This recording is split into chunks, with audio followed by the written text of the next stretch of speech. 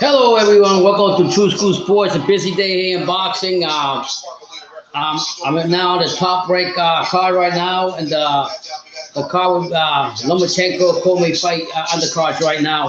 Welcome to everybody that's here. If you have any comments, what state, what city you from, just let me know. I'm right here live. So, right now we're actually in the middle of a Wilkins Tapia fight, round 8 of 8. So the next fight I actually be able to call.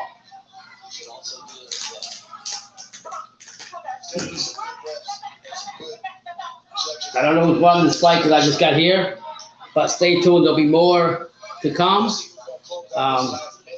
It's been a great day of boxing, I ain't gonna lie.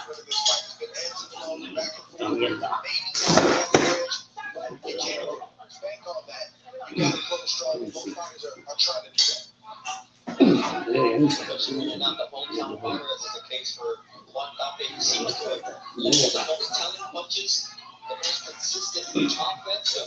never know what the judges are thinking. You gotta put into account the knockdown as well. Yes, stop yourself. That's right. So I'm here live. Anybody else here, just tune in. Let me know what city, what state you're from. We're actually following the undercards right now of the top ring Lomachenko and Comey fight.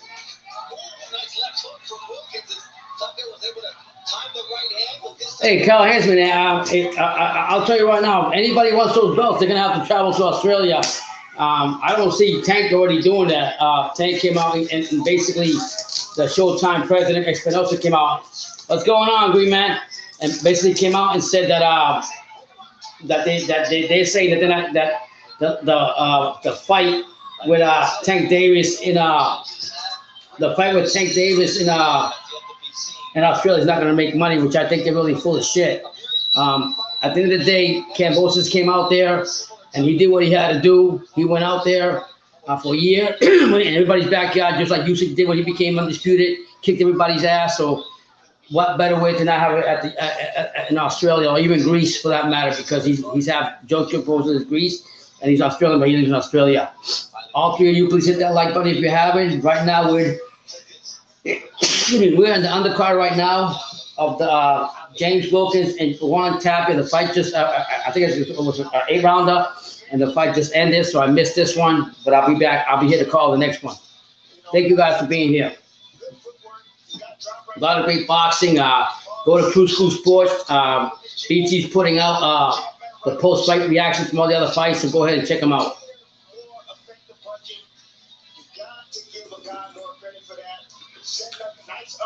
I love talking boxing. I'm very passionate with it, and for me, it's very therapeutic. I have my thing from my heart right here, so you can see. So I kind of relax. Believe it or not, boxing relaxes me. Talking to you guys helps me a lot. So I appreciate you supporting me, supporting True School Sports. Hit that like button, subscribe. If you can super chat, fine. If not, give me your opinion today. We can talk a little boxing. This fight's over. You're over. Tiapa Williams is over, so I'll let you know the results on that, and I'll start commentating for the next one. As we seen early on the zone, Conor Ben defeated a well-known veteran in the 147 division in Chris Algieri. Respect to him. I hope he's healthy, but you got to shout it out to Ben. Ben came out there and did what he had to do. Yeah, but I think Ben's frustrated because in every young fighter is like that. You guys already know that. Any young fighter is kicking ass and fighting. He wants the big name. And technically, he threw an indirect to Eddie Hearn and said, hey, listen, I want to fight some fighters. Stop putting me in with bullshit fighters, right? I'm not getting through. And no disrespect to Ben, but Algieri was supposed to go all the way to the distance. It just didn't happen. And those devastating body punches that Ben was throwing, forget about it. So here we go. We're going to listen to the results of this undercard right here. It's over now. Ladies and gentlemen, after 8 rounds here inside Madison Square Garden, we go to the judges' scoreboards for the official decision. Ken Ezra scores the bout 77-75. Yeah, so I mean, a lot of fight. 77-74. Robert Perez 76-75. All in favor of your winner by unanimous decision, James Crunchtime Wilkins. Oh shit, James Crunchtime Wilkins. You got a UD over Tapia. I think BT actually interviewed him when he was down there in, I think it was Dallas when he was down there. Congratulations to James Crunchtime Wilkins. He has been interviewed in True School Sports. Up and coming, and God bless him. I'm quite sure if you go to True School Sports and check the videos, you'll see his name there. What does he have to say? I'm here with three-belt champion. Usyk is here. They're talking to Usyk right now. And the undisputed champion of translators, Constantine Garno. Champ, you're signed for a rematch with Anthony Joshua. Are you close? Oh man, I don't know. Bibble duck Zurdo, but they're gonna have to meet at some point anyway, so it'll happen. You're talking to Usyk right now. He's over there at the top rank after support Lomachenko.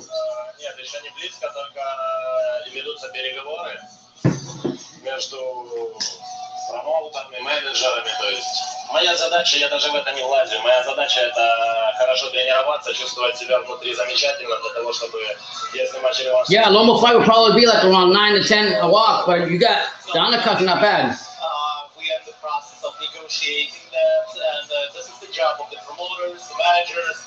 My job is to train hard, and when this takes place, just go out and do my job.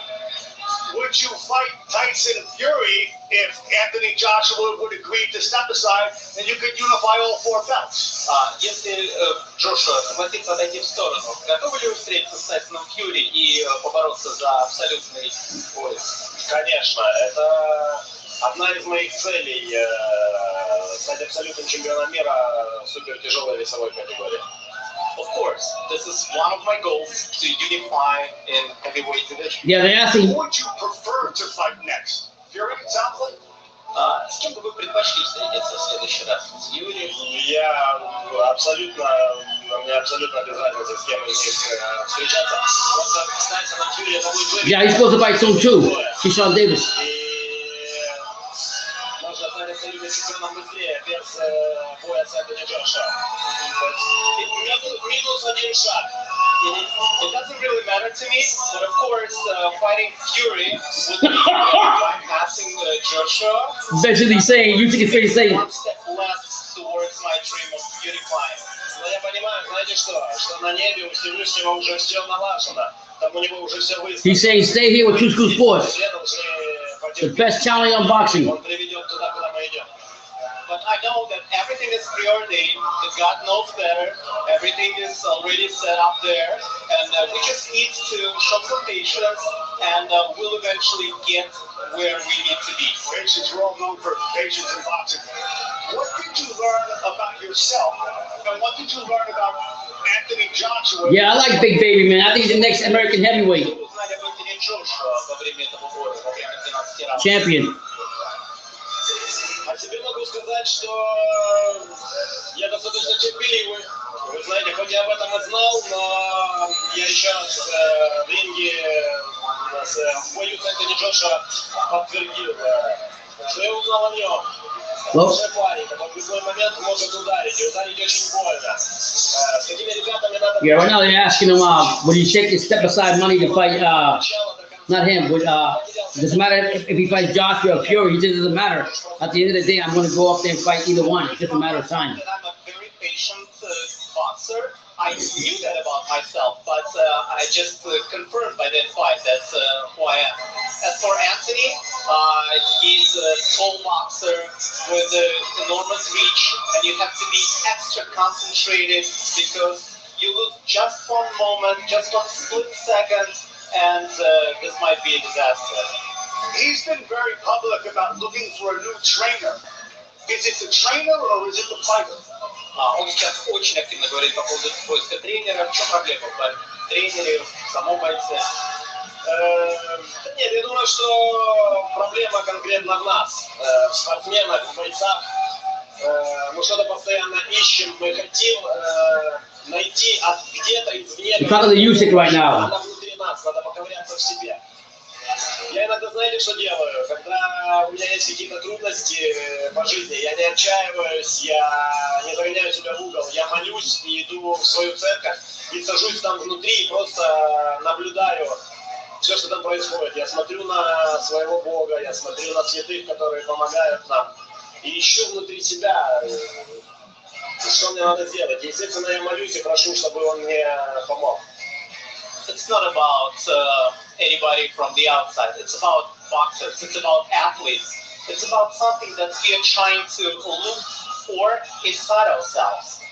But when I find myself in a similar situation, I go to my church, I kneel, and I pray for God to give me this idea of where to dig. He's saying, show me the money. Show me all the money. Look, Loma is a featherweight who won lightweight titles. You're a cruiserweight. You won heavyweight. Yeah, man. He actually. I missed the whole fight, Brandon. I just came in for the decision.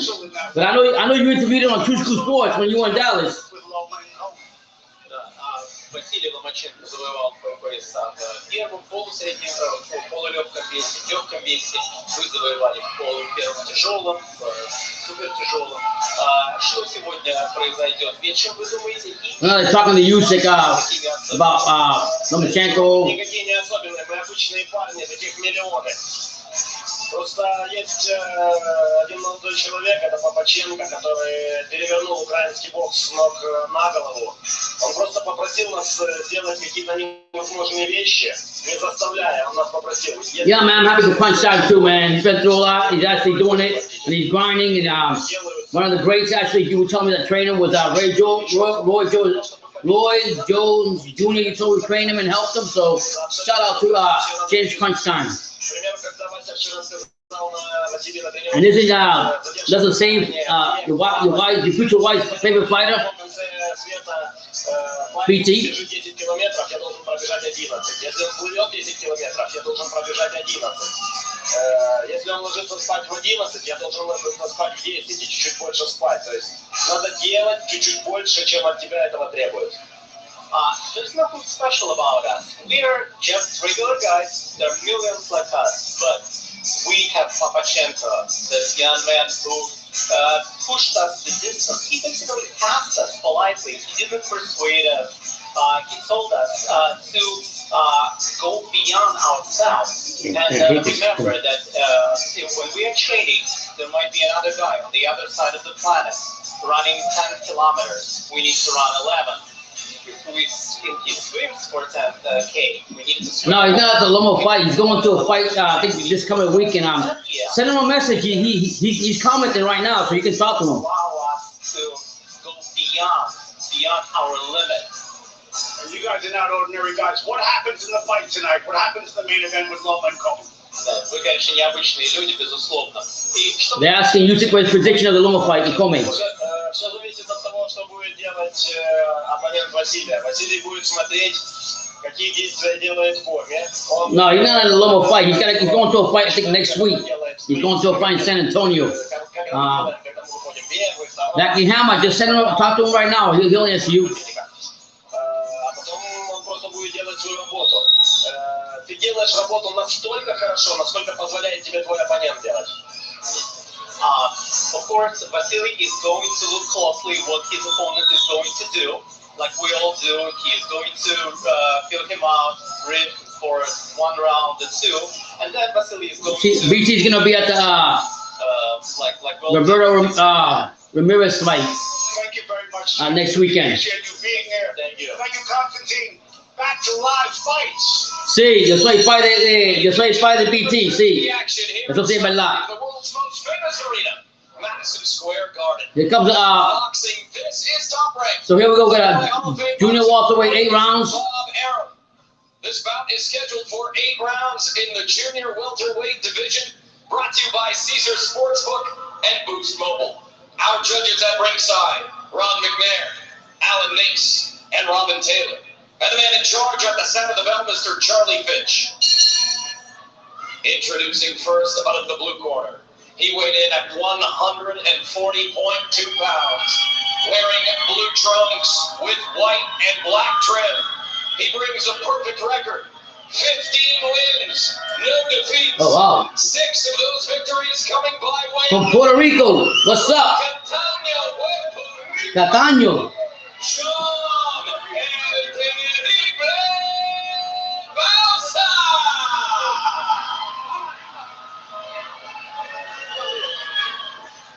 Introducing out of the red corner. He weighed in at 138.8 pounds, wearing black trunks with red trim. He too brings a perfect record.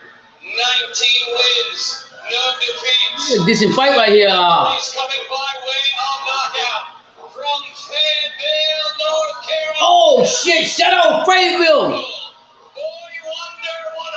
I gotta go for him, man. I was in the military, Fayetteville, baby.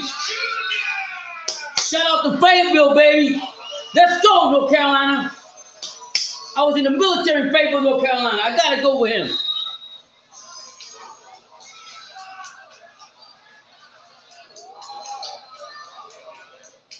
Both sides in the middle of the ring right now. You got Joe Bauer from Puerto Rico, and Williams is still getting ready.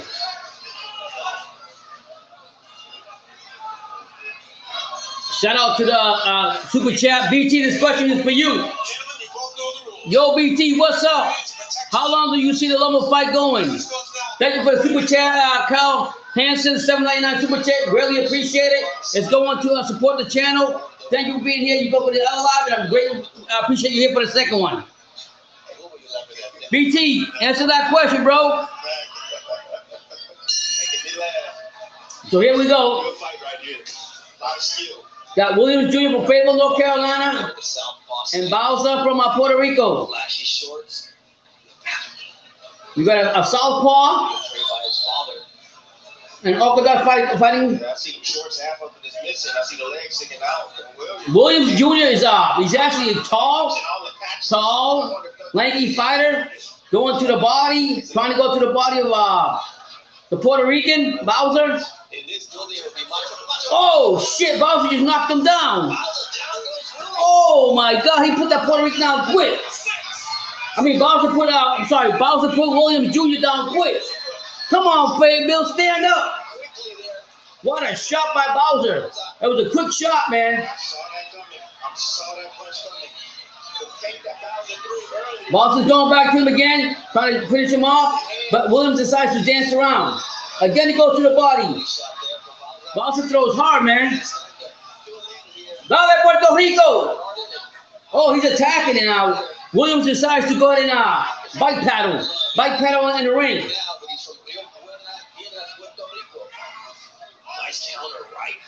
Nice counter right by Williams. Taking advantage of that 5.5-inch reach. This area in his favor. First time that Michael Williams has faced. Thank you again, Kyle Hansen. A lot of his wins have come against inferior competition. Opponents with more losses than wins. Let's see how he responds. Get ready to illustrate. Thank you again for the super chat, Carl. We really appreciate it. Against opponents with a winning record. Oh, Bowser just slipped, but I don't understand, but Williams being the taller fighter, he's not using his distance and establish that jab. Bowser from Puerto Rico, he's actually very aggressive, and he's got some power in those punches. And him being a tall, lean fighter, better be careful. Threw a couple of right jabs. Get yourself back together so you can continue. And then you're right. 48 seconds up in the first round. Little by little, if you have the time. Bowser is very patient, trying to go to the inside of the body of Williams, but Williams not letting him. Williams on his bike. After the knockdown, Williams get on that bike and making it harder for Bowser to get a shot. That shot, so right now, he looks like his head is clear. And he's back to business. 27 seconds left. Both fighters in the middle ring. Bowser with the blue trunks with a Puerto Rican flag on him, red, white, and blue. And he's coming forward to that body. And Williams decides to bike paddle, get on the bike and ride. And you can tell Bowser's going to break him down again. 10 seconds left. Oh, the body shots. Left, right. Bowser, Jesus, again. Oh, Jesus. Oh, stop. Hey, Bowser going to tear this guy up. Bowser from Puerto Rico, Castaño, Puerto Rico. He's going to come here and make a statement. And Williams from Fayetteville, that's a tough put up there. He needs to get up and show up. He got knocked down. He better pick that up. But what I don't like about him, he's not using his distance. Any tall fighter, the trainer will show you how to use your distance, what good and what value is it if you have that skill over your opponent and you don't use it. And the left hand grazed him. The let's see it right here from another angle. So it was more, I think Tim was right. I think it was him being off balance and coming in too hard while getting. Oh, to all you, please hit that like button. Thank you for being here. Knockdown. It's not, the referee's not going to give you a break because you were a bit off. Wow, I like Bowser. Shorter guy, coming in here, throwing some power punches, doing his thing. You saw right there that Williams did. He reached from the outside, squared himself up, reaching with the right hand. They got caught. Wow. On the way in, a southpaw versus an orthodox fighter. Williams is southpaw. He needs to use that to his advantage. Use your distance. You got height and you got distance. Use it. Of his foot to land that right in.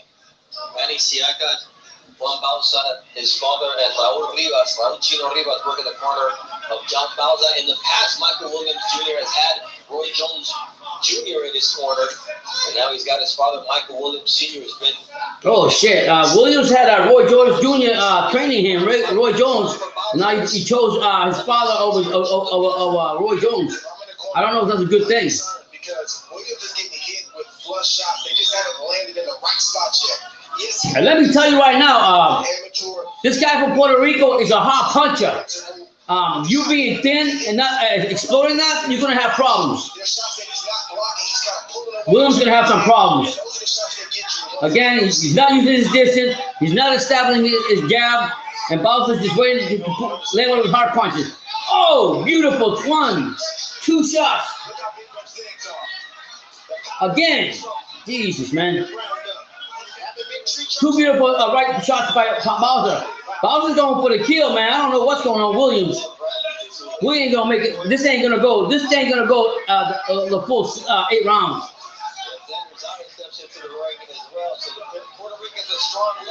Wow. Again, Bowser is getting his measurement. Again, he slid. Williams is fighting awkwardly. He's not getting his establishing his jab. And Bowser, being a shorter fighter, he's actually punching him. Again, he slipped again. Jesus, man. What an embarrassment from Fayetteville. Come on. Freaking tall. Being punked up with a Puerto Rican. I love it. Don't get me wrong. I love it. But your dad's not teaching you right. You should have stayed with Roy Jones. Oh! What a shot. Both of you knocked the shit out of him. Beautiful right. Bah! Toma!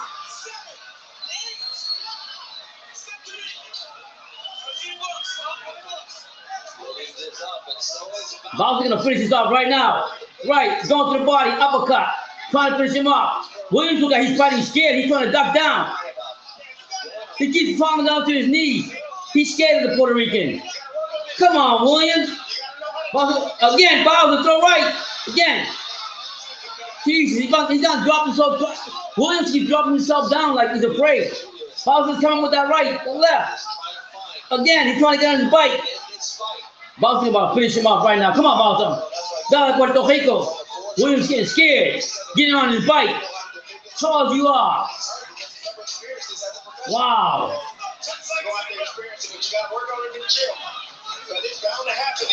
Okay, that was good. He threw a left and a right. Nah. Williams getting screwed by this Puerto Rican. I'm telling you that right now. He's tall. He's got distance. And slap with the jab. He's leaning. He's not doing that. Beautiful left hand right there. Beautiful left hand knocked him down. Position. Lays the left hand right down the middle. Look at the hands right there, Williams. Down. He's trying to catch a shot. Right mid-range, that's the most dangerous range in boxing. Look at him right here, gets caught. And he's doing a limit on action. Yeah, Roy Jones teaching him, and he's gonna go ahead and drop Roy Jones. I don't know offense to his dad. He should have kept his dad and still kept Roy Jones. Because right now he's getting his ass whooped. And he gets shot. He gets hit in between his shot. It's a flush shot. He's scared of the Puerto Rican. I'm telling right now, this ain't gonna go too long. This ain't going too long, my brother. He was talking about John Bowser's strength in his legs. Michael Williams Jr.'s legs like candy after that. Here they go. Both fighting in the middle of the ring. Bow up from Puerto Rico with the blue trunks with the Puerto Rican flag. Michael Williams from Fayetteville got the gold and black trims, red gloves, not doing anything. Not even trying to use his jab or nothing. Come on, man. Trying to feint do something, but nothing doing. Uphill battle for Michael Williams Jr. Little tap, and that's it. Try to combination, but he's missing Bauer completely. Bauer's throwing forward to the body again. And got him again. This guy, just stop the fight, Rev. This guy's be scared. Fighting scared. He slipped the game. He slipped about 7 times already.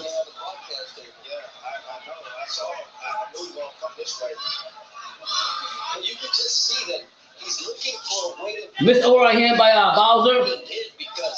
Another beautiful left. And he's on his bike, man.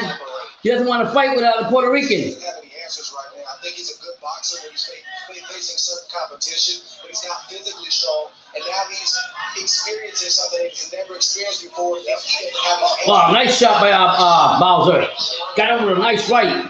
He's experiencing a guy with a higher IQ, a guy with more firepower. I don't know what Williams gonna do. I don't know he's gonna solve this because it ain't looking good. Again, two left jab to the body by Bowser. Held it back in the middle of the ring again. William has no answer for him at all. You know, you can get a false insecurity by fighting guys, below your stature before your left. Look at this. Jesus. Williams, that might be the case with him. He's scared. I don't know why. He's scared, man. He's trying to jab, throw that right out there, but he's not doing nothing. The left ain't doing shit. He ain't doing shit. Leg with the right now. Oh, it's a nice little shot by Bowser. Bowser got him down again. He didn't stop this fight. He got to keep falling. That's a bitch. Again. Wow. What an embarrassment right there. I'll tell you that right now. Bowser's about to finish him off. He's tired of this shit.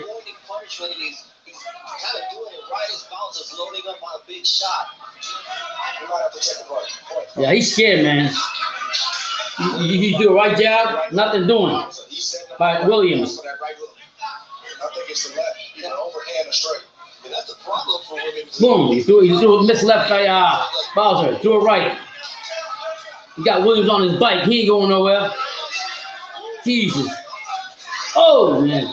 Like Puerto Rican, man, he's not afraid. He coming forward. He's going to knock this guy out. He's scared, man. He's fighting scared from Fayetteville? And you fighting scared?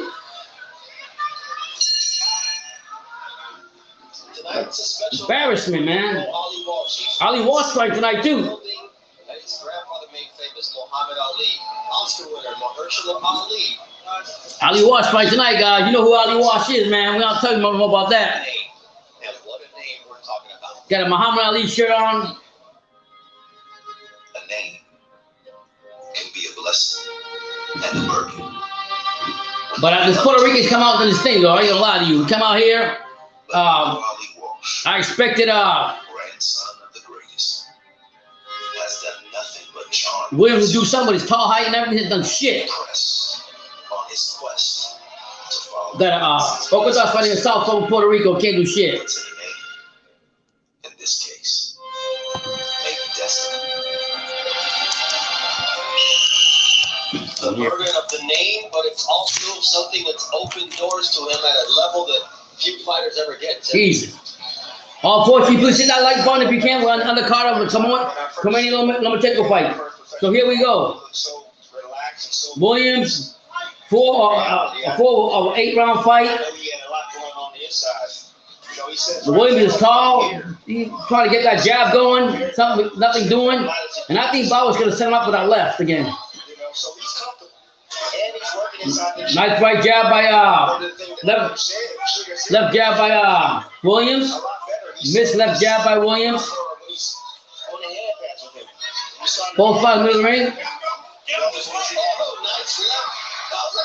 Jesus, man, this guy done got dropped twice. Every time Bowser comes with a strong punch to the body, he falls down. How the fuck he fall down with that? Bullshit. He took a damn point from that motherfucker. He was so low, though. He came around. He got lower. There's a step over for you. That would explain a lot. But I want to see from Williams right now effort. I want to see effort. Like, you may not have all the. He ain't doing shit. William ain't doing shit. He's scared. William's scared. He's scared. But are you digging deep? Are you fighting? Do we sense that Fuck, man. You come from where I was in the military down there in Fayetteville. That's a rough and rough. You come out here be like a little fight like a punk. He go Puerto Rico again. He's going through that body again. That left, man. I also throw that left like with authority. Again, anytime Valdez gets him, so get him. Oh, he's done. A knockdown. Go by Bowser again. He's done. Puerto Rico gonna give him una tremenda salsa que le va a dar ahora, tú verás. He's trying to finish him off. Come on, Bowser, finish him off. It's an embarrassing as fuck, this guy. You want to be a boxer, be a boxer. Don't be getting scared going down. He's falling down every time the guy wants to do a body shot. Absolutely, they're talking about it, but then again, it's his father in the corner, and that's you another left. The fight is done. Bowser from Puerto Rico knocked the fuck out of him with a left, and that was it. It's about time. Punk ass. From Fayetteville. I hope you're healthy and everything, but you're a fucking punk. Shout out to Puerto Rico. Shout out to Bowser. He came in and knocked the fuck out this guy. There's different levels to boxing. Boy, this guy from Puerto Rico do it. That was stupid, man. How you gonna have Roy Jones on your corner on all your other fights, and then you're gonna take Roy Jones off the corner? Nothing against your dad, but your dad should have left him in there with you so he could have helped you. You took him up and you didn't want to pay him. And look what happened. You got your ass whooped, punk. From motherfucking Fayetteville, North Carolina. I know Fayetteville. I was out there. Shit. That's rough and rough out there. They got all kinds of shit out there. They got strip joints, bars, military, man, you name it, man. Crazy out there. He represented Fayetteville wrong. Straight up. You ain't ready for no fighting. You ain't ready for no fight. You ain't ready. Sit your ass down. Every time somebody goes to your body shot, you want to fall down on your knees, bitch. But keep your head up, man. You and your father go back to the drawing board and fix your mistakes. Work on your mistakes. Mistake. You're a tall fighter. Tall. You got reach. You got length. What is your problem? Use that height to your advantage. You didn't do that. As soon as Valdez came and attacked you, you got scared. It started going like you're going to church on your knees. Come on, man. You came from the hood and you can't even fucking represent life. There was a second knockdown in between, and this is how shit. With the left. But that guy from Puerto Rico, that lefty guy, got a devastating left hand. I ain't gonna lie to you guys. Valdez, that was 19-0 now, 20-0, whatever he is now. You're not a scared boy. Boom! Toma, puñeta! Not getting that left. Never really saw him coming, and it was time to stop the fight. He just took too much punishment. I'm surprised the ref didn't stop the fight for him purposely falling on his knees every time and calling it a slip. That first knockdown where different levels to fighting, brothers. Shout out to Puerto Rico. Williams is okay, but you know what? He ain't ready for the big show. He ain't ready. He don't got no heart. Don't ever tell me you from Fayetteville you got no damn heart. Shit, that's rough for the rough. I'm telling you, I would live there. I was in a military base. You know, I thought this was going to be a good fight, but Valdez showed that there's levels to this game, man. Jesus. Throw his ass up. One down, another one to go. When you look at the record, you see the names on their record, and then you go research those names. Vaya Puerto Rico, para que lo sepa, puñeta, Puerto Rico! Yeah! My countryman, man, I gotta respect that. I mean, I thought Williams was gonna do something because I was in the military and I got myself in a lot of trouble when I was in Fayetteville, North Carolina. And it's crazy out there. They got strip bars, everything for the military. You get in trouble out there real quick. This guy's gonna come out there and do shit. Ladies and gentlemen, here inside Madison Square Garden, what's going on, Corey Boxing? What's new? 18 seconds of round number 4. Declaring your winner by technical knockout, John and Yeah! He lived up to his name, El Terrible. He was terrible tonight for Michael Williams Jr. as he took an impressive victory, going 60-0 with 7 knockouts. Beautiful left shot. He got a knack, man. They went line. He was good. We'll come back with more action That's right, Boricua, para que lo sepa. Yeah, so we got Ali's grandson fighting tonight. You got one of my favorite young heavyweights fighting tonight that I really like from Ohio, stand up. You know what I'm talking about. This is the real Big Baby. I like Big Baby Miller because we interviewed on True School Sports, but I like this guy right here. Big Baby Henderson is on the come up. And when he gets those belts and when he comes champion, it's gonna be a long time for somebody take some belts away. Like he's very talented, he got power. I like him. Then you got Xander Zayas. Shout out to Davey, Florida. You got from Florida. Another Puerto Rican come out the sweatbox gym for the same gym that Joe Cambosa was training out here in the 305. And that guy, I think this is his third fight at 154. Young kid with a lot of power. He's going to show out tonight, too. So, Top Rank is finished a lot of good fights on him.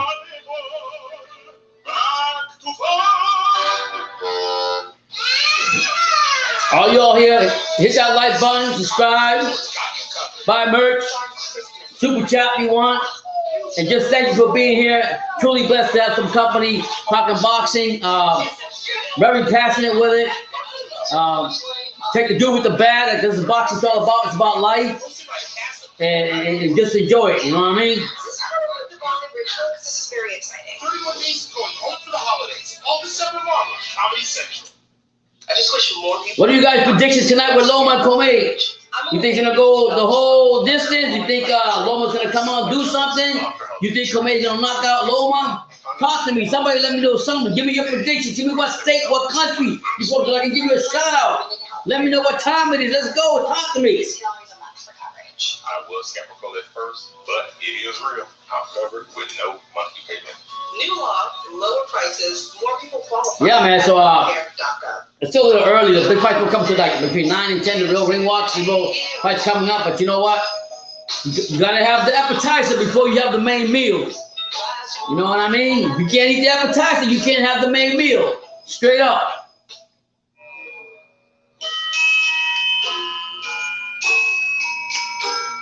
So now we just finished this fight here with Bowser and Williams. Very embarrassing for the guy from Fayetteville, North Carolina, but shout out, he's healthy. That left that that Puerto Rican have, took it to him.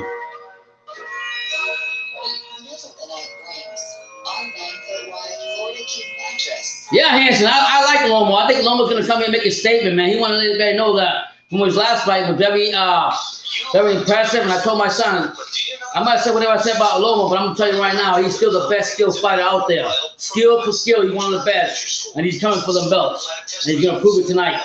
I'm a big fan of Comey, but I just didn't like him to fight Lomachenko. I think Lomachenko's gonna come out and make a statement. Great night for Madison Square Garden, and still to come some of the best. Cat for cat, what's going on, man? Like the undefeated Xander Zayas, who Okay. Corey says, Corey Lee Boxing says, shout out to them. Akelo on the 9th. as well as the guy who loves everybody. Yeah, Brandon Smith. He actually indirectly told, was looking at Eddie Hearns after they gave him the post-fight interview on Conor Ben, and he's telling him, I want the big fights, man. Put me with some good fighters, man. I'm ready. And tonight he really showed. He fought a good friend of the channel, Chris Algeri, a veteran who fought 147. Very classy, but them body shots that Ben was throwing in did him in. Just great. They're talking to Zayas fans right now. I feel amazing, and we're putting on a show tonight. Let me see those shoes. You show them the camera?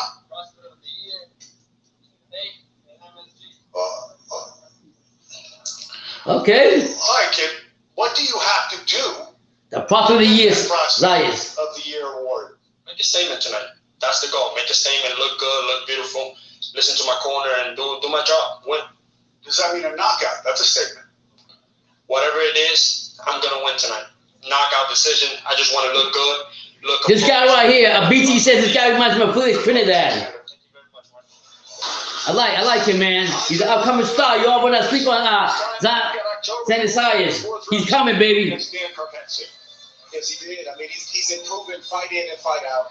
There's always a boatload of questions. No. Tank Davis definitely won the fight, Brandon Smith. He definitely won the fight. I ain't taking that away from him.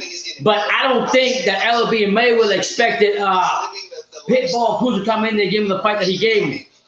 You know what I mean? Nobody knew shit about Pitbull Cruz unless you're really a real addict fan of boxing and you were in a casual, you would know who he was. But he was gonna bring it, and he did. And don't give me the bullshit, that he came into the fight, he fought with one hand. No. LB said he hurt his hand in training camp before the fight even happened. He was already hurt. So I don't want to hear shit about Tank. Tank is in the witness protection, Mayweather and LB protection shit. And I do like what I keep saying it, and I said in this last live, I'm gonna say it again. Loma said something very interesting when they were interviewing him the other day. He said, you can't say Tank is all this, Tank is all that, when Mayweather want to keep them in the PBC stable and fight low-level fighters in their stable to make Tank Davis look good. You know what Loma's saying? Get the fuck out of here with that bullshit. You know what I'm saying? If you want to be great, you gotta fight the best. Yo, how you Mayweather talking about we're gonna keep it in PBC, we're gonna keep it not stable. You don't go, look, no disrespect to Pitbull because he came in and did what he had to do, and he surprised a lot of people, his value went up. But like Loma said, they don't know what they want to do. They keep getting low-level fighters in their own stable to fight Tank and make him look good. That says it all right there. I don't have to say nothing no more. And then Tank, Tank is rough from Baltimore, right? He will be tough and knockout, that's that. They asked him right after the fight, hey Tank, we're still waiting for the next fight. They asked him right after the next fight, hey Tank, would you like a rematch with Pitbull Cruz? You know what he said? He said like a bitch. And I like Tank too, but he said like a bitch. He said, hell no. That says it all. So if he can't be a man, stand up to LB. At least I can give credit to Conor Ben. Conor Ben looked dead at Eddie Hearn's tone. You better put me up with some fighters. Motherfucker Tank can't even do that. They gotta take the pacifier out of his mouth and LB and Mayweather doing all the talking. You know? He's so big. Yeah. He's the biggest. Yeah, I mean, to a point, Tank did get exposed. He got exposed by supposedly an underrated fighter that came in there, gave him a good fight, and he couldn't knock him out, regardless of what the situation was. And the longer he stayed with Mayweather, the longer he stays with LB, he's got to keep fighting lower-tier fighters from his own stable that can make him look good, and that's about it. It's about time that they get him out the fucking baby crib, take his diapers off, stop babying him, and put him in there with the real fighters, and know what he's all about. For their great junior middleweights, as much as they're known for the matriciana sauce and the contra you have. Very nice. What are we in store for here tonight? Well, I expect him to shine. I expect him to rise on this big stage. Yeah, listen, man. When a fighter like Tank tells you hell no, he was tested by Cruz. Okay, you gotta give credit to Pitbull Cruz. He was tested by him. I've never heard Tank talk like that. He didn't say, oh no, I won't take the fight. He said, hell no. You know why? Because another fighter knows another fighter knows real. You know what I'm saying? And he knows that Pitbull Cruz from Money Not Band, top of the top level, but he showed it that night, and he tested Tank, and Tank had no answer for him. And please don't tell me about the fucking hands. I don't want to hear no issues about Tank, because before this fight, he had a long time ago to fight all the fighters. Did he do that? No, he didn't fight nobody. Okay, fight motherfucking bums, fucking bums. So I don't want to say, oh, Tank this, no excuse. Mayweather needs to hike up his skirt. I love him and all. He's the best TV when he fought. But as a fucking promoter, he's trying to protect his investment. Keep doing that because he got no legacy. Because you're fucking him up doing all this bullshit. When you want blue chips, okay, who's going to sign him? Where is this headed? This was the blue chip that everybody was chasing, Keyshawn Davis. And he recently... It's all about Keyshawn Davis now. Pro had 3 bucks. That goes back to the Olympics because you can do that now. Yeah, tell him right now. I'm telling you, I think the best thing for boxing was for Kambosos to win the belt, because Kambosos is not going to be like other fighters in other weight classes. I'm going to say no name that duck other fighters or go fight the weakest champion in other divisions and do this and do that and call themselves great. Kambosos is like, oh, throwback fighter. Said, okay, you know what?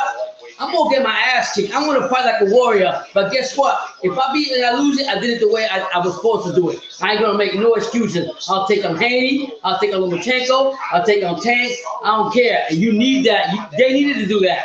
They needed to get it like BT said in one of his videos. Get rid of that narrative about fucking the 4 kings. It's not really 4 kings. It's 3 kings. Question mark, and 1 queen. You know what I'm talking about. The thing that I like about him is distance. He can control distance. We've seen that with Floyd Mayweather. We see that with Shakur Stevenson. When a guy can control distance and can control that ring and dominate center. I'm gonna say it again. To me, I like his father. I like Bill, but I'm gonna be honest with you. He has not shown me anything at all. He's had everything given to him, and I love him. He's a good promoter. He's done everything successful, whatever. But he ain't ready for the smoke. He ain't ready for the smoke. David Haney is not ready for the smoke. And you can mark my word on that one. Alfred Miller, I don't know what you're talking about. You can't call Angelo Lee a bum. Motherfucker was a champion, okay? Yeah, he lost to Fulton, but he's gonna come back. You can't take that away from him. He was a champion that took it to the ring and won his belt the way it's supposed to be done. And believe what I'm gonna tell you, he's gonna come back. You know what I'm saying? Don't disrespect him. You don't know. You saying he's a bum? You saying he's a bum? No disrespect to you, Alfred, but hey, are you in the ring fighting? I don't think so. Put some respect in Angelo Lee because he's coming back. And when he gets that belt for the second time, or when he gets it for whoever gonna get it, you don't remember what I just told you. You gotta put a little respect on Angelo Lee, okay? Don't sit here and say, "Oh, he's a bum." Maybe is he a bum because he's one of your favorite fighters? Maybe I don't know why you don't like him. But you gonna in this channel, we're strong supporters of him, and what he's done, what he's gonna do. Keep your eye out because he's coming back. This would be another face of boxing for the near future. Listen, he's got the gift of gab as well. He's very comfortable speaking boldly in front of the camera. Just quickly, Dre and Tim and Mark here. Trainer change goes from Kay Carollo, who leads a lot of guys. Keyshawn Davis versus he's now with Jose Zaragoza. Lightweight, 6-round lightweight fight. Keyshawn Davis is 3-2. I mean 3-0 with 2 KOs. With the success that they've had. Zaragoza is 8-3 with 2 KOs and 8-3-1 with 2 KOs. So I mean, it's a coming out thing for Keyshawn Davis. He's gonna continue to keep winning. He was in the Olympics, came back, did his thing. So we're gonna look out for tonight when he fights this guy. This guy Jose Zaragoza was 8-3-1. Loves to control the ring. He said the only problem that I have with him is that he likes to fight. That's he said. He can box. No, I didn't call him a bum. You said Angelo Lee is a bum. It's right here. That's his business to make, but he went there for precisely what he got on the first day. What did I say right there? Get your stuff, we're going in. Right. However you want to look at it, you question that. You're questioning that. Or you asking me if he's a bum? You knew he was a champion, so why would you want me to tell you that he's not a bum? Come on, man. Come on, Alfred. You know better than that. He's 22 years old. Keep it real here. This is 22 years old. The guy from Toledo, Ohio. Everybody thinks is the next great American heavyweight. That's Jared Anderson. We talked to him about that. All right, Alfred Miller. You say you're a huge fan. You should have questioned that then. You should know what you're talking about before you run your mouth. I like you in all due respect, but you gotta say it the way you want to call it. And he's abundantly talented, and he is American. Yo, Ohio, stand up, baby. Jerry Anderson's gonna be the next heavyweight champion. I'm trying to tell you all that. A fight after the Heisman Trophy and Madison's return to Hope Future. Tomorrow was been paying off. I've come a long way, so I'm blessed. Listen, Brandon Smith, I love you. I'm glad you're here on the channel. I see you on another channels also. I do, with all the respect, I agree with you. Tank has not set up his fights. He has not set up his talent. I'm sorry to tell you. LB is too concerned about filling up seats. LB is too concerned about making guys and building up to be a Mayweather. Well, guess what? Tank is not going to be a Mayweather. Tank, I don't care if it take 10 years, 6 years, 7 years, he's not going to be that. But you got to use his talents while he's still young, while he's still got it. And that's what I'm saying. And they're not doing that. They're not doing that. I'm sorry to tell you. And then to have Mayweather come after every fight and pat him like a little kid and give him a lollipop and say, "Oh, you did good, little boy. You did great. You did great." Yeah, nah, sorry. If you're gonna enter the fighting game, you want to fight the best and you want to make a legacy for yourself. Simple as that. No promoters, nobody telling you what the fuck you gotta do. You gotta go out there and prove it. I don't know why Tank is so timid. Why he doesn't tell him something? But if it was me, I don't care who Mayweather is, because a lot of people left the Mayweather stable before because of how they treat some other fighters. You say he's good, you gotta put him out there. You gotta put him to the test. You are eventually gonna have massive riches. I've already gave this guy a stamp already too. Double stamp again. Another guy that's going to be a world champion. Okay, so he beat Pedraza and he beat Pitbull. Okay, give him that credit. But don't say and hype him up and say that he's going to be this, he's going to be red light when you haven't put him out there. You haven't. Sometimes fighters got to call up their promoters and tell them, like, I want to fight these guys. What are you waiting for? Tank don't do that. Tank sits there like a bitch. He sits there like a bitch, and he lets Mayweather and he lets LB talk for him. Because I'll tell you what, if I'm not happy with my stable and then I put him in there with the right fights, I'm walking out because I know somebody else out there is waiting with their hands open to take me in. And I know the politics, the contracts, all this other crazy shit. I get it, so it's not that easy to get out of promotional contract. But my point is, don't sit there and make Tank this great person that he is when he's not proving it. Simple as that. He is smiling. He's a great kid.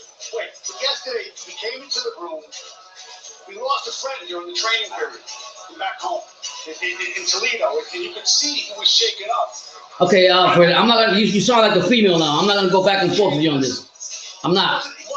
I respect you. You're a regular on the channel, but I'm not gonna go back and forth with you on this.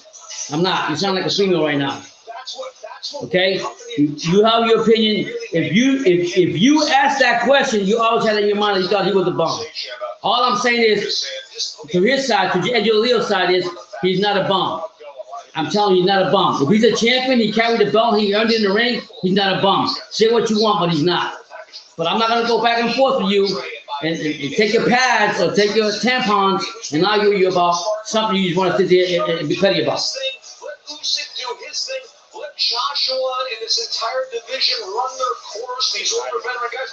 The whole thing's going to be waiting for you if you're Jared Anderson, right, Trey? You don't rush Jared Anderson into a fight. We see Listen, man, I've done one thing. I don't call fighters bum because I know they got to go in the ring and they got to get their life in. And it's very serious. And we see what happened to, God bless him, to Algeria. He got knocked out today. And it's a very dangerous sport. And we don't know what's going to happen. Nothing's guaranteed when they get in the ring. So I respect every fight. I don't care who it is because they're still going in there.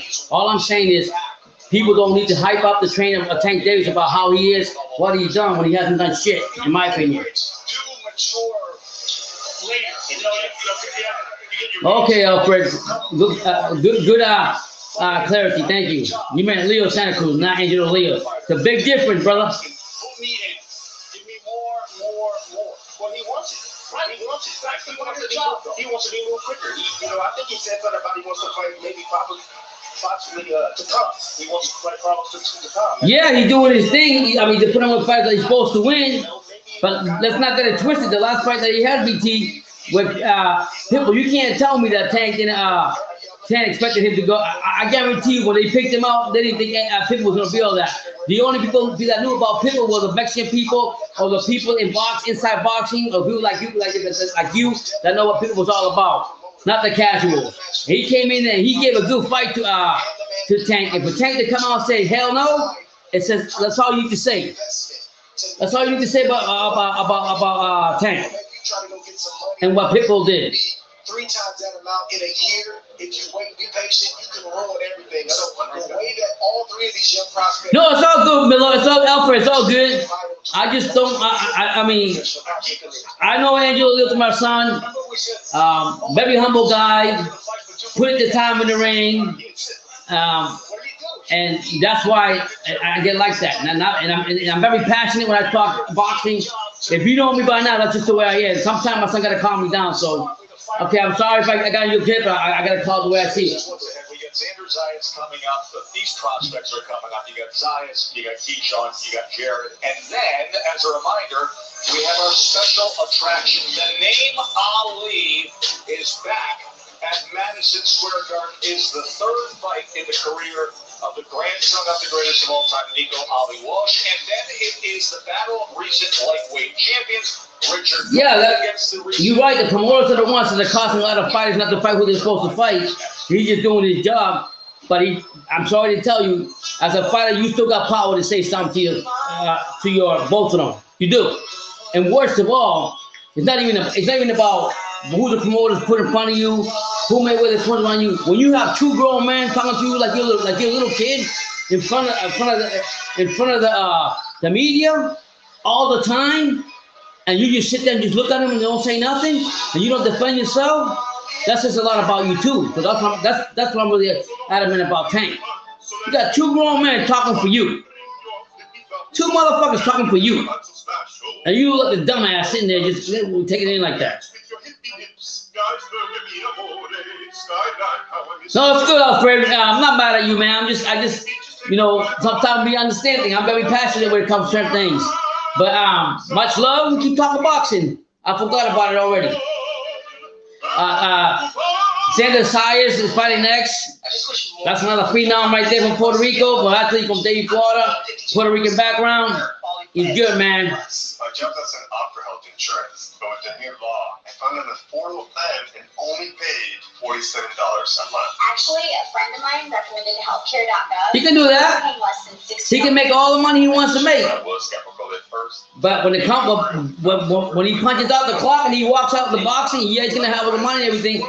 But when he goes out and he hears people talking about fighting and boxing back of yesterday years or when it happened, he's gonna wish that he done better than what he did. And he can thank Mayweather and he can thank Long Nose Ellaby, straight up. Squeezed her way through. What does she find on the other side? A totally abandoned apartment, which is bigger than our. Yeah, Brendan Lowry. My son told me about that. I didn't know that, but you know what? I don't care about what's the name?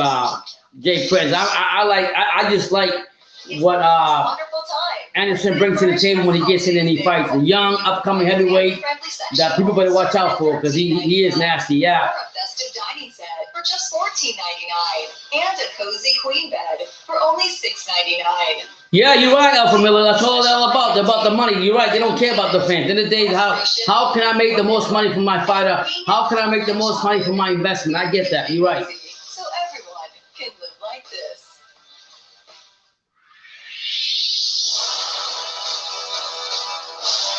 You're all right. True. You're right, BT. You're right. Make all the money you want to make. But when you hear him compare him to other fighters and this and that, you can't. You just can't. We can go further than that. You're right. You're right what you're saying too. Well, I'm not arguing that point either. I'm just telling you, I'm so tired about Tank. I really am. But one of the most things I don't like is when he sits there like a bitch. I will say it again, like a bitch. He sits there and he allows Mayweather and Ellaby speak to him. And then after they let him talk. No. Say what's in your mind, Tank. You're making a lot of money for the both of them. You know what I'm saying? You make a lot of money for Ellaby, you make a lot of money for Mayweather. Mayweather don't need it, but you make money for him. So say what's on your mind. The brace on the left arm is gone, which means the recovery is coming along for his torn bicep. No, I like Mayweather. Don't get me wrong. He's a true businessman. Make all the money he wants. Living life the way he wants to do. That's fine. But don't take the light away from Tank and always oh no. Let him talk. Let the man talk on his own.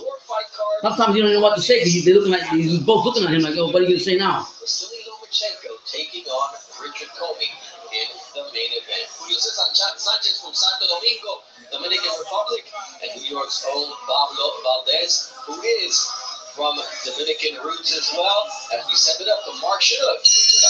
Here we go, guys. Gentlemen, we return to the action here inside the world's most famous arena, Madison Square Garden. This is boxing. This is Top Rank. Presented by Hall of Fame boxing promoter Mr. Bob Arum. This fight is brought to you by Caesars Sportsbook and Boost Mobile. scheduled for 6 rounds in the welterweight division. Our judges at ringside, Eric Morlinsky, Tony Palillo, and Tom Schreck. And the man in charge at the sound of the bell, Mr. Steve Willis.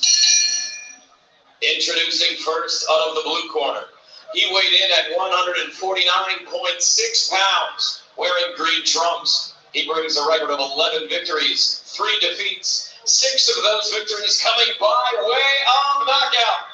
From Santo Domingo. This guy is 11-3 with 6 KOs. Hasn't fought since 2006. That's crazy. Introducing out of the red corner. He weighed in at 100. You got 2 Dominicans fighting. That's crazy. Wearing white, red, and blue trunks. This guy's 5-0 with 4 KOs. He's 38 years old. 5 fights, 5 victories. 4 of those victories coming by way of knockout. Representing the Lower East Side, the King of New York, Pablo Valdez. Okay. 38-year-old fighting a young buck from the Dominican Republic, American Dominican against a Dominican fighter.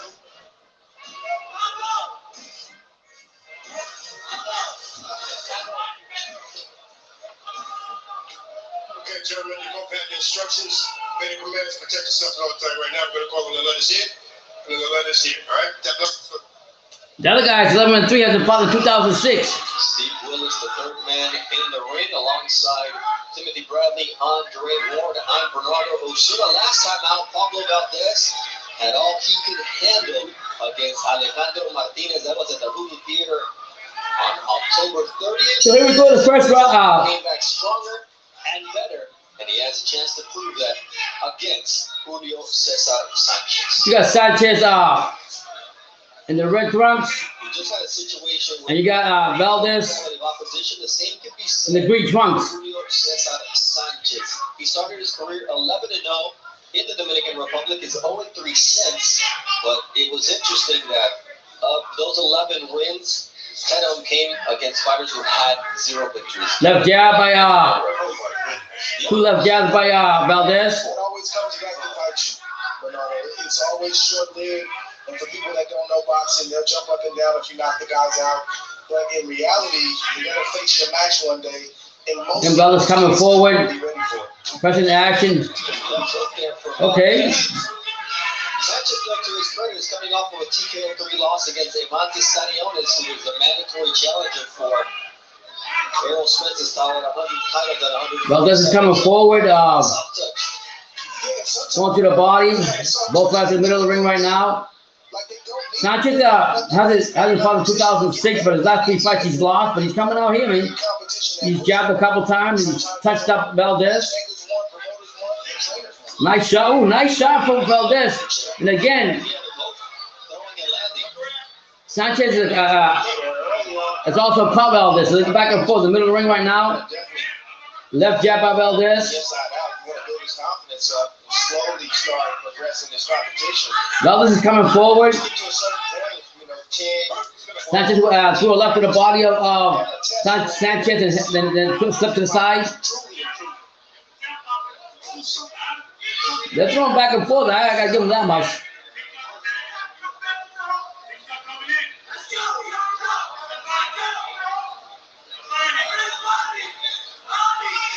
So true, Alfred.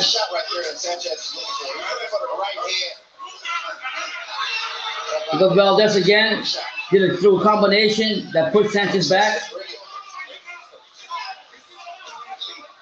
Sanchez comes forward with the green trunks. Again, oh, nice shot. He threw a left and a right. Got his hands holding down, which I think is very dangerous, but that's, I guess, who wants to fight Valdez. 30 seconds left in the first round. Valdez spent the better part of his boxing prime in prison, 8 years. He said, I came away nice left and right by Sanchez to the body of Valdez. So really talk about a life turned around, and that's the case for Pablo Valdez. Who also sold a lot of tickets for the night here at Madison Square Garden. Sanchez is trying to figure out Valdez. First round's over. I'll probably go to Valdez. Keyshawn Davis, who's getting his hands wrapped. Right now, Keyshawn Davis fights tonight. He wants to be on that fast. They're showing him in the dressing room right now, getting his hands wrapped up. Just how fast does Keyshawn want to move? My first pro fight with him this year, I really just can't wait to step in that ring. Usually I'll be like, I can't wait till I just get it over with. It's a different feeling this time. Yeah, man. Keyshawn looks like he's going to make a statement tonight the way he's talking. Eyes on him, and I'm going to take full advantage. I feel like, if I knock this guy out in a spectacular fashion, then I'm starting to... Sometimes it's better off not to sign with a promoter, but then again, you're not going to make no money with a promoter. And then again, you might get robbed by the promoter, so you don't know what to really do. You just got to gear your career in a certain way. Silver medal, probably. Dre, how long until you stop wearing that gold medal around your neck? I went on my media runs. I flew from state to state and did a lot of different things, met with a lot of promoters. 13, you please hit that like button. We're in the second round right now of Dominican American and Dominican going forward. Valdez and Sanchez. Sanchez in the green trunks. Valdez with the Dominican flag colors and the red trunks. Coming forward, just do a right. And Sanchez comes back and answers with a left. Another left by Sanchez. That is earned. He has earned the right to parade that around because that could be the key to the next step. Another left jab by Sanchez. Then a right by Sanchez. Just went southpaw now. Not only can he fight orthodox, he can fight out the southpaw stance. He's looking for the right hand, but Valdez come down the middle. Sanchez switch to the southpaw now. To the right. He's at his worst when he poses and telegraphs the shots that he wants to throw. Sanchez is trying, but I don't think Sanchez has enough power. It's not hurting Valdez at all. Little things like that, put his hands down and really confusing Valdez. Nice combination by Sanchez. Sanchez is trying to pressure Valdez now. Valdez coming forward, but you're just throwing like one right jab, and that's it. Sanchez is doing all the fighting in this round, if you ask me. Minute 41 left in the round.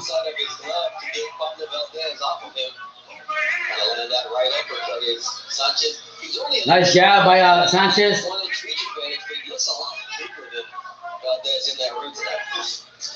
Miss over left by Valdez. Both fighters holding up. The referee breaking them up. Minute 14 of the second round. Sanchez throwing a combination. Just threw a quick two right jabs, and then he came with the left. Again, he's throwing combinations. Got Valdez in the corner. First time I've seen Valdez fighting back. Referee breaks him apart.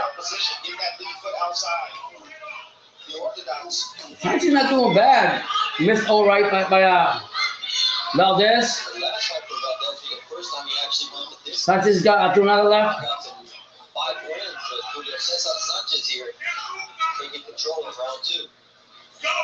Sanchez right there, mixing it up, moving around, trying to keep Valdez out of the rhythm and play the guessing game. Right jab and to the left by Sanchez. One right jab by Valdez hasn't thrown a lot of punches this round, to be honest with you guys. Sanchez is at least throwing those punches, trying to get everything going. As the round goes on, it seems that Sanchez being a younger fighter, even though he hasn't fought in 2006. They're talking to Nico Ali now. Put on the fight of the century 50 years ago, right here.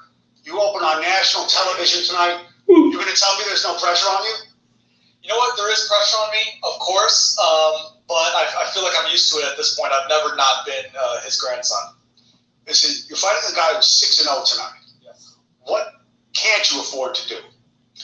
I can't afford to lose. I mean, put it as simple as that. Through my training camp and all the experience that I've gotten, I can't afford to lose. Thanks, kid. Good luck tonight. Thank you. And another man who cannot afford Here comes Lomachenko coming into the arena right now. Lomachenko, the former Focus. champion and former unified lightweight champion. steps into Madison Square Garden Place. Yeah, he looks serious too, man. Lomachenko looks serious, boy. Big screen as Loma is in the house, ready to chase down an undisputed lightweight title fight against George Kambosos. So here we go. Whoever looks most impressive, that's who I want to fight. We're the third round or sixth rounder here between Valdez and Sanchez. Valdez is actually winning the fight now. He's coming forward. Again, he throws two quick left jabs. Then Valdez is caught Sanchez with a right. Now you see Valdez letting those hands go, and he's had success. Valdez is a guy who doesn't have great defense. His offense is his defense. Think about Sanchez. He doesn't have a lot of power, but he's getting his points. That means he's going to get caught sometimes. Valdez is a stronger fighter, I think, but not throwing enough punches. Right now, he got Sanchez on the ropes. He should be going to that body. Orthodox, and then he turned southpaw. He was having a lot of success, and he kind of stalled Valdez. And then he turns in this round in Orthodox, and now he's getting beat. Hands free, hands free. Bring it out. This is like a toss-up round right here. No, no. Bring it out. If something is working for you, you want to stick to it. We'll see what Tank. We'll see what happens with Tank. I wish him the best. I guess sometimes I get frustrated because I want to see him fight the tough fighters, and like you guys say, a lot of it's not even the fighter, it's the promoters, and I don't know why they just don't make the fights for the fans. The fans always lose out, like you guys said. Got a minute 30 in the third round of sixth round. Sanchez is actually taking over the fight right now. From what I've seen, now right and left by Sanchez. Sanchez definitely got the better of that for sure. Hands free. There you go. Valdez got Sanchez by the ropes. His punch output has gone down. Shot of his own. Now Valdez is holding on. Valdez made his pro debut at age 35 now. At age 38, he's making a dream come true, fighting in the big building. He's got Valdez got Sanchez on the corner, but trying to go to the body. Sanchez holding on to him and pushes him back.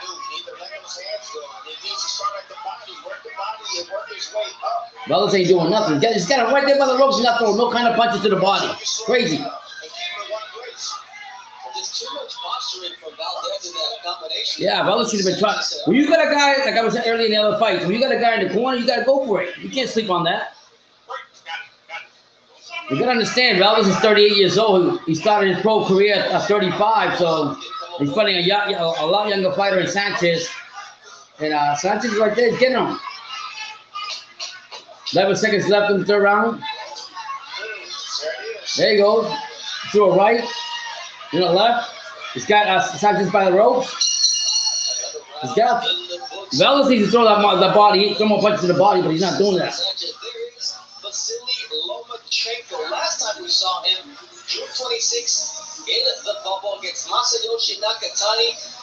Yeah, Lomachenko's already in the arena, ready to go to war. What more can you ask for? Lomachenko with the angles. He had both hands. That left hand was vicious down the middle. Lomachenko's coming, guys. I'm trying to tell you. Damn. But Loma made easy work. And Nakatani using his ankles. They're showing Loma's last fight with Nakatani. Harold, where you at? Motherfucker Lomachenko made mincemeat of Nakatani. Because he wanted the pressure for that rematch. He did accomplish that in June. Statement was set. That statement was set for everybody who said he lost a step. He's just chilling, man. Lomachenko just chilling. You know when you're confident, you got everything, you just chill, man. You ain't worried about jack. So here we go in the fourth round. Sanchez is in the middle of the ring right now. Sanchez with the red trunk, Dominican flag. Valdez, is Sanchez with the green trunks on. He's holding up. The referee breaks him back up. Left by Sanchez, and now Valdez is trying to let his hands go. But Sanchez is holding on. Valdez coming forward now, letting his punches going. There you go, nice right by Sanchez. By Valdez. Valdez is attacking Sanchez now. Sanchez is holding on for dear life. Got him on the ropes. He's going to that body. Valdez going to that body. Missed uppercut by Sanchez off the ropes. So, all right. Sanchez, Valdez got Sanchez on the ropes, and Valdez is knocking the shit out of him. Just going to the body. Just knocked him down. Woo! Jesus. Sanchez ain't going to get up from this. He's sitting down in the corner. The body shot that Valdez was giving him came to play. Wow. A minute 41 left in the fourth round. Can Valdez finish him off? Here he's coming forward again. Here goes Valdez. Got him in the corner again.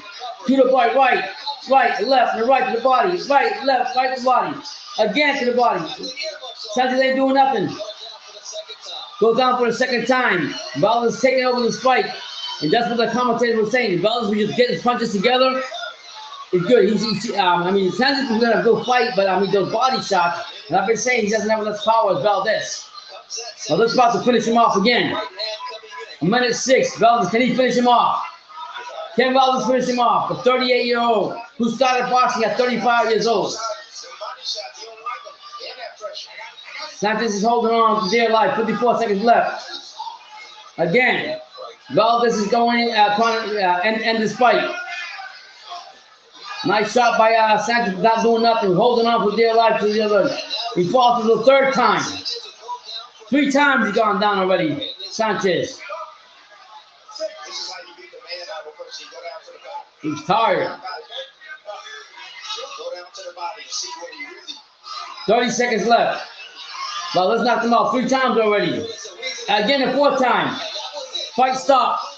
The 38-year-old Dominican-American beats Dominican for the Dominican Republic. The guy started 35 years old, started boxing. Now he's 38 years old. Wow, God bless him, man.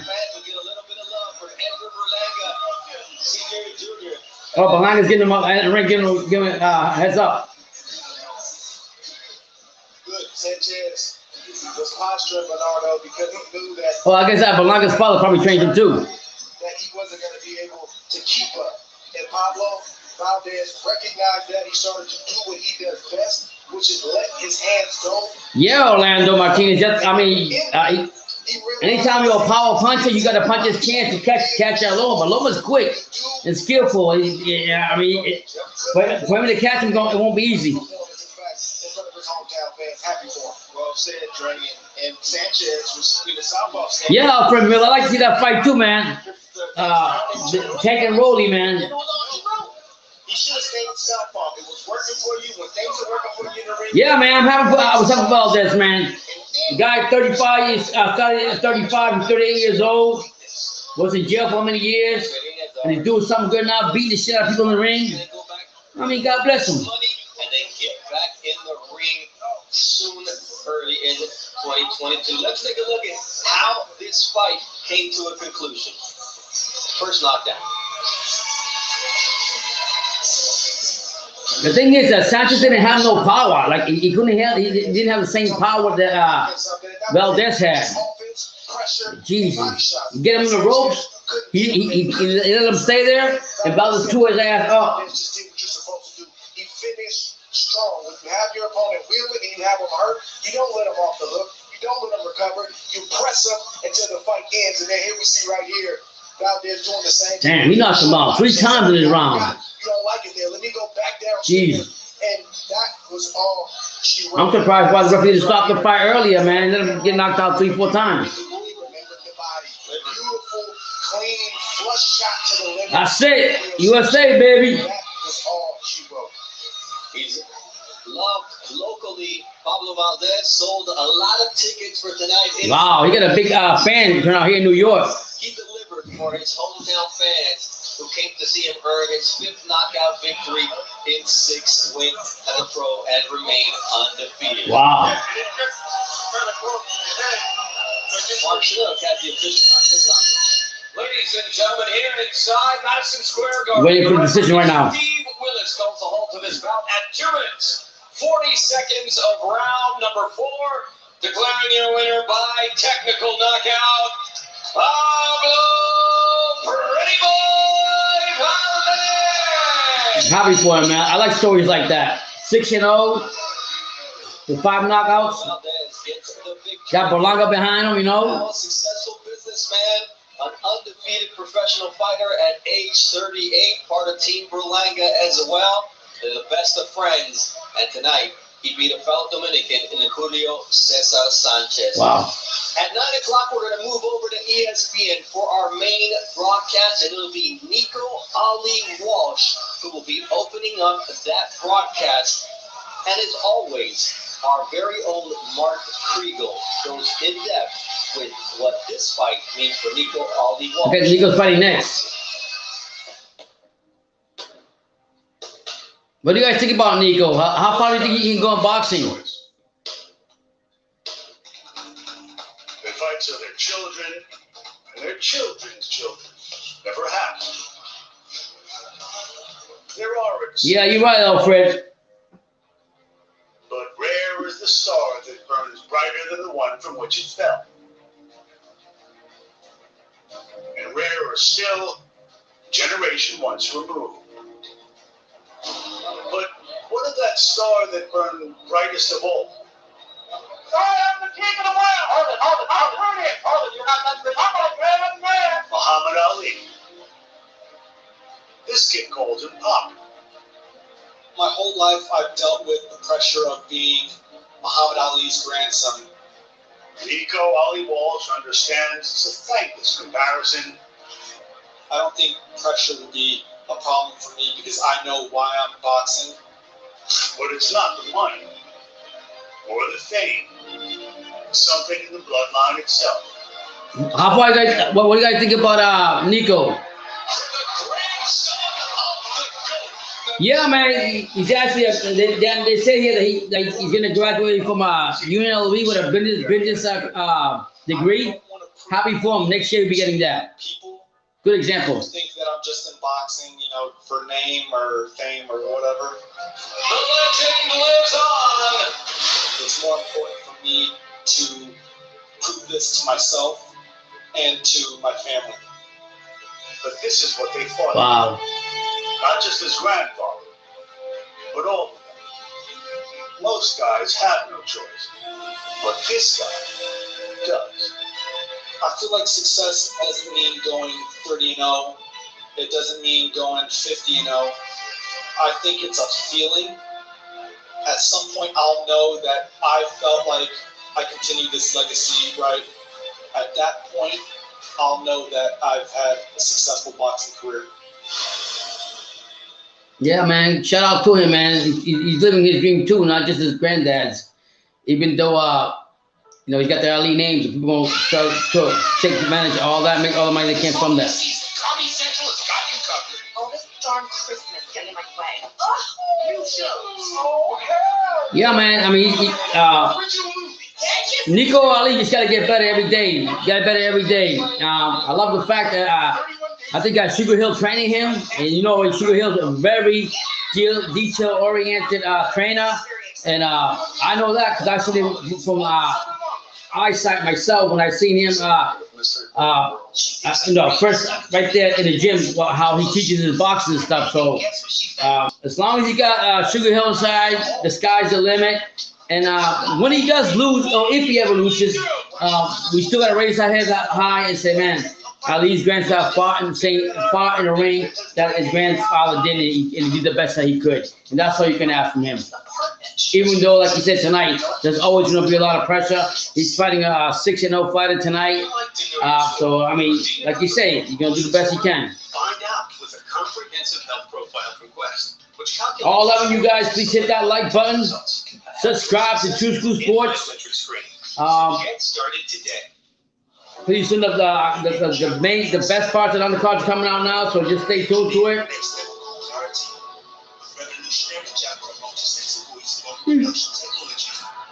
Thank you all for being here. It's only going to get better. Loma's going to come up, you know what I'm saying? Loma and Comey, it's going to be a good fight. Like I say, like Alfred said, like many of you guys said, Comey's got to punch his chance, but I mean, I think Loma's too smart, too skillful for that. What happens if you have to use this work for a long period of time? Why would I miss work? I don't know. You sprain your ankle, It's alright, you're back. Get hit by a school bus or a regular bus. Get kicked by a horse. All 14 of you were waiting for Nico Ali to fight next. The grandson of Muhammad Ali. He's trained by Sugar Hill Stewart. The same trainer that trained Tyson Fury. As long as they're together, the sky's the limit. And I'm waiting for that fight. You also got Xander Zayas fighting tonight. You got Big Baby Anderson fighting tonight. Another kind of heavyweight that I like. So, I mean, I think he's going to be the next American heavyweight, to be honest with you. He will be the one that's going to represent America again. Bring boxing back to America. Every moment together is a gift. Yeah, it is, Alfred Miller. The Crunk style ain't no joke. Aggressive, come forward, do what you got to do. We see that from when we go see Stacey McKinley and other guys that come from the Crunk gym. They know how to use that fighting style to their advantage, and that's why they've been so successful under the late Stewart.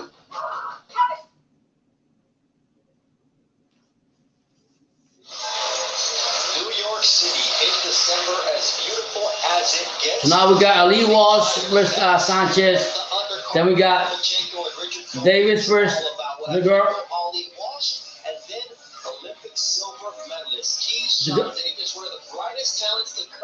Keyshawn Davis, then you got Big Baby Anderson, who I think is nice. He says, you have questions about how good a heavyweight I am. Shout out to y'all be here. Continue to question that because I will answer those questions not only tonight but over. Oh, I just fight next. I don't know what they got here. For one of the brightest prospects in the game today, Xander Zayas to take on Alessio Mastro Nunzio. This fighter out of the Lazio Rome, Italy. He's coming in on a 4-fight winning streak, and he split 2 fights against. You got Xander, the upcoming prospect from here, David Florida. Shout out to him from the Trip Boxing Gym. He's fighting an Italian fighter, 91. As he makes his walk inside the most famous arena in the world. Fighting Xander Zayas, and we already know what he's all about. Wow, this guy's been active. 5 fights in 2021. His only professional loss. Yeah. His trainer is Simone D'Alessandri. So then Italian against a Puerto Rican. Where the dream for Xander Zayas is to someday headline this building alongside Edgar Berlanga. Here comes they got Berlanga, Zayas, and Kristen. All the whole Sweatbox gym is there, except for Berlanga. With that Puerto Rican flag, you know. As a pro, and these two guys are talking exactly about that. Can you imagine what it's going to be one day? It's gonna be a good fight. I think the Italian's not gonna fold, and we already know what Zayas is all about. Very talented. Here on 2 School Sports, BT calls him reminds him a lot of the famous Puerto Rican fighter Felix Trinidad, Tito Trinidad. Can't believe how much he's grown though.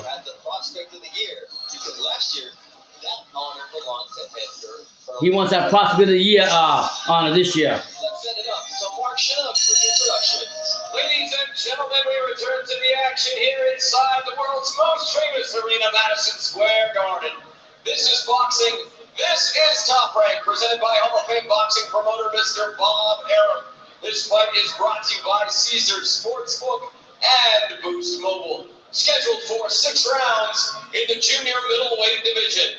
Our judges at ringside, James Kinney, Ron McNair, and Valeska Roldan. And the man in charge at the center bell, Mr. Danny Schiavone. Introducing first, out of the blue corner. He weighed in at 152.2 pounds, wearing white trunks with yellow and blue trim. He brings a record of 9 wins with only 1 defeat. 3 of those victories coming by way of knockout.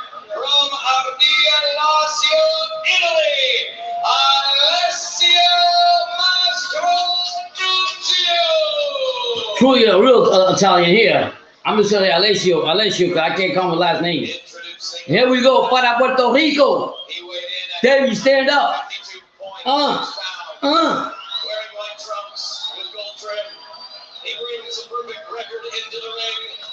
11 fights, 11 victories. He fought 6 fights this year. Wow, he's been active too. By way of knockout, the fighting pride of San Juan. Puerto Rico. Zayas. Yeah, Zayas coming here with white, yellow trunk stripes, yellow trimming around the white trunks against Italian fighter Alessio. All right, fellas, we went over the rules in the dressing room. I expect you to obey my commands at all times to keep the bout clean. Coach him up. Alessio got the white trunk with pink trimming around them. There we go. This guy wants prospect of the year, and I think he deserves it. Let's go, Zayas. Let's do this. Keyshawn Davis, for a fighter like Jared Anderson, who you see after the Heisman Trophy presentation. This is a special night. This is a special building. This is where dreams are made. So here we go, waiting for the bell to ring. So here we go, guys. Fighting in the U.S. for the first time ever. Both by middle of the ring. Nice jab by Zayas. Oh! Right hand gets knocked the shit out of the Italian. Dropped him like it was nothing. What a shot by Zayas. Came in with the left and came with the right. Boom! Toma! Wow, what a way to impress. What a way to come out and say, I want prospect of the year. So here we go. Zayas coming again. Jabbing. Oh, Zayas trying to finish him off, boy. I don't think Alessio has any answer for that. Softly jabbing and that's it. Once again, at close range. Alessio's trying to get inside, but he better be careful. He's going to catch something from his eyes. Zayas going for another knockout. 10 rounds to get ready for Uppercut by his eye. Again, right and left. And I can capitalize. Before I had to wait for my father and my trainer, Javier Centeno, to Oh, light low. you can see Yep. exactly that against Master Lucio. Nice combination by his eyes on left and the right. Seems to be stunned right now. Xander is taking his time. Alessio don't know what to do. Nice shot by, uppercut. 19-year-old. Oh, right hand right by Zayas. Oh, little right uppercut. Oh! Jesus. Zayas ain't playing. Another right by Zayas. Another left by Zayas. Left and the right. Oh, right. Oh! Get him by the rope. Alessio holding on for dear life. Minute 3:11. Zayas gonna take him out. Oh, right. Look at that. Oh, no. Wow, what combination by Zayas. Oh, the Italian's trying to fight back for dear life. 49 seconds. Can Zayas put him out? The Italian's holding on for dear life to see if we can make it to another round. Nice right by Zayas. And a right.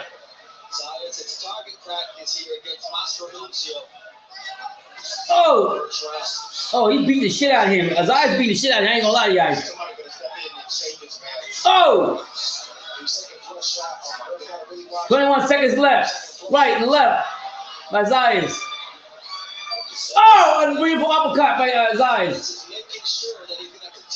10. Oh, the fight's done. The fight has been stopped. Beautiful fight by Zayas. Totally dominated the Italian. The Italian was holding on for dear life. And those beautiful combinations, just like BT says. When Zayas fight, reminds him of Tito Trinidad, because when he throws one of those punches, he knows what he got to. He goes through the combination right behind that. Smash it like the taters. You got that right on there, Pete. Hit that like button. Jesus. What a shot. Knocked him out all the first round, man. Woo! Zayas ain't playing, boy. He's coming, man. He's coming. And it was all about Now he's praying for class act by Zayas, praying for the Italian. Oh my God, what a shot. Berlanga's happy for him. They're good friends. everything on display tonight, Tim. Oh yeah, target practice. You see. Boom, over right. Jeez, not the first knockdown was over right. And boom. Boom! Oh, that over right was crazy. I don't think the Italian expected that.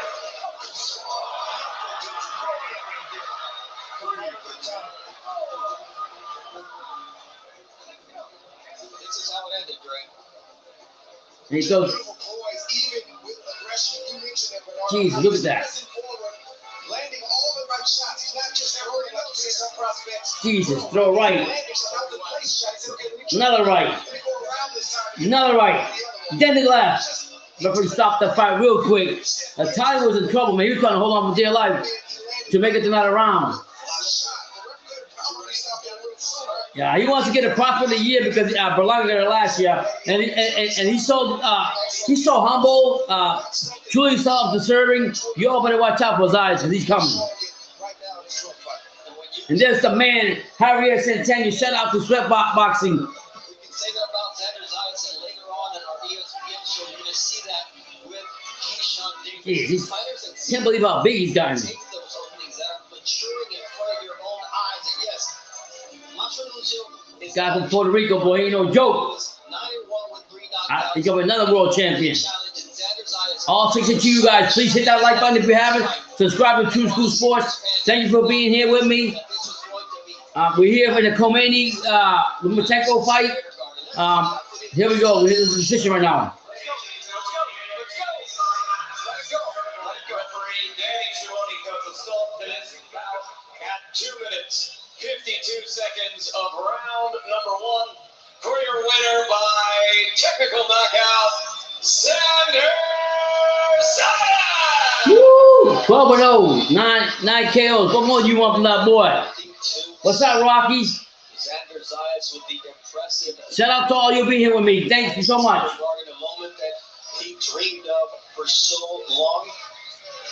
I'm sure they're going to talk to him. I hope they do. Mark Kriegel. Here you go. They're going to talk to him. Xander Zayas, the other big prospect. Xander, pretty quick work. What happened? Man, I told you I came here to make a statement, and that's what we did. Who's the prospect of the year? I'm the prospect of the year. I hope I let everybody know. That's right. I'm the prospect of 2021. Listen, you come into the Garden, first round knockout, first time here. What does it feel like? Man, it feels amazing. Thanks to everybody that is here today. You guys mean the world to me. I'm here accomplishing my dream, fighting at the Garden for the first time. Oh, wow. This is the first fight in the Garden. I didn't know that. Man, I just, first off, I want to thank Top Rank, ESPN, my team, everybody that is here today. I want to wish everybody Happy New Year, Happy Christmas. I want to spend some time with the family. And then 2022, once Top Rank give me the call, I'll be back in the ring. I want to know who you want to fight. Man, I want to fight whoever is out there that Top Rank gives me a name. They send me a list, and we check them out. Good luck to you, man. Thank you. Yeah. Zayas, I mean, Prospect of the year, baby. Shout out to Florida. Shout out to Puerto Rico. thing in here. You've seen Felix Trinidad do his thing. And tonight, it was Xander Zayas. Yeah. Over Madison Square Garden. Zayas came in there, clean house, man. He making statement. And I'll make this right now. I think BT said the same thing. Correct me if I'm wrong, BT. Didn't you say that Xander Zayas is going to be a world champion before Berlanga? Huh? I'm starting to see that. I see the talent in him, and I think that could possibly be the truth. Zayas ain't no joke, guys. And I'm so happy for Javier Centeno. He's a very humble trainer. He's one of my biggest fans. I really like him a lot. I met him, very soft-spoken gentleman. Got a great champion in George Cambosis. And right now he's nurturing another one, another world champion that's soon going to be one. I guarantee you that. It's only a matter of time where you're going to see Zayas with a belt around his waist. But it means something.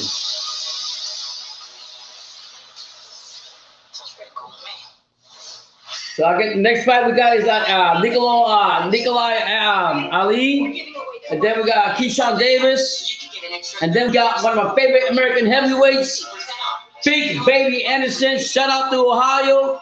He coming. I like him. I think he's gonna be the next American heavyweight in my own opinion. And then we have the main event with Comey and Lomachenko. The Matrix is back, guys. You better not watch out. You better not miss it. You better not blink. It's gonna be a great fight. And biometric screen. So get started today. The new Jabroni 7 Pro. Engineered for next level cool clarity. Revolutionary Jabroni multi-sensor voice phone production. What you guys predict? What you guys predict? How do I think Nikolai Ali's gonna win by today? A UD knockout, a stoppage. What's your prediction in that fight? What do you think the Olympian Keyshawn Davis is gonna do? 2-0 coming into this fight. What do you guys think about him? What's your prediction on that fight?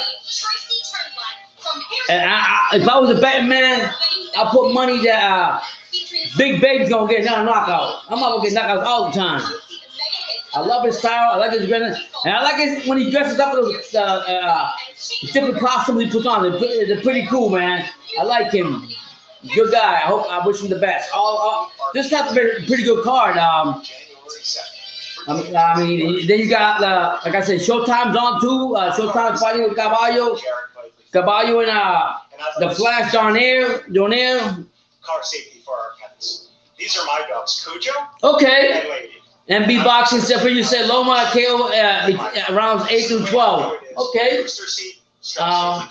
Like I say, nobody's taking Comey. Nobody thinks he's gonna punch his luck. You know what I'm saying? You just never know.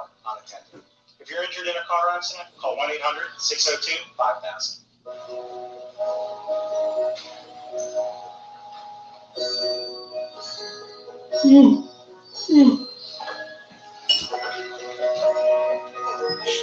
Well, I'm telling you, I've been here doing this. I don't know how long I've been doing this, since this morning.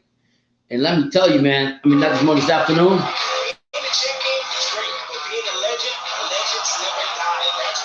And this is a grind, man. You gotta give a shout out to my son. Because I don't know how he does it like this all the time. He does it more than I do.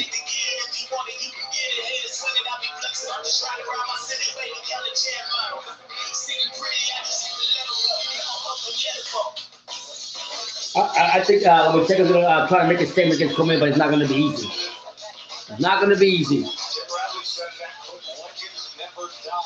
But champions lose their belts, I mean, and right now this one, Vasyl Lomachenko is trying to reclaim his belts, but to do that, he has to get through Richard Commey, also another former lightweight champion, or else we welcome him back inside. Waiting for the next fight. We're talking about Comey and Lomachenko. Here for the undercard, we just saw another spectacular performance by Xander Zayas. Also, you hit that like button if you haven't. Thanks for being here. Like I said, Commey, of course, the landscape of the division has changed greatly. You recently got to discuss things with Loma. 3 years ago, in this room, Vasyl Lomachenko had the proudest moment of his professional career. It wasn't merely beating Jorge Linares, it was getting up off the canvas with a separated shoulder to do it. Now, lots obviously changed since 2018, but not Lomachenko's goal. Lomachenko's coming, guys. He's coming. Excuse me. There we go. Come on.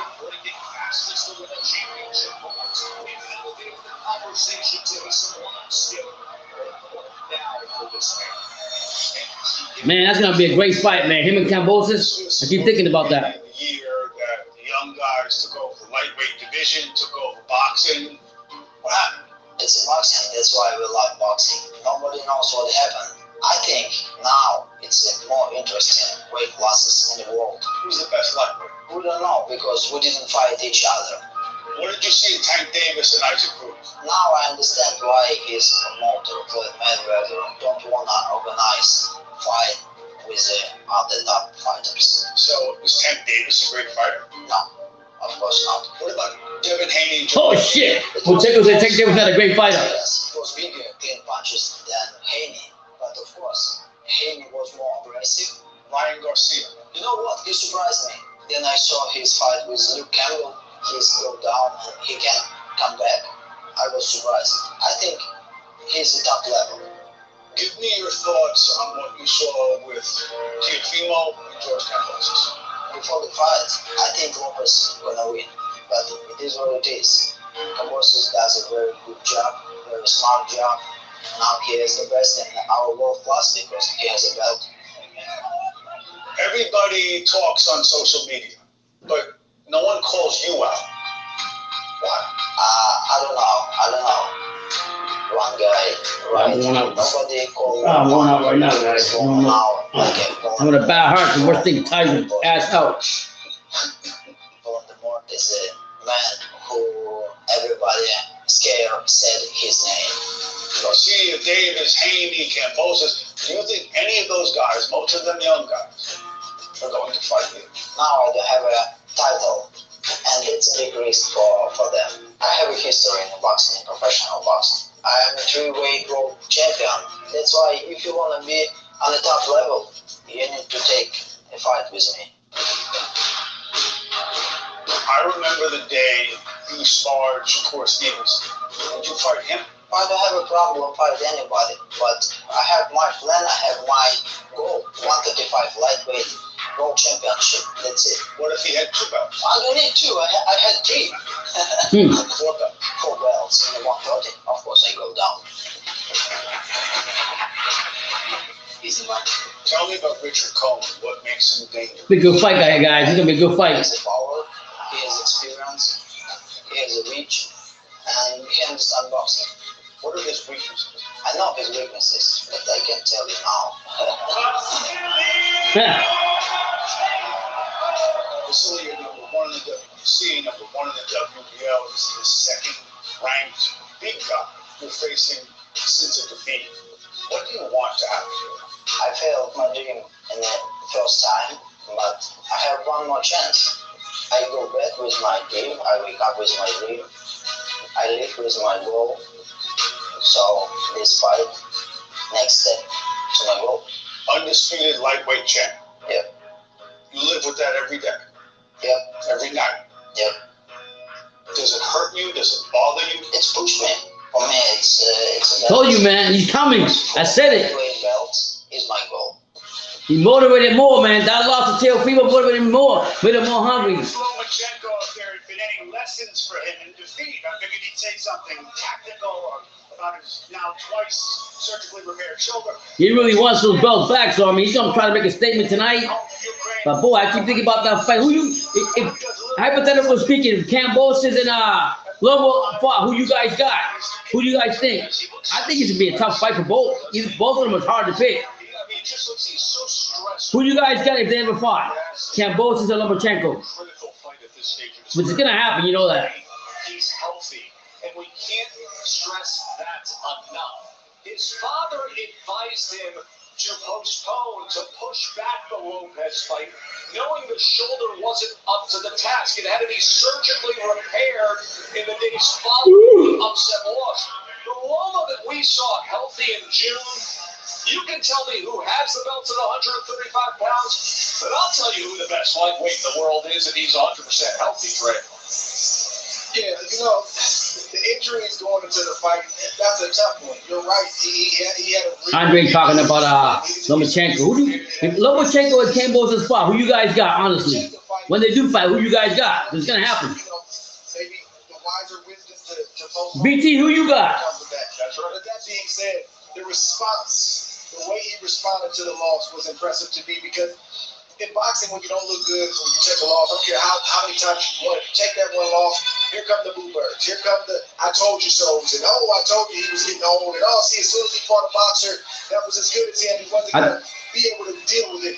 All sorts of different things. So I think that loss was the best thing that ever happened to Lomachenko, to be honest with you guys. He is a competitor. This is a guy with almost 400 amateur fights and one loss. And so he doesn't know much about losing. But that doesn't who you got though, Alfred? Who wins? He doesn't want to taste it. And that loss to Lopez pushed him to another level, even though he had the two surgeries, even though he is and he performed the way he did against Nakatani. This is last. Yeah, you can say whatever you want to say, but I mean, at the end of the day, it's boxing, man. Look what Kambosos did to Teofimo. Nobody expected that. and he's motivated. And maybe this is what he had to do to fight the number 2 ranked fighter to go ahead and get a chance at Kambosos. Oh, you got Loma? Okay. BT, who you got? I mean, that's a great fight. I'll be honest with you. Both of them. Kambosos is a tough warrior too. He really is. So. He holds all the titles. He's got the titles. I mean, that makes total sense to me. But when I really look at all the fights that just happened recently, and I see all these guys, and I look at the vulnerability in all these guys, the mistakes that all these guys make, Lomachenko will take full advantage of those mistakes. Yeah, I think Lomachenko learned from what happened to him, and he's going to capitalize on that. And mark my word, he don't make the same mistake twice. I saw some weakness with him getting pressure. That's Loma's thing. You had a guy like Haynes, same thing. He likes to have the outside and be controlled outside. Well, Loma, he doesn't punch hard. What's going on, Kevin? In effect, it could push him back and work and beat him as well. Nah, he's fighting. He's not fighting next. I think Nikolai Ali's fighting next, and then Keyshawn. So you didn't miss it yet. Hit that like button if you guys haven't, man. Thank you for being here. Not only was he patient, came with a game plan, he was able to execute his game plan. He said to I said Lomachenko's gonna come back more motivated. When I seen him in the last fight, he was hungry. He was hungry. I'm sure he wished he could have had a rematch with Teofimo, but unfortunately, it's not gonna happen. Joe, you mentioned the shoulder surgery, and we talked about whether Lomachenko should have postponed the fight with Teofimo. He chose not to. Same thing happened with Teofimo. He's confronted with, he did the weigh-in. Right. He was feeling horrible. He couldn't breathe. People say it's an excuse. He chose to fight. We have to. Fighters take. Well, it's like this, man. He's gonna have to open the door for himself. I'm talking about Lomachenko. Whether he fights for the 3 belts or not, that's fine. But guess what? At the end of the day, he's going to have to face the Emperor. Anybody that wants all the belts is going to have to fight the Emperor in Australia. That's just simple as that. Now, the guy he's trying to defeat tonight is Richard Commey, a guy we have such huge respect for, a guy who has dynamite in his right hand. He's tough as nails. Yeah, that's a pretty good card so far. I ain't complaining. I actually like these 2 fighters. I'm a big fan of Commey too, believe it or not. Both of them very humble, very professional. They both respect each other. And that's what you want from fighters, inside and outside the ring. Let's start. Let's go to the lab, baby. I mean, first off, the open battle stance. I mean, what it boils down to is the backhand of both men. Richard Commey has such a bunch of power. I think Commey got the height advantage also. But now we're just waiting for Nikolai Ali fight, and then Keyshawn Davis, and then the main event. I don't know, we also got my favorite heavyweight, Big Baby Anderson. When the fighter is facing a southpaw, Commey, to his credit, has never seen a left hook that can serve him well in this fight. Yeah, right now, the fact that Kambosos beat Teofimo has changed the whole spectrum of the lightweight division. And then surprising him with the right hand, as you can see here with Richard Commey.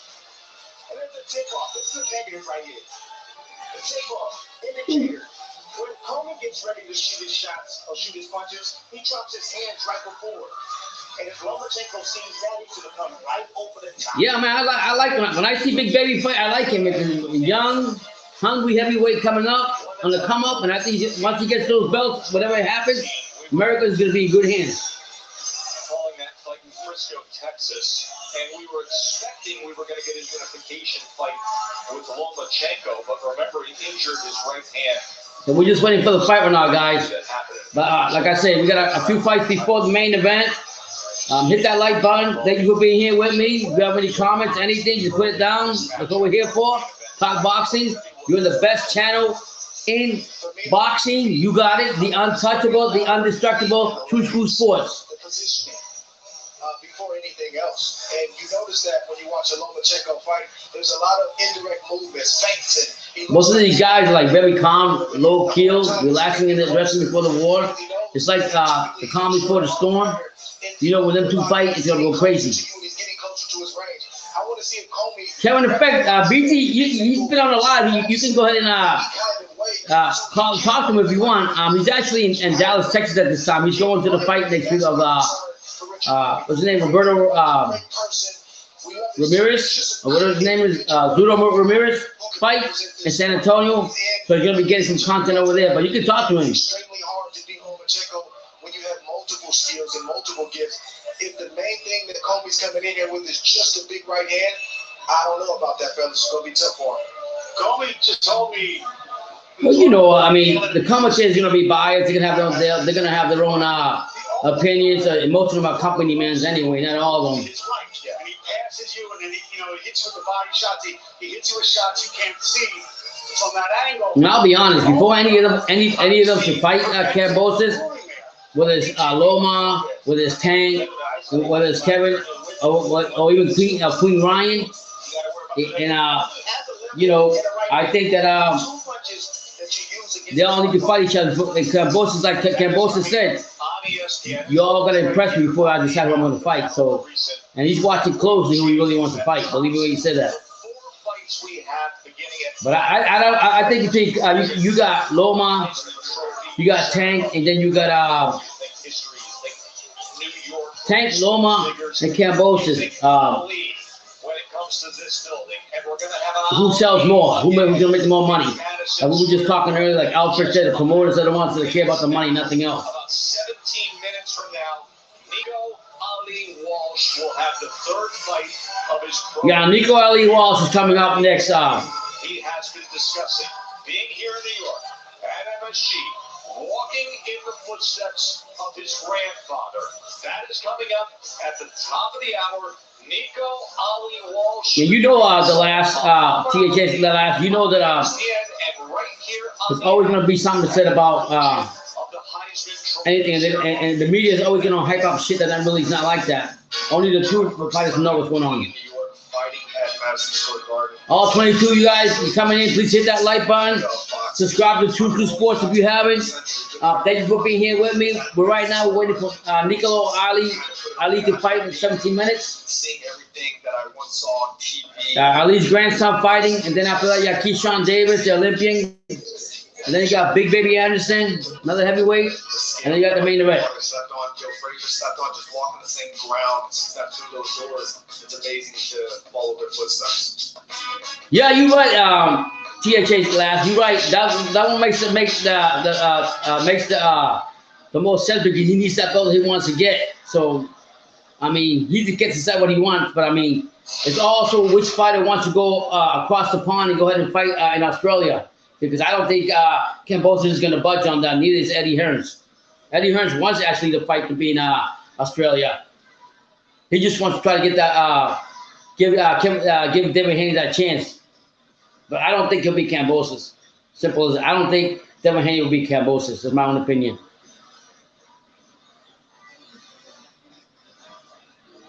Yeah, I've been saying I think that'd be an exciting fight. You got two tough warriors. Going at it. Kambosos, whether you want to believe it or not, he's a throwback fighter. He's going to fight whoever he wants to fight. Doesn't care. He's been going all over the backyard to do it, people's backyard. So, and you got to respect him. He's not going to hold on to the belt or try to be political about this, political about that. He just wants to fight the best, and he's earned it. So you got to give him respect. Yeah. And that's what I'm saying. Either one that wins, whoever wins that fight is going to be great. Me personally, Lomachenko, before in life, when you go through something that humbles you, you wake up from that and you realize, damn, man, I shouldn't be a dickhead. I shouldn't be a diva. And I don't know Lomachenko that personally to talk about him like that, but people say that he's really a diva. But I guarantee you, after you got shocked by Teofimo, it brought him back down to earth to understand that you can't be that way. And George Kambosos, can't say much about him because what he's done and what he's accomplished is big in itself and it speaks for itself. So, I mean, he done shut up the Teofimo bullshit, the junior bullshit, and that's just talking real talk. And somebody had to do it because people getting tired of the same shit. Even Josh Taylor was happy that Teofimo lost. He's tired about Teofimo saying he wants to fight him, wants to do this. Can't. It's not happening. What does Teofimo got to offer? He's got to go to 140 now. and dominate and get the belts and do something, because Josh Taylor's not going to wait for long.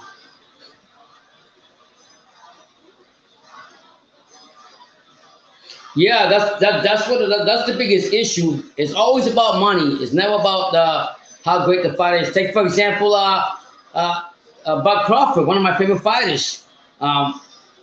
Fucking Bob has been saying for years that he's a great fighter. He fights good. He's done everything, but he just doesn't put people in their seats. So money talks, bullshit walks. So I wish Crawford the best, because I still love him and I hope that he does good. And I'm a big fan of his regardless, because he don't back down for nobody. But at the end of the day, money's what talks. And you're right what you said. Getting Tank in there against Kambosos is probably going to be the most sell, but I don't think it's because Tank is going to go to Australia. Kambosos will definitely get the sale.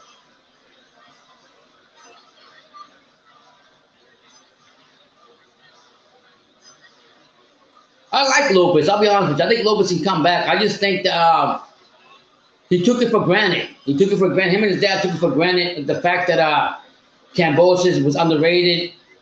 You got your head big, real big, because you got the 4 belts or whatever the case may be, and now you think you own the whole boxing world because you beat one guy and you lost focus on the prize. You lost focus on your dedication. You lost focus on your discipline. You just kept talking and talking when they finally bit you in the ass. Life is like that.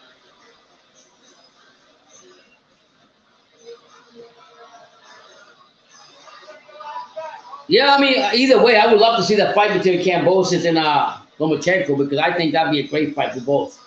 The movement that Lomachenko has and the way he does it will be big if they both fight.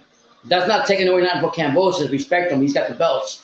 But I just think Lomachenko's skill is 10 times out of this world.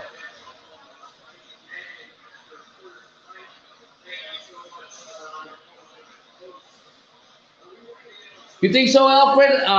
You don't think there's a lot of money out there? I mean, it's true. In the U.S., you're gonna make more money. You're right about what you're saying, but you don't think he's got 80,000 people in the stadium full over there in Australia? They're not gonna make money off that fight. If they're promoted right, they can. I don't know, Colin. I don't know what right now we're still waiting for the fight in a few minutes with Ali Walsh versus Nicolai Walsh against Ali Walsh against Sanchez. It hasn't come on yet, so just stay tuned for that. I don't know if he's a convicted felon or not. I know that I didn't like when he grabbed his girlfriend in public that one time. Didn't really like that at all. But you know what? Money does all kinds of shit, whether it's through boxing or this and that, and money talks and bullshit walk, and all of a sudden you can be the worst guy but an innocent at the same time.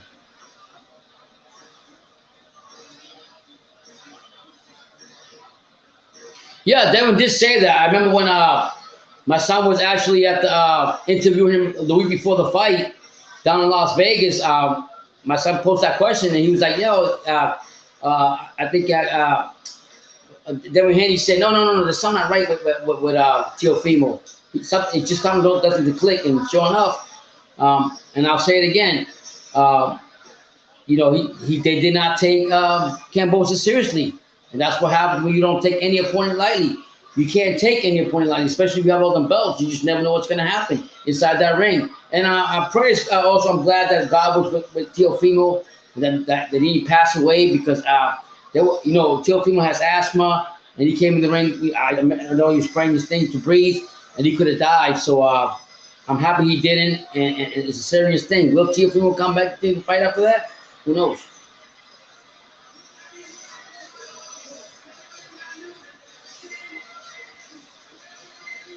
Yeah, you're probably right, Cohen. I'm just telling you what Kambosos is saying. He's saying that he wants it over there. He wants to give it to the fans. So I get it. Pay-per-view, I'll be honest, we probably sells more here. So at the end of the day, it's all about money. Kambosos likes money, because if you hear what he always say is sign the check first, and then we'll talk about anything else. So I'm not quite sure if he's only going to make, let's say, I'm just guessing, $10 million over there for the fight, and he can make $40 million over here. plus a percentage of the pay-per-views, he'll get it. Because all Australians are going to buy the pay-per-views from over there. So either way, it's a win-win fight for both.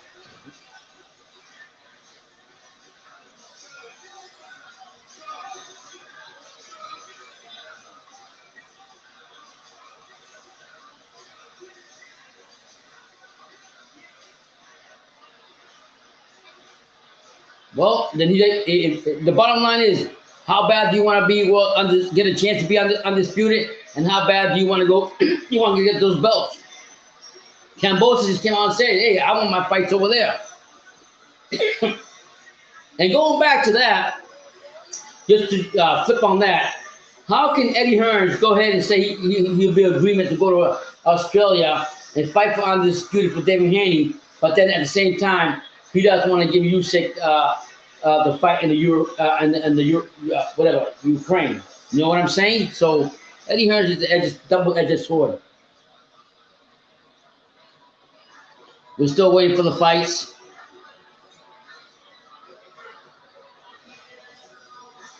Yeah, I mean, Alfred, at the end of the day, it's all about money. It's all about money. So, if I'm going to tell you, okay, you can make $10 million here, you can make, I said, $30 million over here. What do you want? You got one chance of a lifetime. You continue being undisputed. If you win, you continue on. But if you lose the belt, you got to make sure you get a nice big payday. So, if and when you lose the belts, you still be respected because you were undisputed, but you're going to be living comfortably. Kambosos is a smart guy.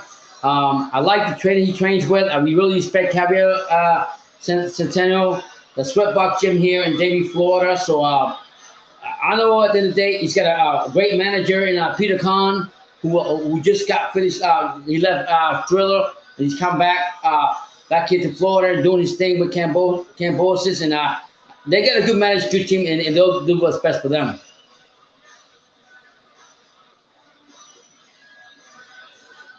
In my opinion, Orlando, I agree with that. I think that to me, that'd be the fight. I like Loma and Kambosos. That'd be a great fight.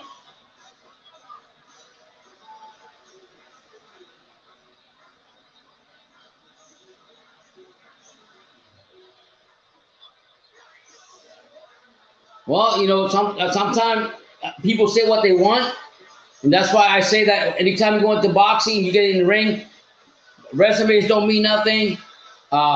You know, nothing. Record don't mean nothing. It's the point in front of you. You got to take care of that. And however the Godfather called it, you got to give respect to Kambosos. He came there and did what he had to do. I think the Godfather was more pissed off at Teofimo and Fimo Jr. for scapegoating and going to the zone because because they didn't want to fight. Was it Loma? I think the Godfather wanted to make the Loma fight before all this stuff happened. They didn't want to do it, and but there being divas and all this. And so Godfather told him, "Get the hell out of here. Go see what you can do." And now, see how life changes now. Now you have no belts. Now you got to put your foot in your ass, and you got to go back to Godfather and kiss his ass to get a chance for top rank. You just never know. That's why you always treat people the right way, because you never know in life when you're gonna have to go back.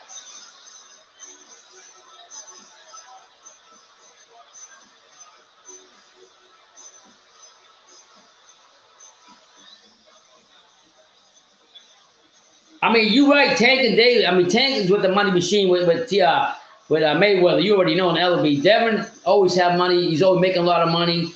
God bless him too. I mean, he's been brought up right. He has Sab Judah and so forth and so forth. He's had everything. The bottom line is who the fans want to see and what they're going to pay for. Do they want to see Tank and Devin, or do they want to see Kambosos against them, or vice versa? Who's going to play at the gate?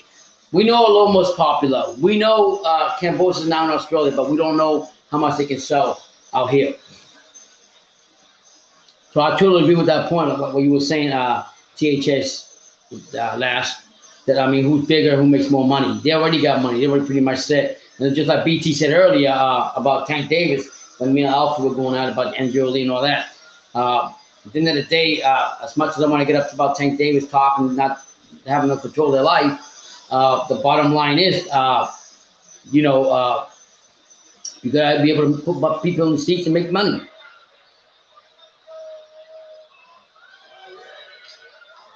So we don't know what's going to happen now. We just have to wait and see. There's still 2 fights, 1, 2, 3, 4 fights. We're still waiting for the Ali Walsh versus Sanchez, middleweight, 4 rounds. That's next. Then you got Keyshawn Davis versus Zaragoza, lightweight, 6 rounds. And then you got Big Baby Anderson, the co-feature. And then you got the main event. We're just waiting right now. So everything's open if you want to talk.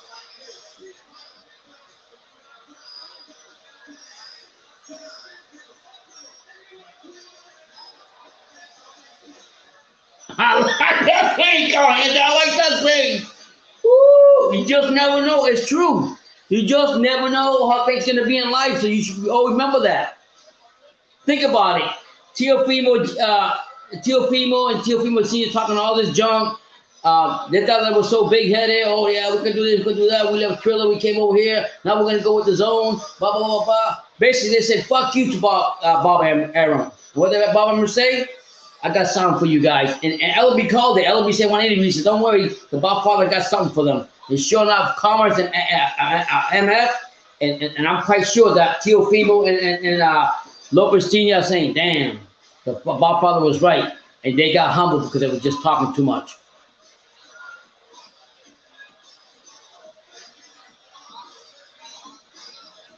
Yeah, they take the promoters. They take risks, but we should reward in consideration. But at the end of the day, if they're not making money from the investment, it's like you. If you buy stocks or you buy CDs or whatever you buy, and you invest it. If you're not making money from that, I guarantee you're gonna invest it on somebody else to make that money.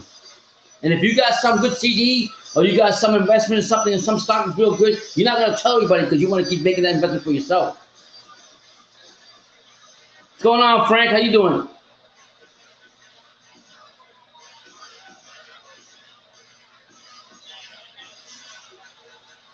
At the end of the day, Tank can claim whatever he wants, and you're right. You're basically saying as far as putting numbers and sales and putting people on the seats, that's what you're getting at. But at the end of the day, I don't even think that's the A side. The A side is a champion to have all the belts. Who's got the upper hand? You know what I mean? Tank's only been considered a 130-pound champion. That's it, and the other belts are trinkets. So I mean, technically the A side is Cambosis, but as far as money goes and sales, of course, I mean that's where the negotiation comes in. They're gonna say, oh, we're the A side because we sell all these seats and we make all this money with Tank. What are you bringing to the table? But at the end of the day, you guys are chasing the belts that Cambosis got. He's the one calling the shots right now. I mean, so. It's very difficult with negotiation. We don't know what goes behind closed doors.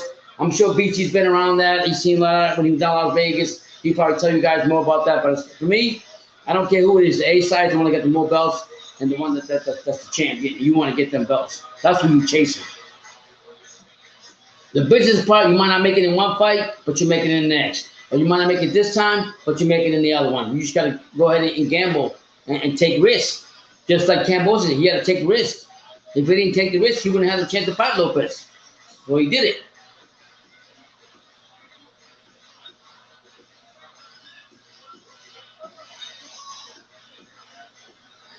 I'm telling you, they all niggas. At the end of the day, boxing's gonna make money. Boxing's gonna make money. Promoter's gonna make money. That's what it comes down to. So, how they want to put it? I get what they're saying, but okay. You're gonna fight Tank. Tank put people on the seat. Is Tank a real champion? He had no belts, so he's going to call the shots because he's making more money? And then you guys will say, yeah, that's business part of it. Well, how about the part of who has the belts? You got to respect that too. They're going to have some type of call the shots with their promoters. So, I don't know. And I'll be honest, I think, I don't know which team got the most money, whether it's the Zone, whether it's TBE, whether it's Golden Boy, whether it's Prevelum. I don't know who's got the most money, but that's where you want to go, make that money. And again, like I say, at the end of the day, money talks, bullshit walks. Nico Walsh warming up in the dressing room right now. Nico Ali Walsh warming up. He's got his boxing sweat jacket on. He's got a white gold trim. Push out. Nico Walsh, getting ready to fight in just a moment. His grandfather, arguably the most famous athlete the world has ever known, Muhammad Ali, fought here at Madison Square Garden 8 times. Here we are, 50 years after the fight of the century, and it's his grandson carrying on the Ali legacy. What's coming on next? Nico Ali's fighting next.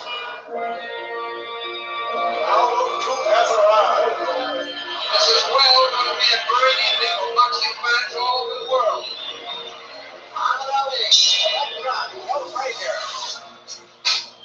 Well into a new millennium, the fight of the last century remains the fight of the century.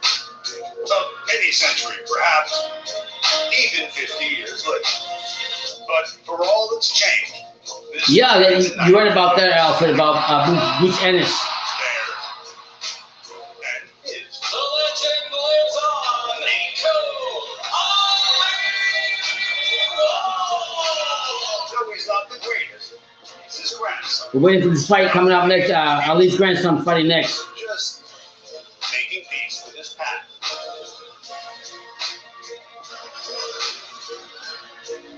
It is our special feature to start the now annual. He's coming, got white robe on, for gold trimming. Tessitore in the crew, and this is the third pro fight for Nico Ali Walsh. The 21-year-old middleweight takes on 6-0 Sanchez.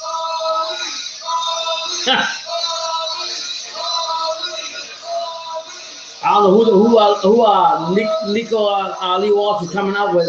Just some kind of rapper back there. I don't know who it is. Hey man, I'm just trying to make it, call it the way I see it. I'm not perfect. I can disagree with my opinion. You guys can say your opinion. That's why it's called an opinion.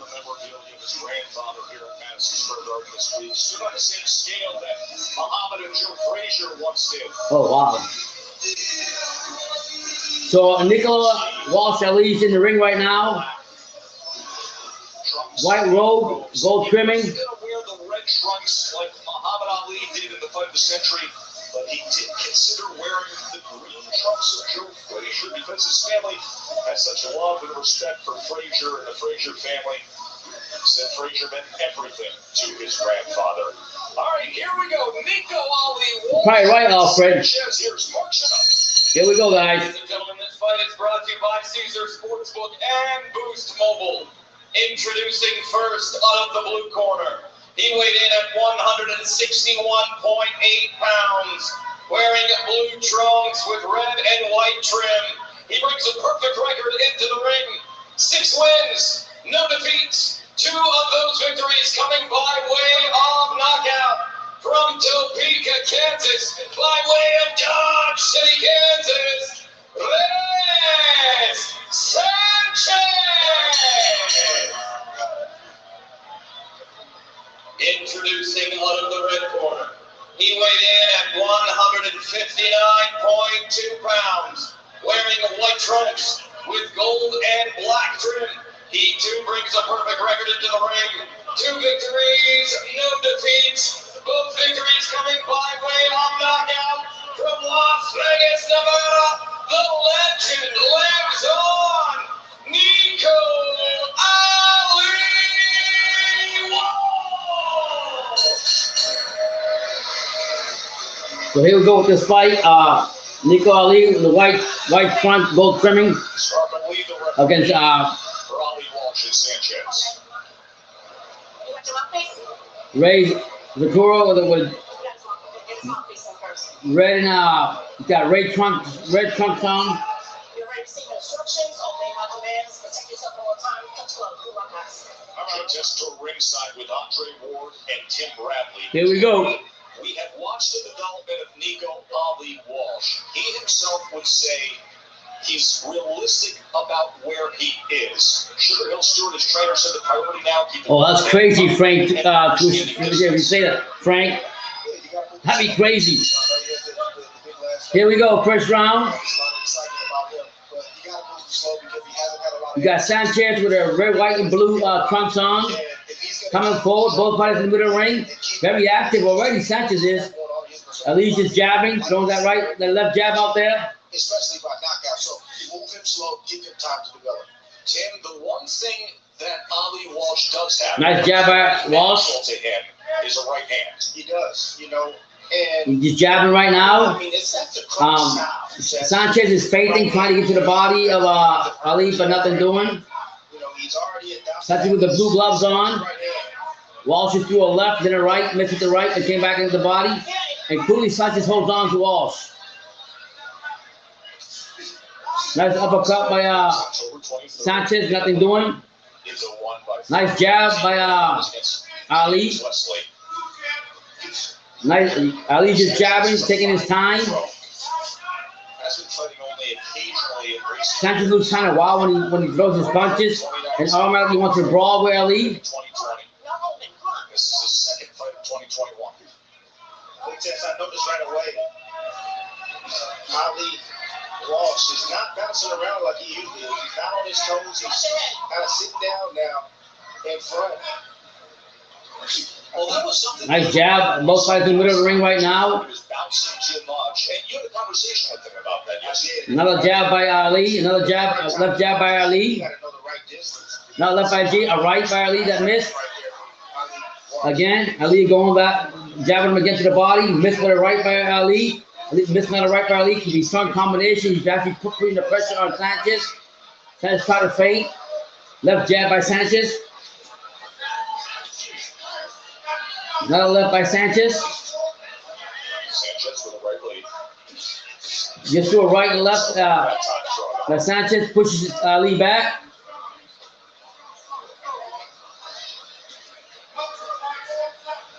A soft jab by Ali. Ali Walsh, this team, they want to be more cautious. Yeah. They want to get hit with those hands. But right now, Sanchez is not putting that much of a fight. Sanchez is just brawling. He's not fighting a lot. He's just like a brawler. He's trying to be mindful. Maybe on the gosh. Goes Ali again. Do a couple left jabs and then coming to the right. Driving down the right. Ali's going again to driving the right hand down. To his right. Sanchez holding on to him right away. Now he watches missing that right hand, and you hear 14 seconds left in the first round. if you're fixing that top, you get the duck and hit him down low. Is your target. Doesn't move as much. Nice strike by Ali. Sanchez as we close out round number 1. Nice left by Ali, but he tried to throw a lot of combinations, but missing a lot. Of his grandfather and his New York City experience fighting here at Madison Square Garden, literally following in the footsteps here at MSG of his great grandfather. All 13 you please hit that like button if you haven't. Fighting at Madison Square Garden is like a dream come true. It's the mecca of boxing. I would always watch the fight of the century with my grandfather. It was at Madison Square Garden, which is what kind of put it on the map for me. Seeing everything that I once saw on TV and in videos in person is just crazy to see. That's crazy, man. They got the actual skill that Ali and Frazier stepped on. The same ground, step through those doors. It's amazing to follow their footsteps. Wow. Madison Square Garden on a night where we will have Vasyl Lomachenko and Richard Commey, 2 recent lightweight champions in the main event. It's a critical fight. Here we go, second round of a 4-rounder. The big arena. Nico Ali Walsh against Sanchez. And it opens up with the national audience with the name Ali. You see in the first round, 14-6 connected. I like what Ali's doing. He's trying to throw his jab and coming with his right. Sanchez turned out to be like a brawler. He's not doing much. He's doing a nice left jab. And as soon as Ali comes forward, he grabs him. Too close, so he smothers his right hand. He needs to find the proper range. He find that range with your jab. He doesn't have to step in as far as he thinks. Nice jab by Walsh. It's also making things harder for Ali Walsh because Sanchez just giving him all kind of different unorthodox looks. Very unorthodox is Sanchez. And he's got to learn to make those adjustments. Yeah. You're not going to face a fighter who stands up and looks you eye to eye and makes it easy for you. Sometimes you got to make the adjustments. Missed right by Sanchez. The right hand to the head isn't working, so start hitting him down low and then come back to the head with the right hand. There you go. Ali's connected with the left and the right. Two quick left by Ali. To your point, every time he shoots the right hand, Sanchez, anytime he leads to the right hand, Ali, Sanchez holds on real quick. Not something we've really seen in Jesus. this early on.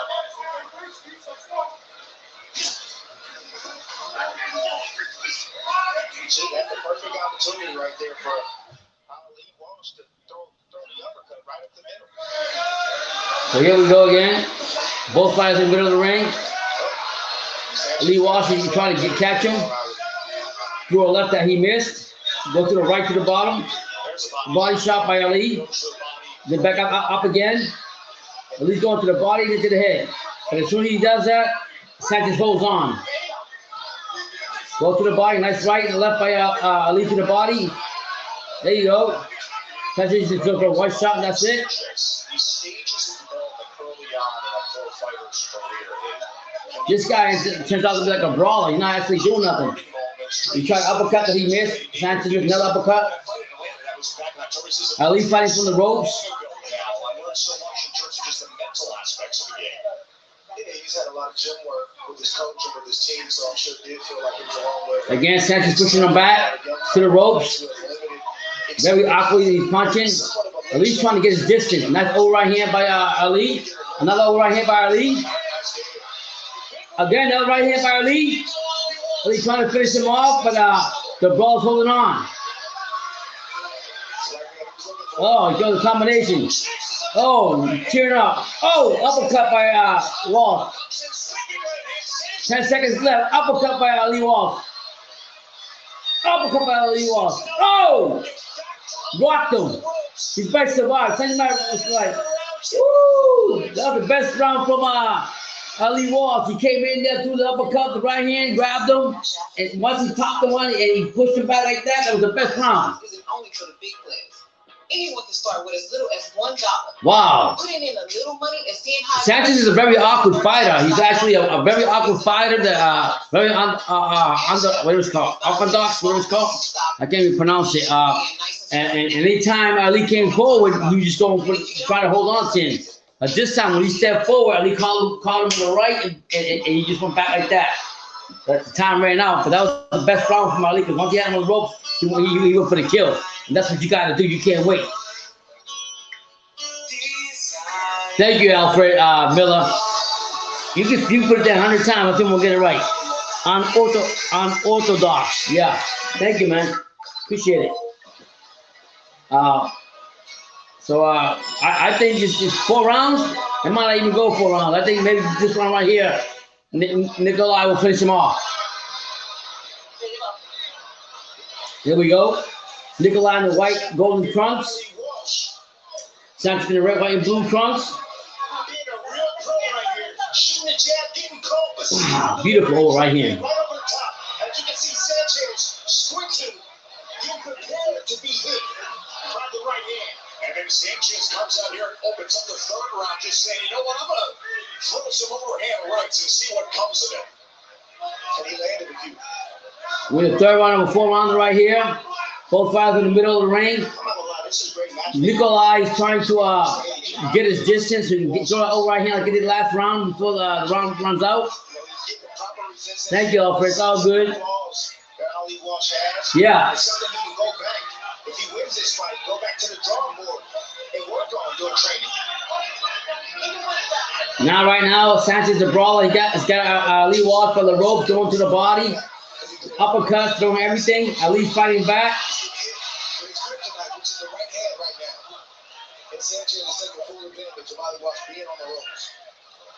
What a brawler this Sanchez guy is. But I mean, Ali gotta do something. Ali Walsh gotta do something. Get out the rope, slip to the side. Get away from there.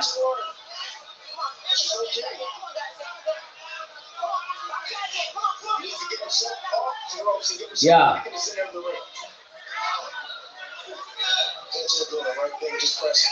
Nice shot by Sanchez. Nothing doing though. Nice shot by Sanchez. Come on, Walsh. Now Walsh goes back to jabbing. Jesus. Nice combination by Ali Walsh. Sanchez fighting back. We had a great visit with him yesterday. This guy does a full-time job. He's a robotic programmer. Wow. Couple of left jabs by Ali Walsh. Uppercut by Sanchez. Obsessed.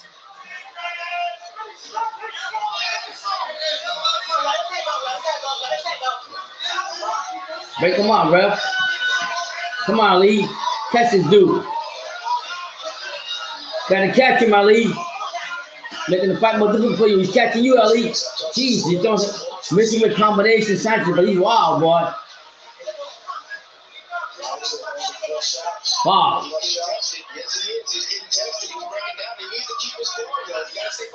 Damn, again, Sanchez comes forward. Oh, man, he's throwing right, left, right combination. Fighting awfully, but he's catching Ali. Here comes Ali again. This round, I think Sanchez got this round. Oh my God. The motherfucking brawler is taking it to Ali tonight. Is he closing his eyes? I can't really see it. He's probably crazy. You don't want to get hit with nothing. He's afraid.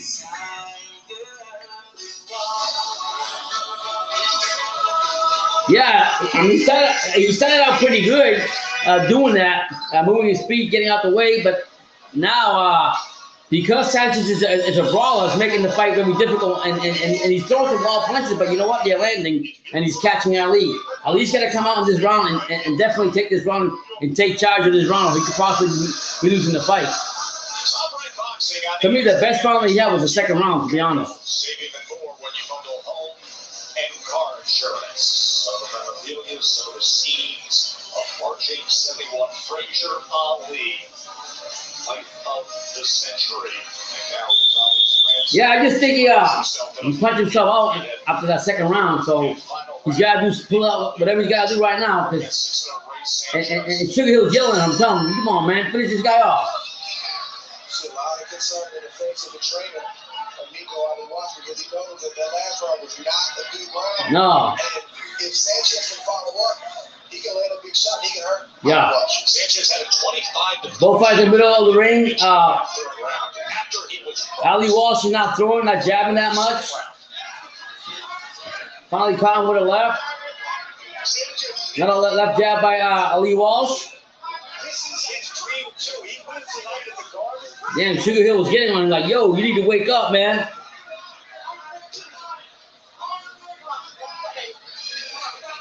Both fights in the middle of the ring still. A left fight to the body from Sanchez.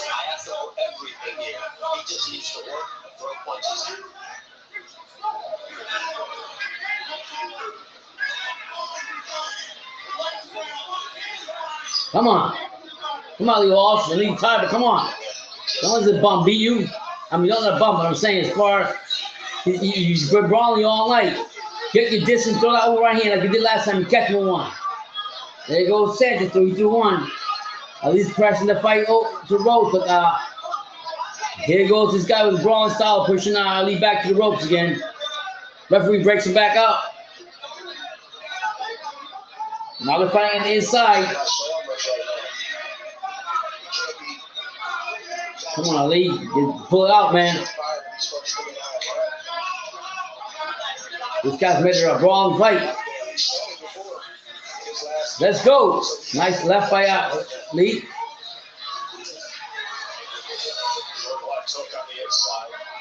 Again. Another left by Ali Walsh.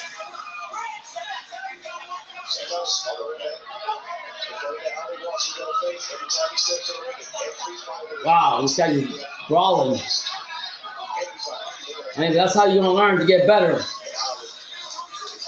There you go. Went to the body again. Ali Walsh did.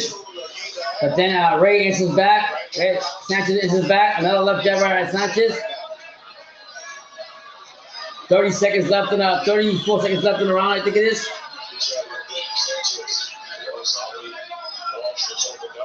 Again, he's doing that brawl attack and pushing him to the rope. Come on, Ali.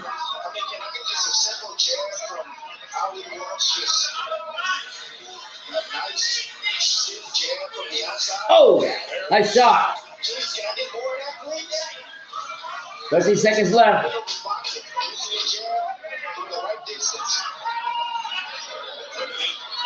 amateur pedigree for Nico Ali Walsh. Been learning on the job since he signed with Tom Brady. Oh man, this is a close fight right here. I don't know who do you think won this fight? The heavyweight champion Tyson Fury. Who won this fight, Alfred? Who won this fight? As you see, his uncle Mike Joyce, who also manages him, and a spirited effort from Reyes Sanchez. Wow. His trainer John Smith. There's Richard Sloan. Who won this fight, guys? Long-time assistant trainer for Emmanuel Stewart. Sugar Hill doesn't look too happy. Bill Stewart in the corner, taking off the tape of Nico Ali Walsh. You know, for a guy who builds robots, Sanchez has a little funk, a little talking master in him. I had this fight. Oh shit, this guy builds robots. That's a huge victory. Freaking nerd. You saw that scene of the Ali family there. Yeah, he's learning. Bob Walsh, Nico's father, retired U.S. Marine Sergeant. His mother, Rashida, Muhammad Ali's daughter.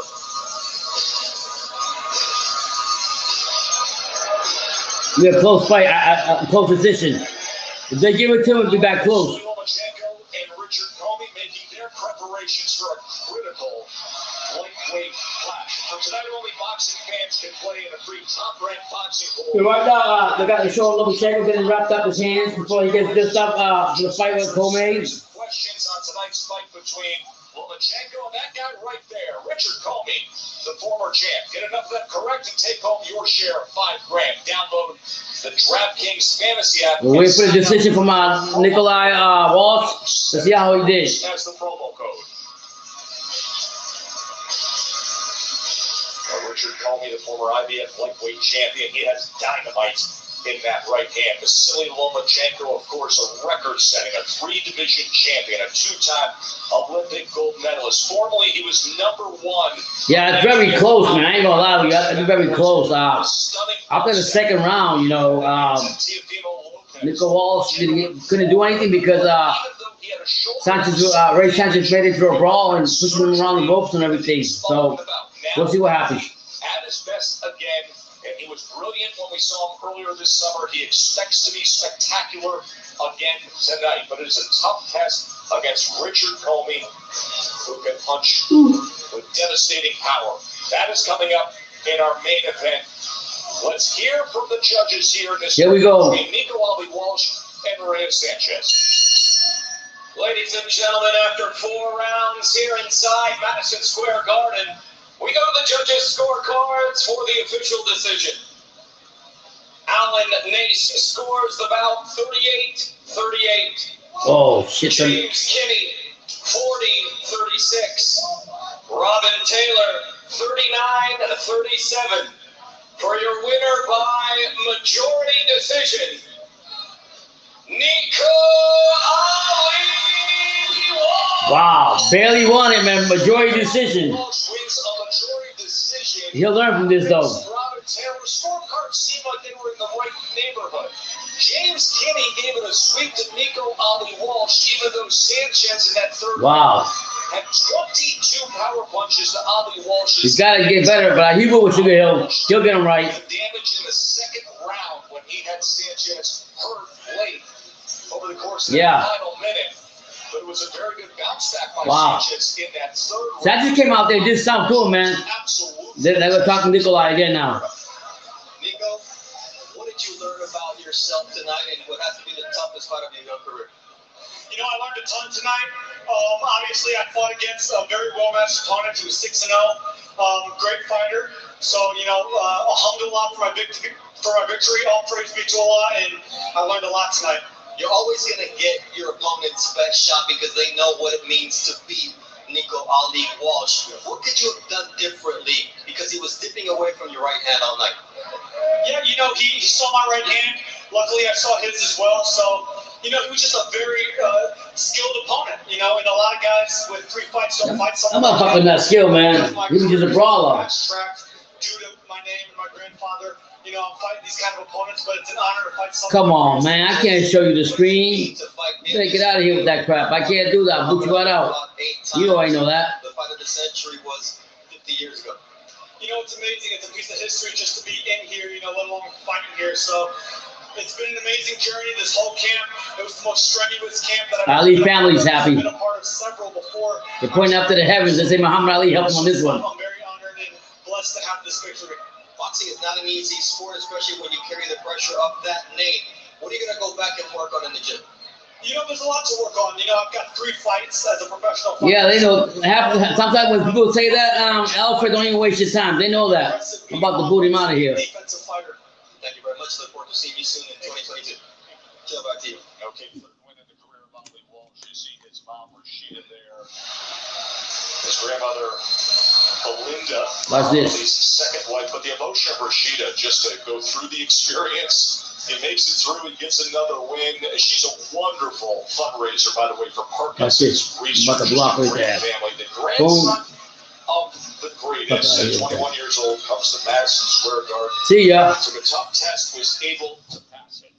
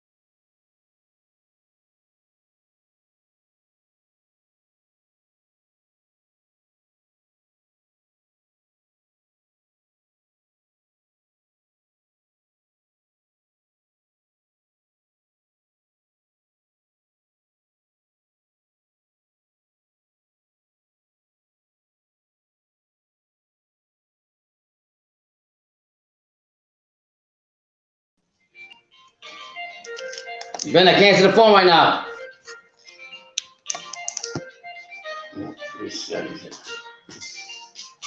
Hello? Hello? Oh, shit.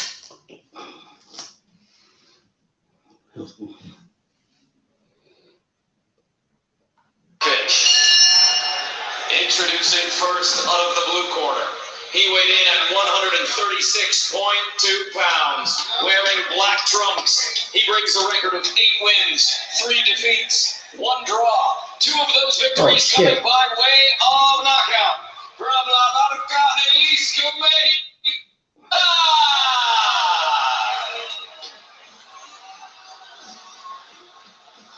Introducing out of the red corner.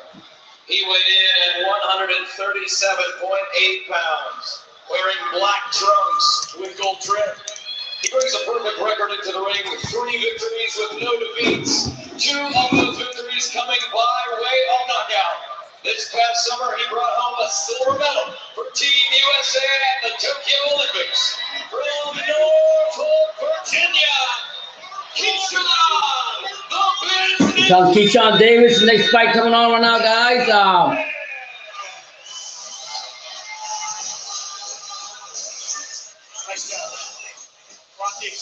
The Olympic right now is coming in to fight. Both fighters in the middle of the ring right now. Keyshawn Davis with black and gold trimming. You both know the rules. Obey my commands and protect yourselves at all times. Please touch gloves now. I'm fighting at the belt. Dre, where do we begin with Keyshawn Davis when? Okay, thank you, man. Appreciate it. I had to come back on here. What help and think frozen. I'm good. So, Keyshawn Davis coming out. Look like a big, strong guy against Zaragoza. First round. Both men with trunks on. Keyshawn with the gold gloves on. Zaragoza's got the blue gloves on. Trying to be aggressive. Trying to push Keyshawn back. Keyshawn ain't having it. Nice body shot by the smaller Zaragoza. Again to the body. Left jab to the body by Zaragoza. Nice soft jab by Keyshawn Davis. Another soft jab by Keyshawn Davis, the taller fighter. Pushes the opponent back. Another jab, gets his distance. Missed left by Zaragoza. Nice uppercut by Keyshawn. Nice jab, soft jab by Keyshawn. Back in the middle of the ring. Zaragoza's 33 years old. Didn't turn to boxing though until a couple of years ago. This guy's 33 years old. Keyshawn Davis is fighting. Oh, beautiful combination when they break up in the middle of the ring. You kick Davis something with an uppercut. Again. His 4th fight in 2021.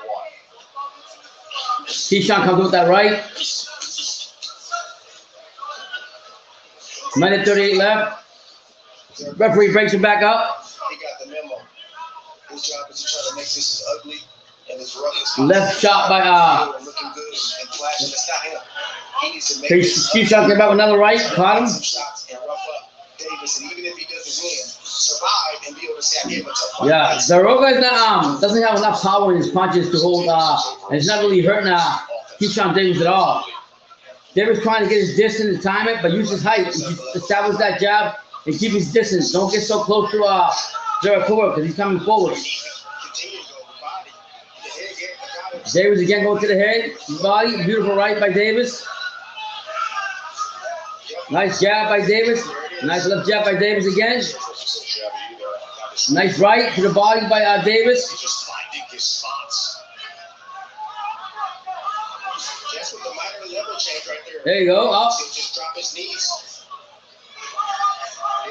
He's trying to push the Zaragoza back. 34 seconds left in the round. Miss over right by Zaragoza. No power in his punches at all from his opponent. Keyshawn Davis is taking his time to start off and just punching him in.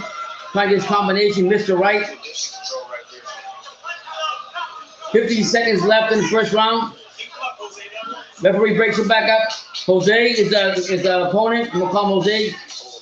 Beautiful shot by Keyshawn. Left and right. Go to the body now. Oh, Dave, that looked good on him. That round goes to Davis, but let me tell you the fact. Jose Zaragoza he's got no power to hold him.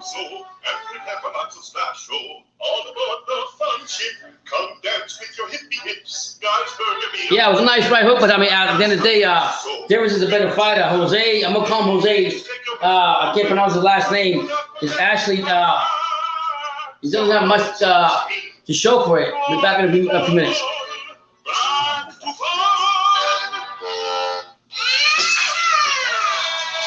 This holiday season, Comedy Central has got you covered. All this darn Christmas getting in my way. Yeah, what do you guys think so far of that? What's going on with Keisha? He looks pretty good. He just has to go ahead and get his more shots in. I'll be right back in a second. This is very exciting. Everyone needs to go home for the holidays. All December long on Comedy Central.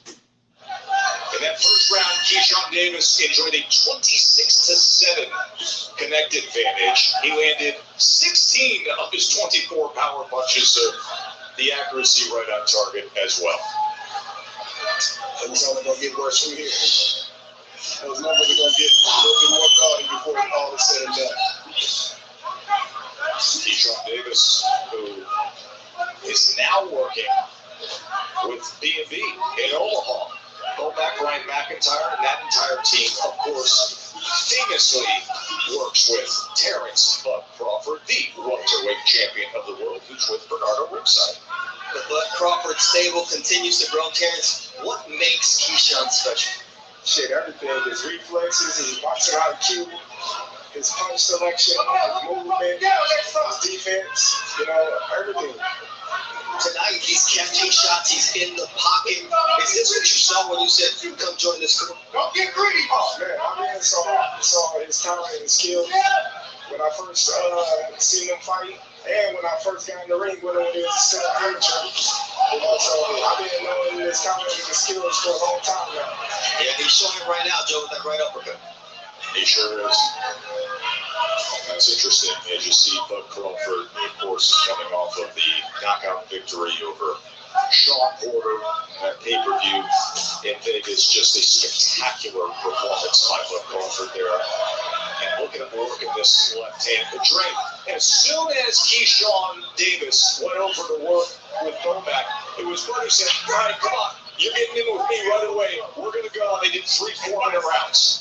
Oh, yeah, that's what time it is. When you're the big dog in the stable and you got the young pup that comes in and he's saying that he's going to be the next one, you got to fill him out. You got to let him know what time it is. A, you're going to see what he has, but then you want to let him know what level you're at and the level he needs to be. What you're seeing is a young man that's in total control of the ring, dominating every aspect of the ring. He's doing exactly what he wants to do. Oh, my goodness. Look at this attack here. And look at how calm and cool and in control he is. 6, 7, 8. You got a drop down. Jose just got dropped by Keyshawn Davis. Let's see what happens. Nice left by another left and the right by Keyshawn trying to finish him off. He's done. Fight's over. Liver shot. Jose's done. That's it. As they say in the biz, on the button. Damage done.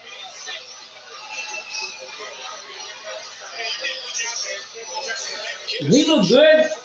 He needs to learn to keep his distance back. He's got to make his distance back. He keep fighting too close. Beautiful shot though. Very patient fighter. Wow. And then you turn up, and that's exactly what Keyshawn Davis did. He got that knockdown because he was touching, walking there, goes it down, walking it down. Keyshawn Davis, guys. Sense of himself, made him feel like that he was safe, and then he turned it up and increased that cadence and the speed. And yeah, that body shot that did it, man. You see Bud Crawford already talking to Keyshawn Davis. Oh, wow. one of the top champions generation in the sport to the guy who everybody says will be. Bob Crawford's talking to Keyshawn Davis, man. Giving him some prop. I like that. Wow. Listen to me. What can this young man do? He can do it all. Precision, precise, double uppercut right there. Do a double uppercut. As you can see, And then two beautiful shots to the body. And that was it. Here's the end of the fight. Get outside, he sees the liver. Damn, Jesus, left liver shot. Right downstairs, behind the elbow. Jesus, that liver shot took the knockout pop up left and right. Liver shot shuts every system down in your body. Just for A beautiful left liver shot, and that was it. Jose. Distance right there. Beautiful job by, and then setting up that left. Jesus, what a shot. Digging to the liver. My goodness. Digging to the liver. Come on, That was it. Wow. Of a pure, accurate liver shot. They will tell you, Trey. It's just instant. Instant. I'm going to tell you this. You get crazy. You see, Jared Goldberg trying to hit the canvas to get his breath back. Like it cuts off your wind supply for 10, 15 seconds, and you don't have enough time to get up. And most of the time, you don't want to get up, even if you could get up. Keyshawn Davis shining tonight. What is he training? Why don't he take the gloves out? He's moving on to bigger and better things, and I'm excited to see this young man's career evolve. And He want to do it to himself. Let's make an official march it up. Ladies and gentlemen, here Get out there. inside Madison Square Garden, referee Charlie Fish calls a halt to this bout at 2 minutes, 51 seconds of round number 2. For your winner by technical knockout, Keyshawn, the businessman, Davis! He took this guy out, but I mean, And you see the top-ranked executive. congratulations, he's 4-0 with 3 KOs. Talked about the president who just turned over to Very talented guy. I mean, he got a lot more to learn, but I think he looks good. this guy to sign him. The big signing out of the Olympics, and he absolutely is delivering. Wave in his hands, he's got the silver medal on his side. Knockout punch. Around his neck. Jesus, that little shot. The left. Boom. You ain't getting back up from that.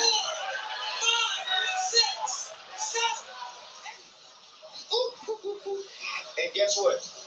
Guess what? This young man, he doesn't run around the ring. He doesn't back up. No, he comes forward. He likes that action. He does everything moving forward. Strong, off the great jab, great balance. Terrence Crawford giving him props, you know? Technique, you name it, he does it all. Up to Bernardo we go. Now they're talking to him already. ESPN Network, welcome to Madison Square Garden. You delivered tonight after your Olympic performance. How did it feel to do this as a pro once again? First off, I'd like to thank God for giving me this victory. I'd like to thank Top Rank, ESPN, my team behind me, and I'd like to thank Mr. Dolan. But today was a great day, man. We trained hard for this. Me and my DB3 brother standing behind me, and Keyshawn Davis gonna get the job done today, getting on the Olympic team. So we just carrying it on as a family, and we're gonna keep going up from here.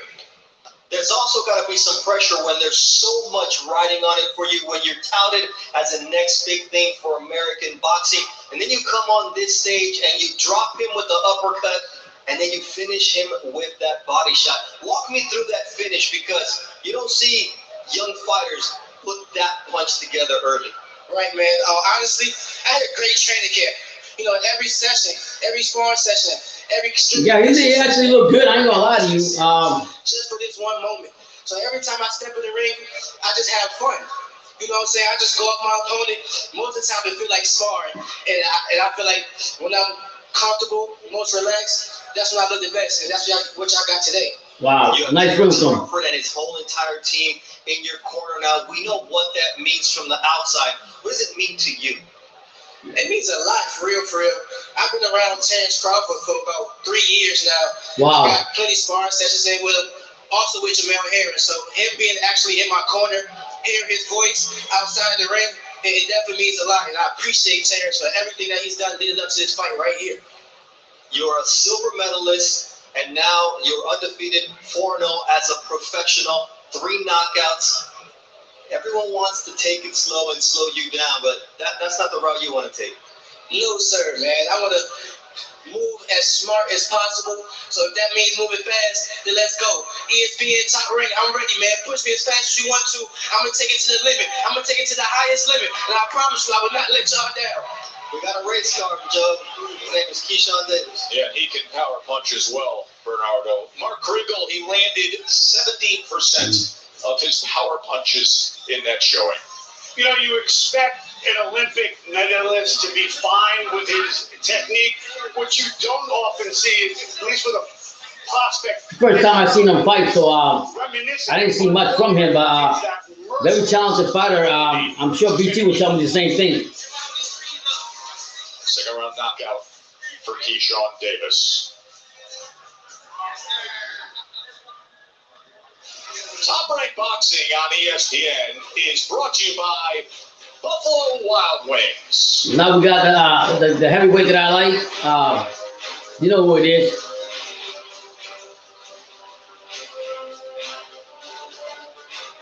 It's the first time I see Keyshawn Davis fight. Talented, you gotta be patient with him. Let him learn. You know, it takes time to get good at your craft. Yeah, he did the Olympics. He got the silver medal. But it's a different game when you got into the professional level. And 31 Days of Your Favorites, hosted by the cast of Reno 911. Yeah, man, the promoter ones that are paying him. What do you expect? You know what I mean? But I mean, the Ballfather made a good signing with him. I still think that he can do more. Good win. But I mean, as the competition gets better, he's got to get better. How about that? You gotta make the face too. Now, the next fight we got coming up is gonna be Like this. what do you remind us? Am I doing this right? You're not even close. Big Baby Anderson from Ohio. You all know who he is. Youngest heavyweight prospect coming up, very talented. Got knockout punch from that, and then we have the main event. I appreciate the 10 of you that are here. Thank you so much for being here. I don't understand why it's not attracting more people to the live. I mean, the live is, I thought we more people on here, but I don't care if there's one person here. I'm gonna sit here watching with you. All with the power of the T-Mobile network. Metro is giving you and your family more chances to stream, more ways to connect, and more reasons to Yeah, man. with a free Samsung Galaxy tablet. Get more for the holidays. Only at Metro. You like to know your score, but do you know your health quotient score? Find out with a comprehensive health profile from Quest, which calculates your score using select lab test results, a health risk assessment, and biometric screening. So get started today. Hopefully, I will tune in here with after this co-main fight with Brian's Big Baby Big Baby Anderson from Ohio. Hopefully with Lomachenko and Comey, a lot of people come in. I want to hear some feedback. Thank you. I really appreciate Alfred being here, commenting, trying to keep me awake, keep me alive for this long live. I just didn't expect it to be so low in the comp, but hey, it is what it is. What happens if you ever need to miss work for a long period of time? Why would I miss work? I don't know. You sprain your ankle? It's all right, you're back. Give me a second, the fight is starting. I'll be back. I gotta check on my wife. Horse. Fall off a ladder. Bathtub mishap. Polio. Boating accident. Stuck by a fork. Rabies. Well, Scurvy.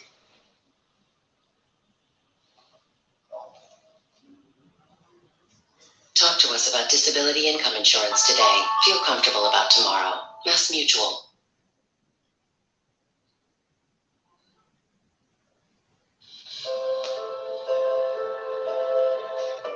What is special about the lightweight division is like no one is a king, no one can lose to anybody. We have a lot of top fighters in these weight classes, a lot of talented boxers, and of course, we have big names. It's great. That brings a different dimension to it. I respect all fighters from our weight classes. We can talk about who's the best, then we don't fight each other.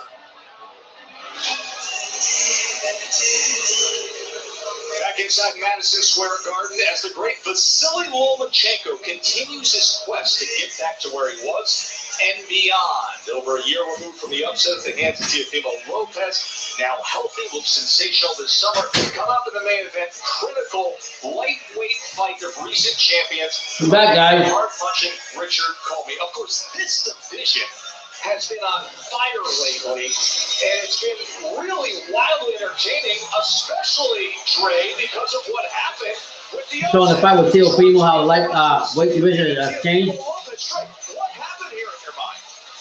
Listen, Teofimo Lopez underestimated George Kambosos. So true. I said the same thing. He underestimated Kambosos. The power that we know that Lopez had, and Kambosos was going to be done. He was going to pack it in. It just didn't happen. Sometimes you're going to hit a fighter, and they're going to hit you back. And I know that Lopez had some distractions outside the ring, also some physical issues. We got to consider that. But Kambosos, minus the physical problems, he had distractions too. His grandfather died. He wasn't able to be home. That was probably the longest training camp that any fighters ever had. Both fighters. They're just showing up some fights in the lightweight division for the last couple of weeks. Devin Haney with the unanimous decision win over Jojo Diaz. And then Tim, Gervonta Tank Davis, the decision win over the Feisty Pitbull. It's a true game to fight, no doubt about it. You know, he was, very crafty the way he approached the fight and being aggressive. You know, he had great defense coming inside. He was able to avoid the uppercut of Davis, and he was able to land a ton of left hooks against Davis. You know, he pushed him to the brink. You know, I mean, he did all right. I think Davis did enough to get the job or get the nod. But I saw some vulnerability in all those guys that we just got there. All right, so here's where it leads us, guys. You got the four-belt champion now with George Kambosos, where nobody expected that to happen. You got Teofimo. How it is, man. The undisputed champion, now going to 140 pounds. You got Devin Haney, who has the WBC regular title, who keeps looking impressive. He's got speed, he's got ability.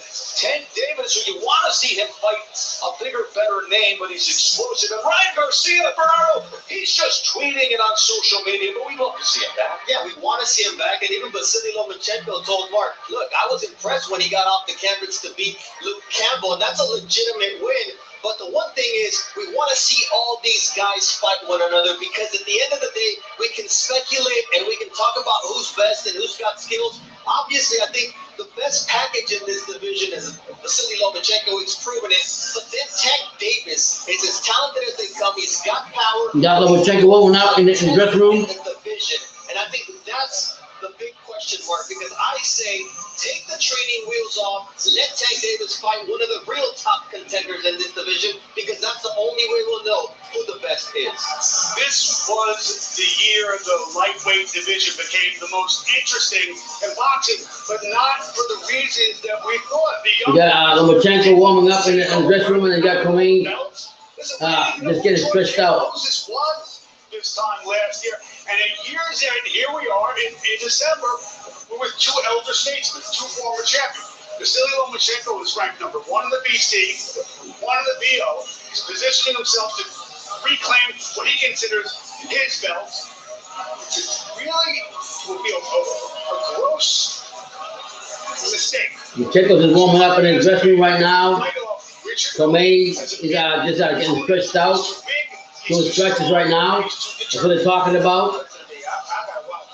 There's a wild card. I just got done seeing this young man fight. Now I'm going to say Keyshawn Davis right now. I'm letting you know right now. You guys are calling to say that Keyshawn Davis is a wild card, please. With 3 knockouts, age 22 years No. old. Put him in the top 10 right now in this division. You need to talk about this kid amongst all the other. No, Bradley. Slow your ass down. Right now.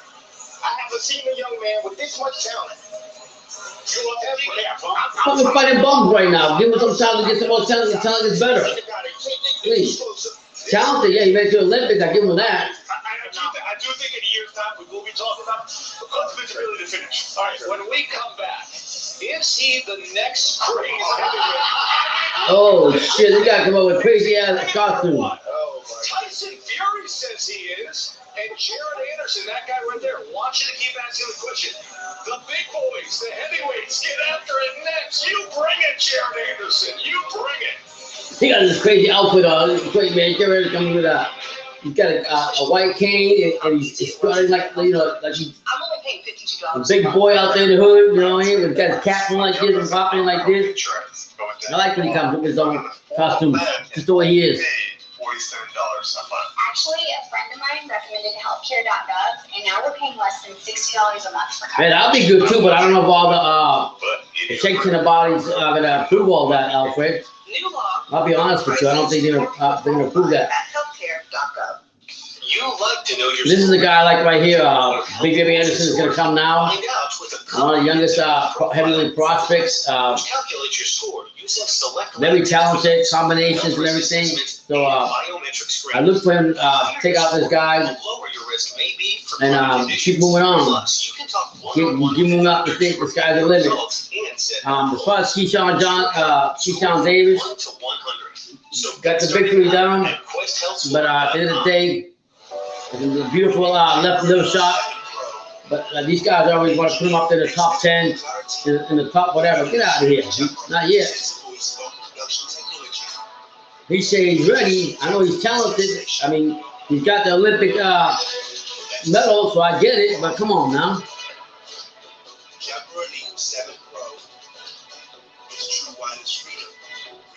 Yeah, that's like you said, the Super Series. They did that, but it's not that everybody should be on that, you know.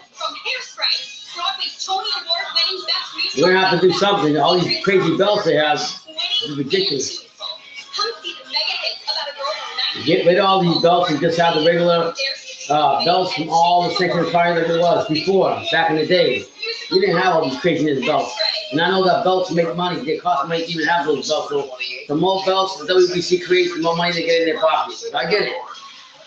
But it causes a big mass confusion on what's going on.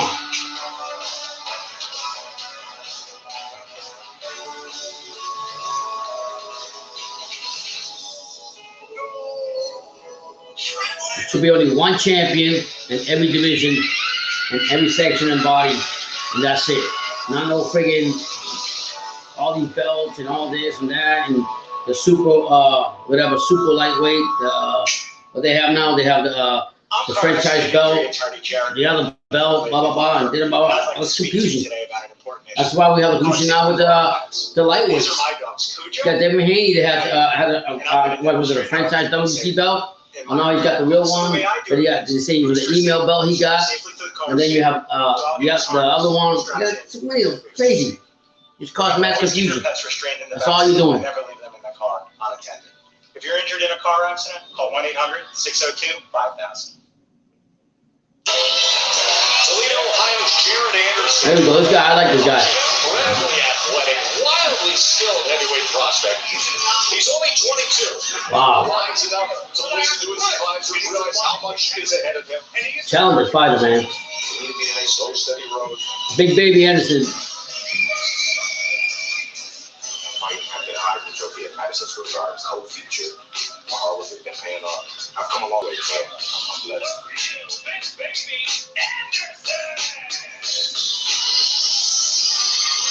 Madison Square Garden, Midtown Manhattan, the annual Heisman Night. Yeah, so we're waiting right now for the fight with Big Baby Anderson, heavyweight prospect that's real good, very talented, Toledo, Ohio. He walked in with a cane. He do like Big Daddy Kane will come with a cane, walking, pimping, got his hat on, got his white suede jacket on, and he's just pimping into the ring. You gotta love his showmanship for somebody like that. Look at that. Boy, he's pimping into the gym, into the ring, man. Like he said, I'm about to take care of business. The big mafioso. You know what I mean? The big kingpin, the big pimp, pimping into the ring. There you go. Yeah, he loves it.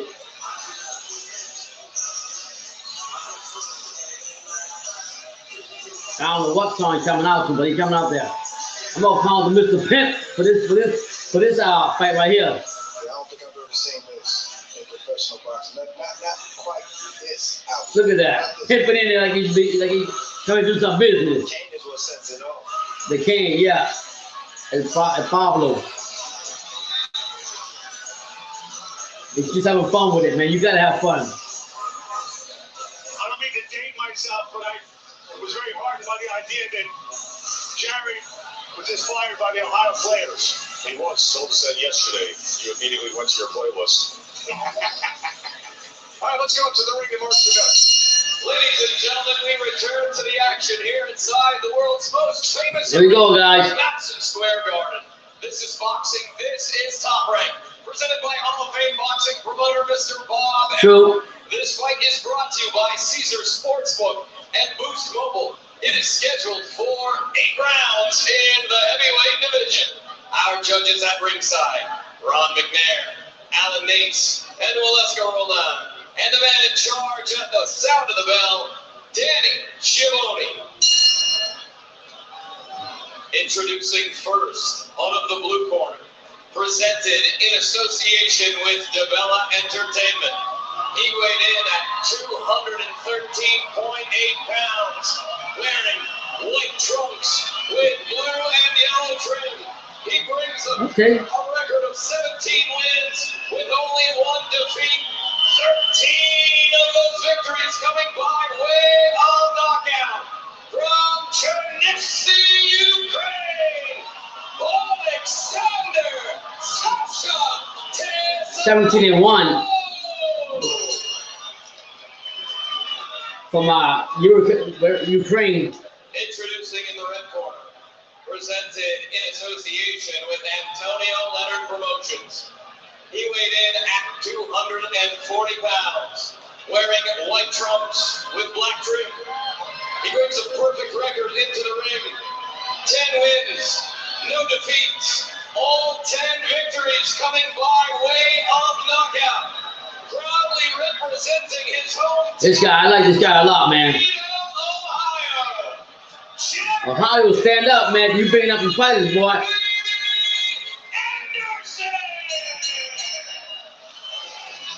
Yeah. Yeah,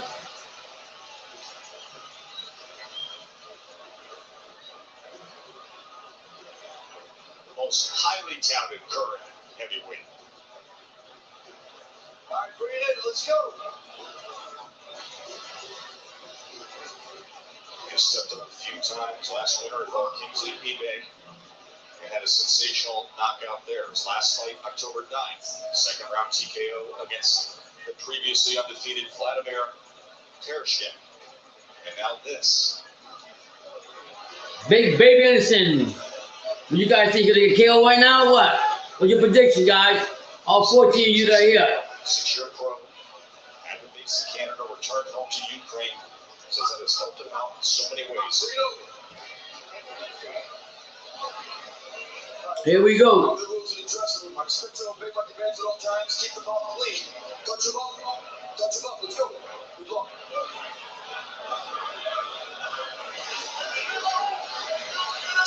They both look 640 here. Here we go. You know, it's interesting because Jared looks so much bigger, right? But you look over at Teslenko. Teslenko from Ukraine was good too. Here we go. 13 pounds, but it is on a taller frame. Big Baby's already trying to establish his jab. 40. Anderson choosing to come out in the southpaw stance. I told you, he's ambidextrous. He can actually fight both ways. Orthodox or southpaw. Big Baby's coming out in the southpaw stance. Jabbing to the body. There's a left hand to the body. Left to the right. Stairs as well, very accurate early on. Oh, shit. Hey. Comes firing back.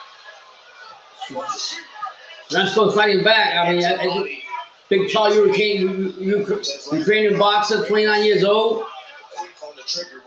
Big Baby establishing going to the body of Zelensko. Right where it is. And oftentimes that right jab to the body of Zelensko by Big Baby. Not when you're facing a guy with this kind of ability. Ukraine fighters trying to get his distance. There it is again. Ooh, they both, oh, wow, they both get a jab, but Anderson threw some hard shots, boy. Last shot. Anderson got Teslenko. Wow. For sure. Francisco coming. Again.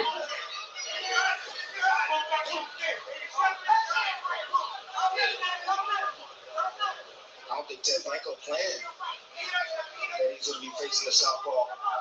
But the good thing, and to his credit, is he does have a extensive amateur background. Maybe Anderson's fighting southpaw still. Going to the body of Teslenko. Again to the body. Jabbing to the body. Right jab to the body by a left jab to the body by Teslenko. Teslenko came back. Again. Anderson's coming out. Right. He just missed the over jab. Going to the body again. It's Big Baby. Straight to the solar flex of Teslenko. Jesus. Clean right jabs going to the face of Teslenko by Big Baby. I don't know, he's a European fighter staying there. This place is now filling up in anticipation. Wow. Lomachenko and Comey. Anderson just Anderson. Anderson's fighting southpaw. It's crazy. Yes, that right hand is waiting on him. There it is. Oh. Combination by Anderson. Anderson pushing Teslenko back. 13 seconds left in the first round. Again, Anderson goes to the body. Again, oh my God. Yo, I'm gonna tell you right now, this European fighter is not gonna last long.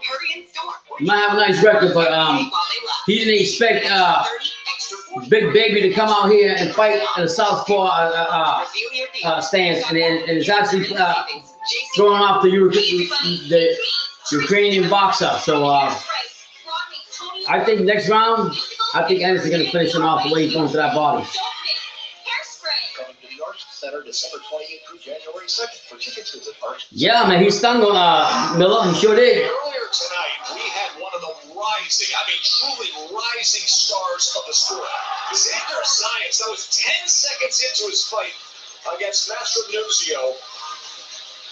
And Xander Zayas, who's based in South Florida, was originally... So the highlights of Xander Zayas, here in New York. 154-pound prospect. How he knocked out the Italian out in the second round. So he goes to the second round right now. Based on this year, 6-0 this year, and sensational every time out. Tim, many believe he will be named prospect of the year. Down in my mind, he was named prospect of the year. You got to account also for the age. Big Baby's fighting from the orthodox stance right now. Nice right that caught Teslenko. What the hell is this guy's name? Teslenko in the right shot to the face of Teslenko by Baby. No, not yet. He's in my top 10 already. Big Baby's walking him down. Teslenko is holding on. Jared Anderson again. Going to the body and going upstairs at the same time.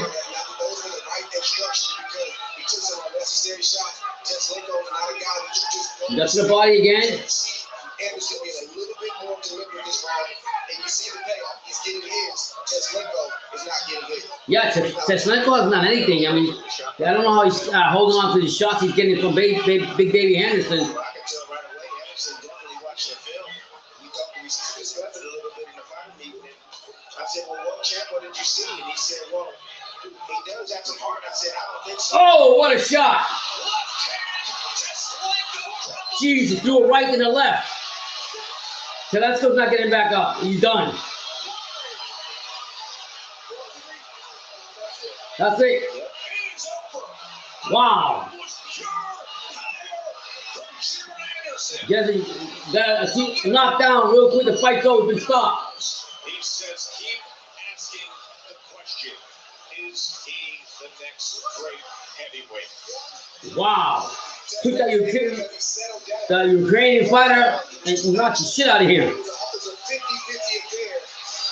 Wow. Anderson landed some shots, and when he settled down and started setting things up, Then you saw the difference. He landed the clean shot. I mean, the European fighter tried to hell on, but I mean, those power shots that Big Anderson had, and he's so talented. He came out fighting the southpaw, then he turned out back to orthodox. That's how he felt. MSG on Heisman night. He wanted to Wow. make a statement, and the statement he made. This kid's gonna get better, and I'm telling you, he's gonna be the best heavyweight when he gets up there. When he gets those belts, look out. That big smile that we're all familiar with. Yeah. Ray, take us through it. How he finished it. Just a beautiful finish from Anderson, just taking his time, jabbing, Right? blinding. Oh just my God. So he landed that big shot. That shot, he threw that shot in the first round, but wasn't able to land They it. threw a left jab, Eyes closed, and Teslenko over right hand right, boom, and then a left. And then you see the big man go down. That was it. Anderson, he just Teslenko, he Left jab, that was a great stoppage from the referee. right shot, It was set up. left, It was intentional. good night. That was it, man. Jeez, man. So talented. Yeah. Big baby. So right there on the mouthpiece. Toledo, Ohio. Go down to Houston. You put that Pippin hat back on. You're so crazy. He's so powerful and he's so cutting that even when an opponent gets the glove up, tries to block a piece of it, he punches his glove.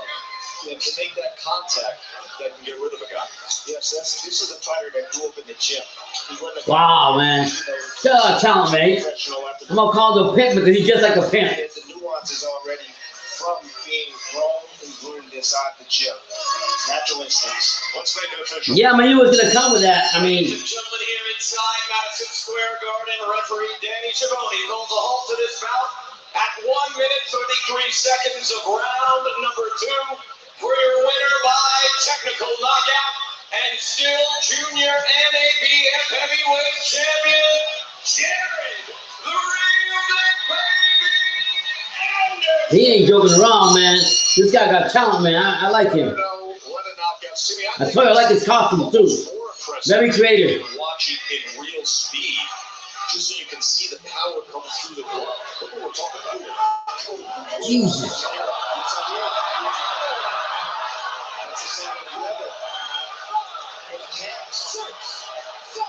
What a shot. A left and a right. Boom.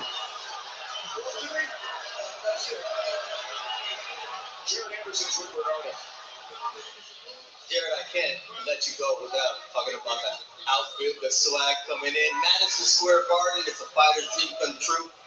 What was this all about? Man, I want to give a shout out, man, to Dominique Davis, man, a true brother, a true supporter. He helped me get here. I just want to give that shout out to him. But I'm blessed. It means everything to me. I wouldn't be here without my team. I'm so thankful for my manager, my promoter, my coaches, and my family. You know, I'm here at 11-0, co-main event, Madison Square Garden, the best team in boxing, you know. So like I said, I'm thankful for them, and I'm blessed. And I'm thankful for all the fans y'all out here cheering me on. And y'all did a great job, man. Y'all here. You come out Yeah, I like it. and then things change when you go back to your orthodox stance. Walk me through that change. We came in, we wanted to confuse him, so we went southpaw. I think we did just that. And by the time we switched back in the next round, he didn't know what was coming, and you see, he ended up on the mat. His corner did tell me they had no idea that you were going to come out southpaw, so it did work. Once you settled into the southpaw stance, you finished the fight. It's hard to punch through a guy's gloves and still get that shot to the temple to knock him out. What does that say about where you are? That we coming, we working. We in and out the gym as soon as we get out the gym, we right back in it, so just know, be on standby, it's big business coming. You said that you're at your best when you have to go through adversity. You had adversity in this camp, and you came out and shined. Are you, as the question you wanted asked, the next great American heavyweight? Well, I think it's still a question, ain't it? I want everybody to keep that question. If you don't believe it, keep questioning. I'm gonna prove you right, prove you wrong, whichever one you want to go for. Tim Bradley wants to know if he can have the hat as we send it down. Tim, you can't have this, but you can rock it. his great personality, he's a heck of a fighter. He's got power, and he's got a very bright future. And as for that future, as you see the team there surrounding Jared Anderson, Kay Karoma, Jay Prince, and Daryl Riley, and the crew that he has great faith in. Dre, we talked about this earlier. We are right now in an That's era crazy, man. Fury. Now we got the main event, guys. Lomachenko and Comey. Established. You got a guy like Anthony Joshua out there. Every which way, you can take the slow road with this guy right here. Nothing needs to be rushed with this guy right here, Dre. Yeah, I think that's the right thing because this is the most dangerous. The main event coming on now, guys. Stay tuned. Asset to his team, to the promoter, manager, and if he stays focused and keep developing, he will be. Yeah, Alfred Miller, you right about that. I didn't think about that. Next, a lot of guys want to be now. Look at that Clive Fraser. You right. And the team is patient. I always like his costumes because he always come out with some different costumes. American star. And that just makes it better for boxing. I mean, Xander Zayas, dynamic, likely prospect of the year. We saw Keyshawn Davis, unbelievable. that over here, Comey warming up in the dressing room showing him right now. Now the guys who are right there, they've been champions at 135 pounds. A critical stage for that guy, Richard Commey, the former IBF lightweight champion, going up against Vasyl Lomachenko, who was the #1 pound for pound Could be a good fight right here, man. world prior to his upset loss to Teofimo Lopez, and now he says, my goal is to be undisputed. I want the belts back. Tail of the Bet is brought to you by Caesars Sports. The main event's coming on now, guys. The main event, baby. The money line, and we understand there has been a late tick coming in on Lomachenko. Lomachenko is an 8-to-1 favorite.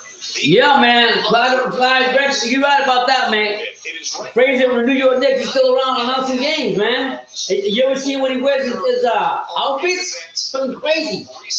But that's who he is. So Lomachenko's a -800. Yeah, main event, or repeat. 8.5 is the total rounds if you want to get yourself a little. Got the Matrix on, baby. Hit that like button if we haven't. Thank all you that are here. Lightweight champion of the world back in action when we come back to Madison Square Garden. Here we go.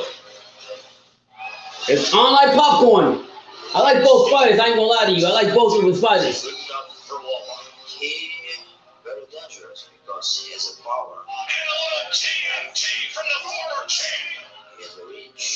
He is smart boxer. Let me tip my wife on. Yeah, so she wants. A good chance to be a closer to world champion. What was that? Those 4 lightweight belts is my goal. Over the holidays, feels good to be here with you.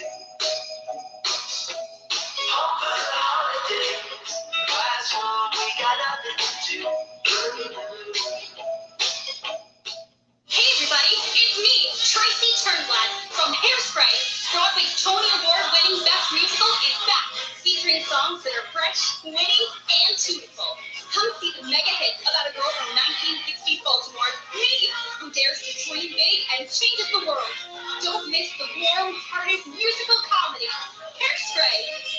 Coming to the Arts Center December 28th through January 2nd. For tickets, visit archcenter.org. At Blakely Law Firm, we care deeply about getting people money for their car accident injuries. Here are some tips that will help to ensure you have the strongest possible case when you're hurt in a car accident. 1. Always get a police report. 2. Document your injuries with a medical provider as soon as possible. Your case can lose a lot of value every day you wait to have that first doctor's visit. 3. Do not speak to any insurance company without first consulting a lawyer. Call 1-800-602-5000 for a free case evaluation today.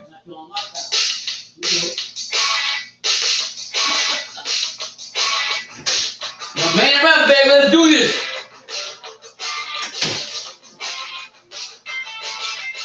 Main event's coming on, guys. Let's do this. Let's go. What's your prediction? Who wins? Knockout. You lead. What's going on? Talk to me, guys. Let's go. Yeah, an ordinary piece. The main event, baby. Okay. Here you go, buddy.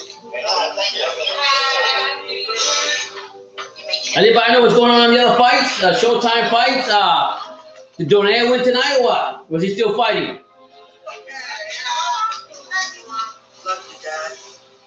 Oh my God. Tomorrow, guys, I will get that van fixed again, man. I just threw a new starter in it. I put a starter, brand new starter. The bitch ain't still starting, so tomorrow I'm gonna go ahead and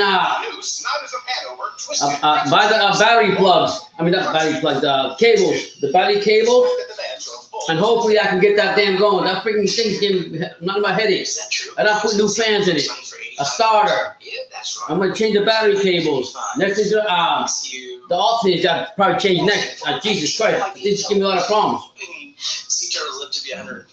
Yeah, the main event, baby. You got it. The Matrix is back. That's the fight that I want to see. Kambosos in the Matrix. I don't care about David Haney. I don't care about Tank, but realistically, I have to care about David Haney because he has the real belt that Kambosos needs to be undisputed. But I'm telling you right now, all I care about is seeing the Matrix against Kambosos, because boy, that's going to be a war. Whether it's here in the U.S. or in Australia, that's going to be a war. And you all know it. You all know the Matrix is going to come back, take over the lightweight division. Happy 90th birthday. You have done a lot of things for a lot of people. Thank you.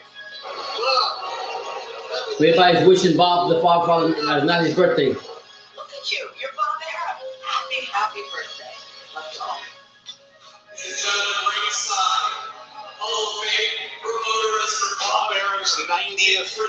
Jesus, he's got more than 2,119 boxing cards. 1966, promoting Muhammad Ali.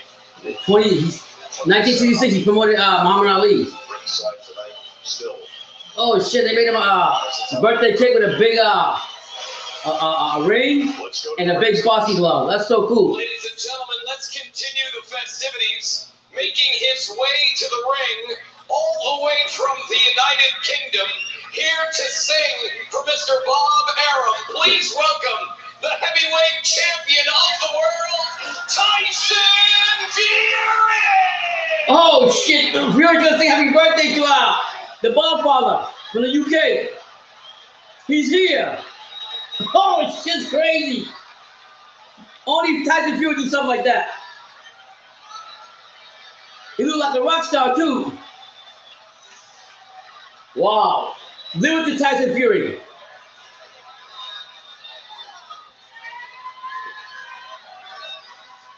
Look at him. You know, saying happy birthday to the Godfather. I like that. He's going on the ring and sing to him. He's got the crowd going and everything. Probably the most exciting scene all night. Jesus, it's so big. The Godfather, yeah. He's getting all the crowd going.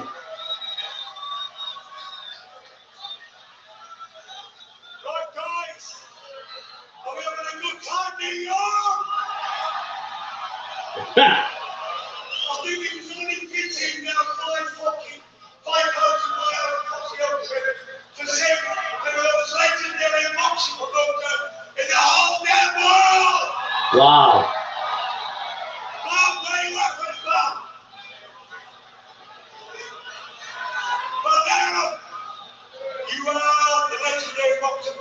Wow, respect the Fury, man. I like that.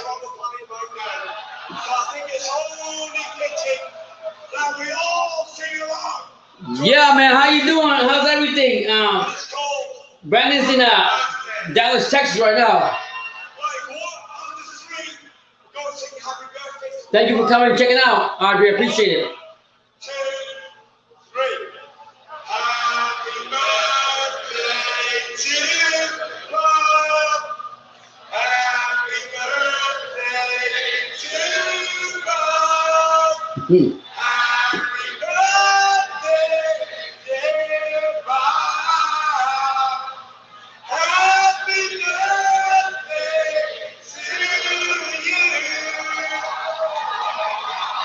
Man, that is so cool, man. Fury came all the way from the UK to say happy birthday to Bob the Godfather.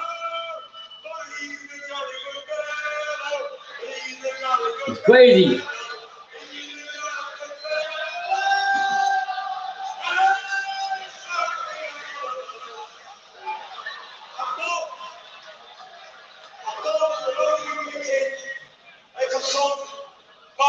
Favorite song tonight. Sing along, because I know every motherfucker here knows the words. Oh no, here we go. Sing the chorus. Bye, bye. Here we go. This one's for you, Bob. A long, long time ago, I can still remember. Yeah, here we go. Only Fury, man.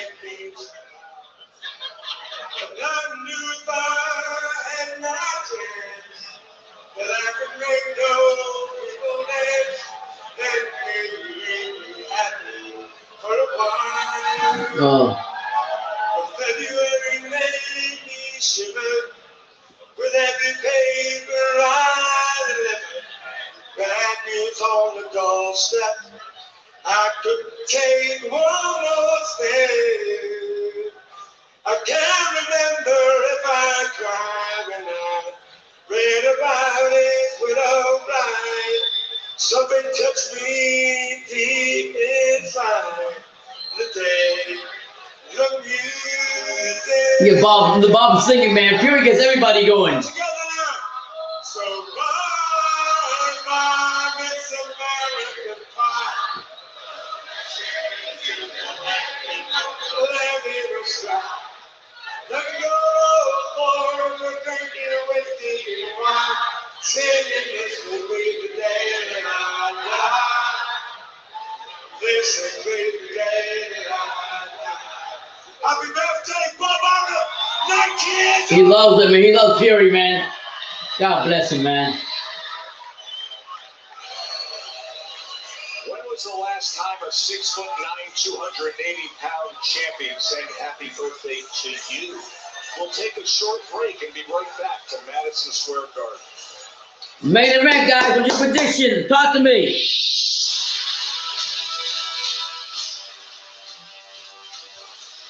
Yeah, me too, Audrey. I agree with you on that one. That's what I want. That's the fight that's got to be made, you know?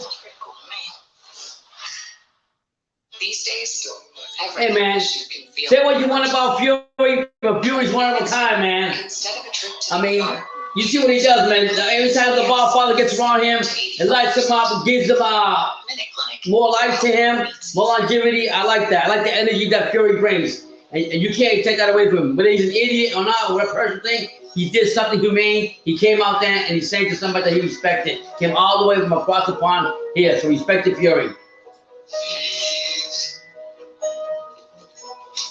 It's always a blessing when you get the 90s and, you know, you can live life and still be around. I mean, that guy's promoted over 2,000 fights. He started with, according to this, he started with Muhammad Ali since 1966. So, God bless him, he's still here. Now for this man. Oh, what a shot that was! Watch out, here comes Garcia. With right hands. I like Comey, but I'm going for Lomachenko. Tell the tape. Everybody give me your predictions, what you guys think, what round, whatever, UD, whatever. Had both the height and reach advantage on Lomachenko.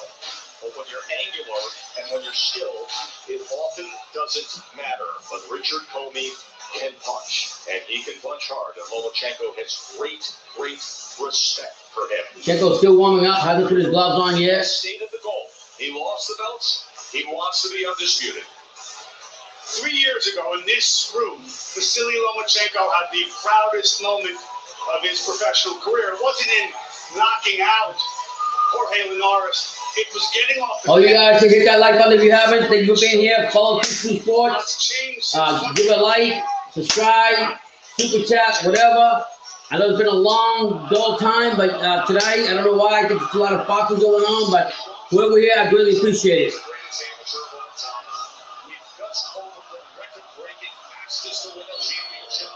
Yeah, Loma's gonna make a statement, man. I've been saying it to the last fight when he came back. I seen the hunger in his eyes, and I think, you know, that'd be a great fight. Him and Kambosos. The young guys took over the lightweight division, took over boxing. What happened? It's a boxing. That's why we love boxing. Nobody knows what happened. I think now it's more interesting weight classes in the world. Who's the best lightweight? We don't know because we didn't fight each other. What did you see in Tank Davis and Isaac Cruz?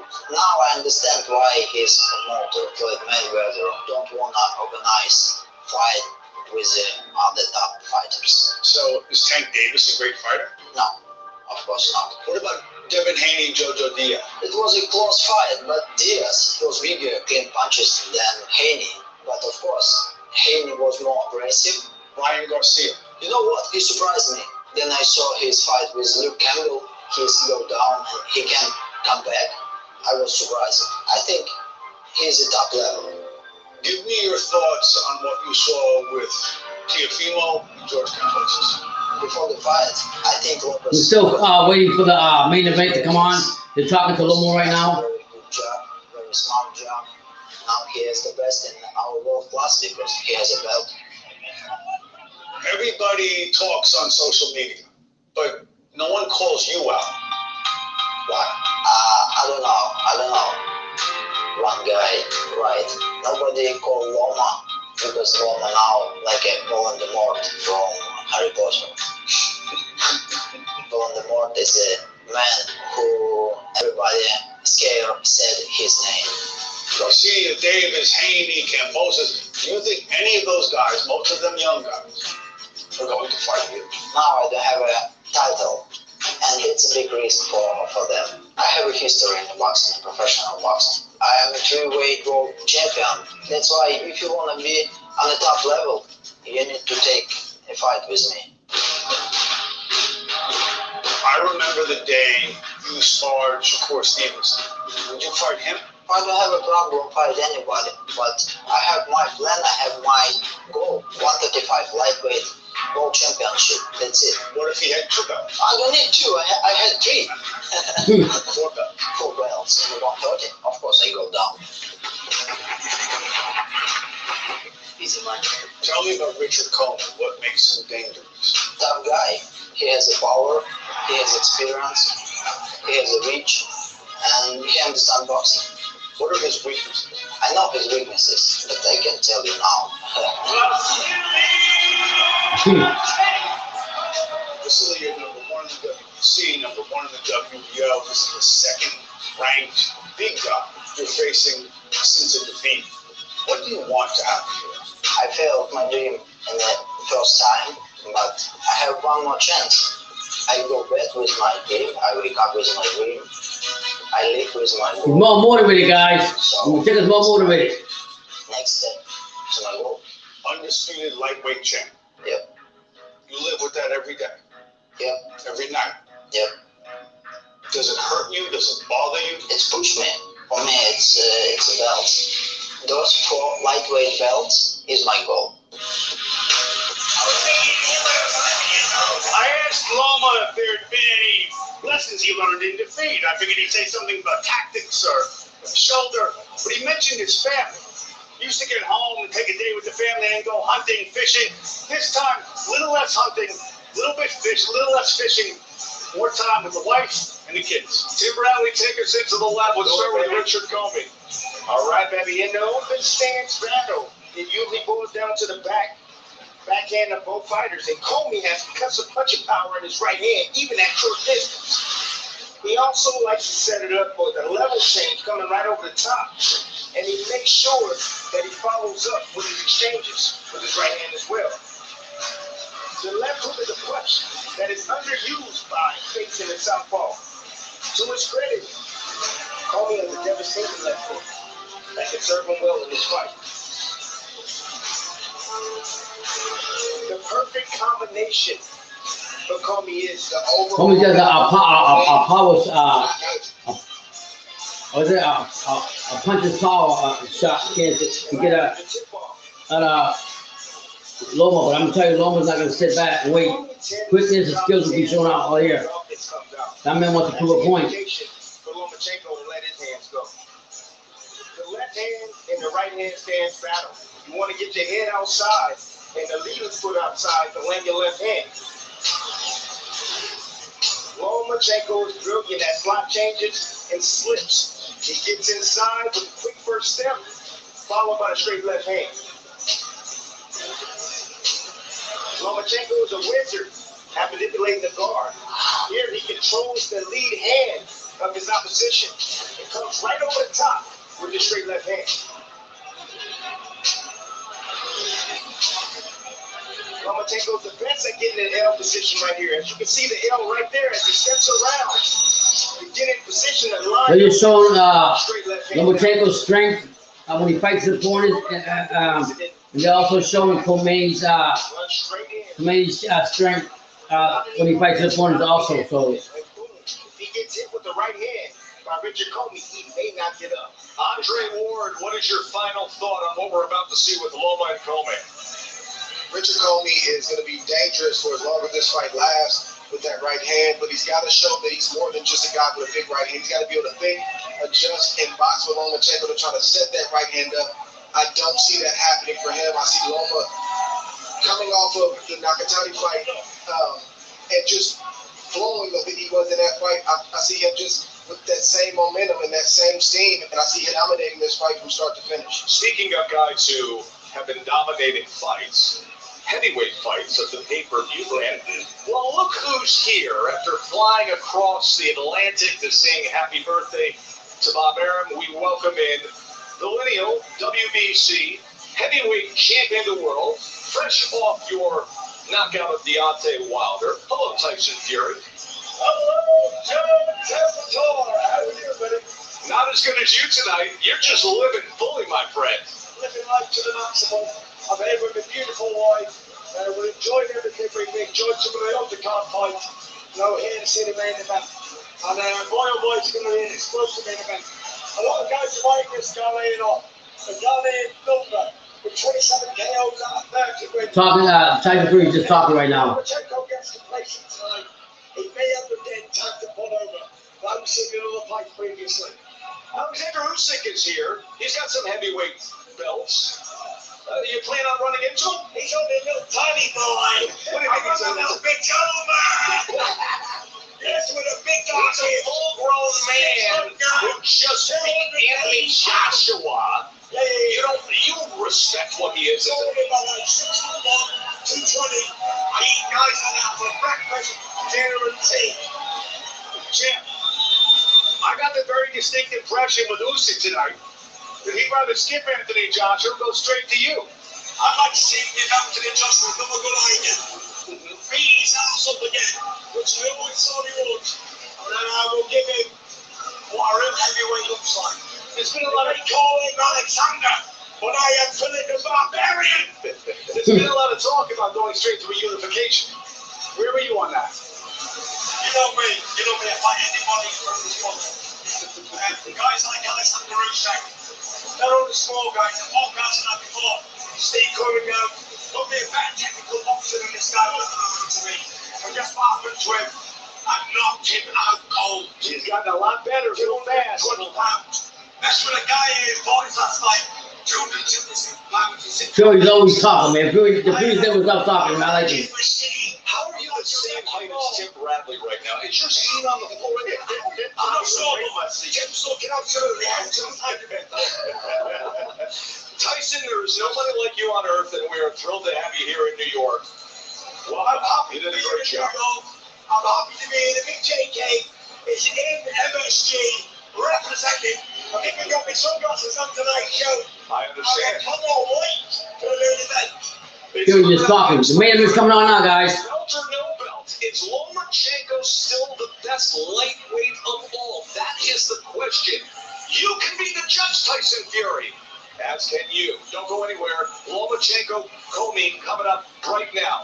Or Tyson Fury, probably. He wants to interject and interrupt. All right, champ, we're going to break. We got to get ringside. The main event's coming on, folks. Give your predictions. Hit that like button if you haven't. Let's enjoy it.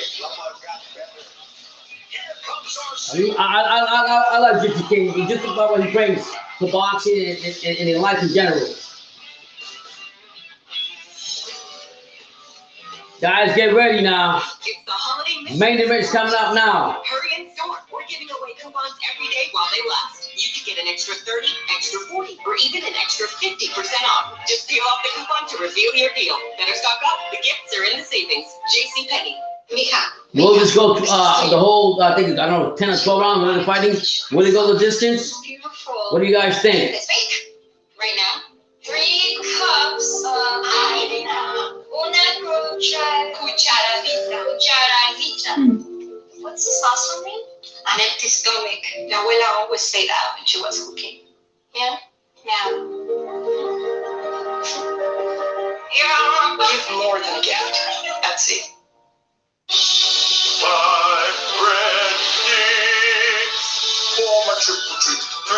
Get your popcorn ready. It's gonna be a good fight, guys. The Matrix is back.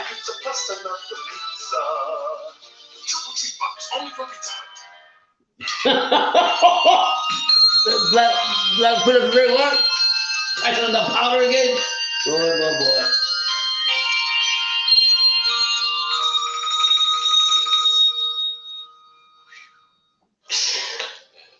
Is that true? Geico's been saving folks money for 85 years? Yeah, that's right. Wait, so if Geico's 85... I think, like I said, Loma's going to come in here, and he's going to make a statement.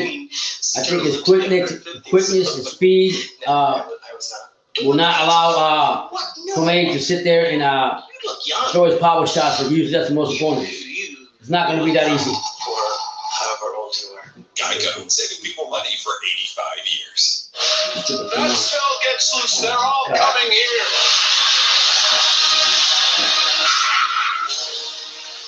Hi there. Oh. Don't do this. I have to try. Exclusively at movie theaters Thursday. This is your living room / yoga shanty / regional office / and this is the basement / panic room. Maybe what your family needs is a vacation home / vacation home. Find yours. Main event's on, guys. Coming up soon. It's getting colder in Burlington. This is what we've been waiting for, right? You got it now. All at the same time.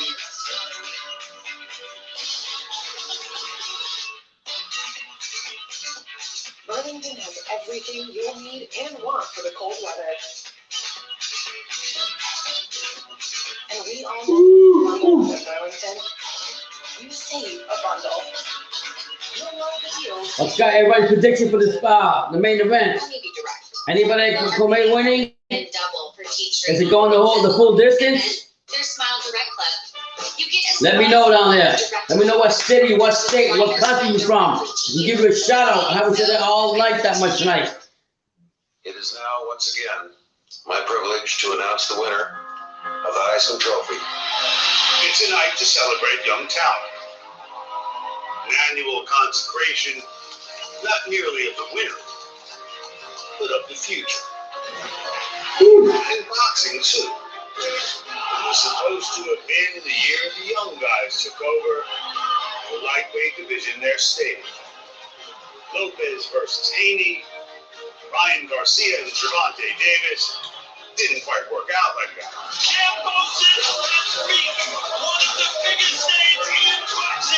Now the notion of 4 kings feels more like 4 meals. The year end, not with young men, but old vets. Each former champions, the talent attack, but their time running out. The heavy hitter, with the right hand, was brutal, and an erstwhile prodigy. He wants to prove that he is still the man at 135 pounds. Aging perhaps, but their ambitions undiminished. Those 4 lightweight belts is my goal. No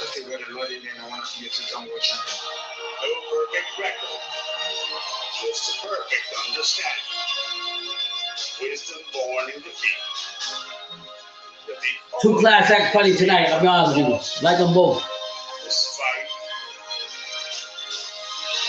and to win.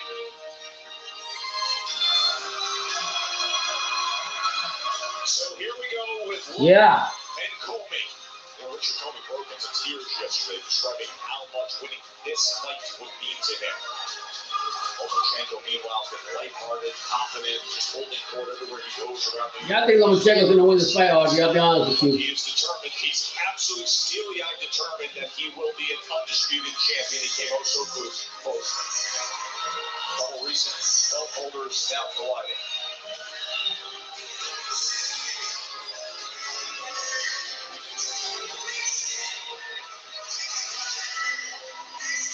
The main event, baby, right here. Let's do this.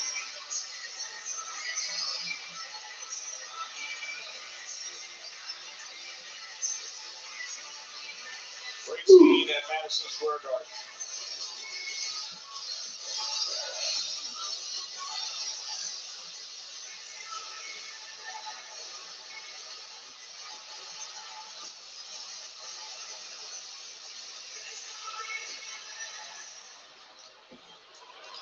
Well, here we go, the main event.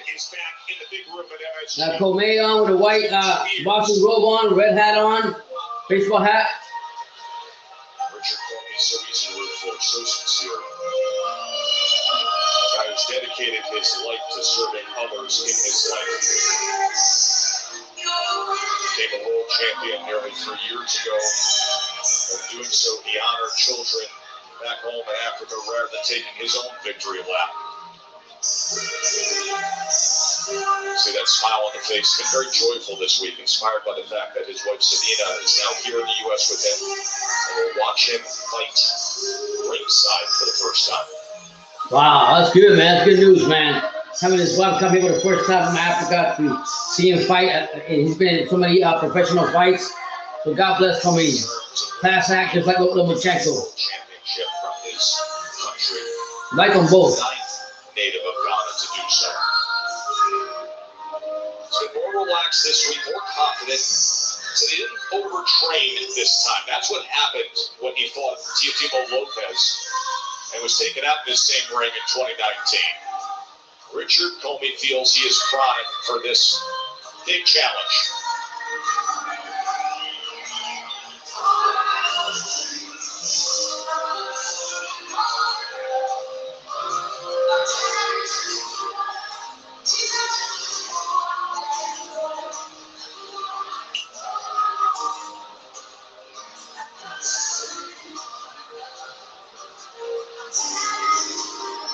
Very humble guy, man. That's what I like about him.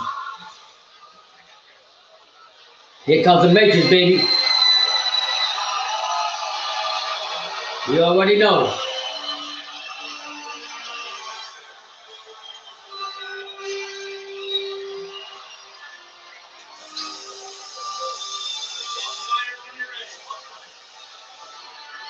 And now the former #1 pound-for-pound fighter in the world.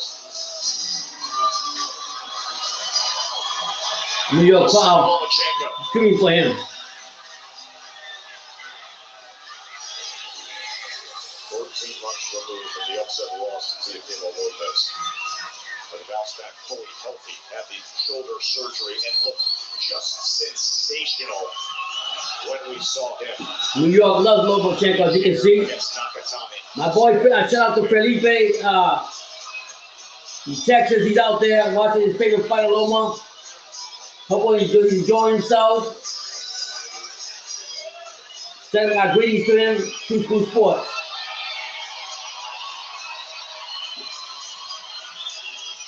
Ukrainian flags here at Madison Square Garden.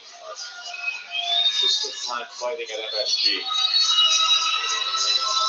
Global stars Lomachenko, the 2-time Olympic gold medalist, the 3-division world champion. We are ready. Lomachenko got his came in with black robe, orange stripes on him. Gentlemen, welcome inside the world's most famous arena, Madison Square Garden. This is boxing. This is Top Rank, presented by Hall of Fame boxing promoter Mr. Bob Arum.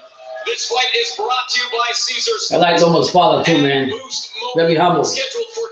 Always in the back scene, the background. Intercontinental lightweight title, sanctioned by the New York State Athletic Commission, Executive Director Kim Sumbler. Your ringside physicians, Dr. Avery Brown, Dr. Michael Lenihana, Dr. Guillaume Lomas, Dr. John Nedeker, and Dr. Kevin Wright. Your timekeepers are listening. Get ready, get your popcorn ready. Williams, our judges at ringside, Eric Marlin. Felipe, have fun, man. Enjoy the fight, man. The Matrix is back. Charge at the sound of the bell, Mr. Steve Willis.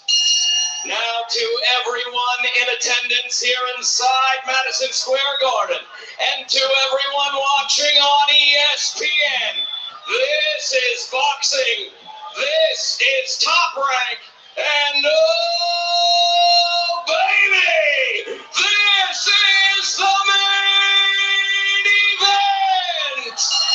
12 rounds for the WBO Intercontinental Lightweight title.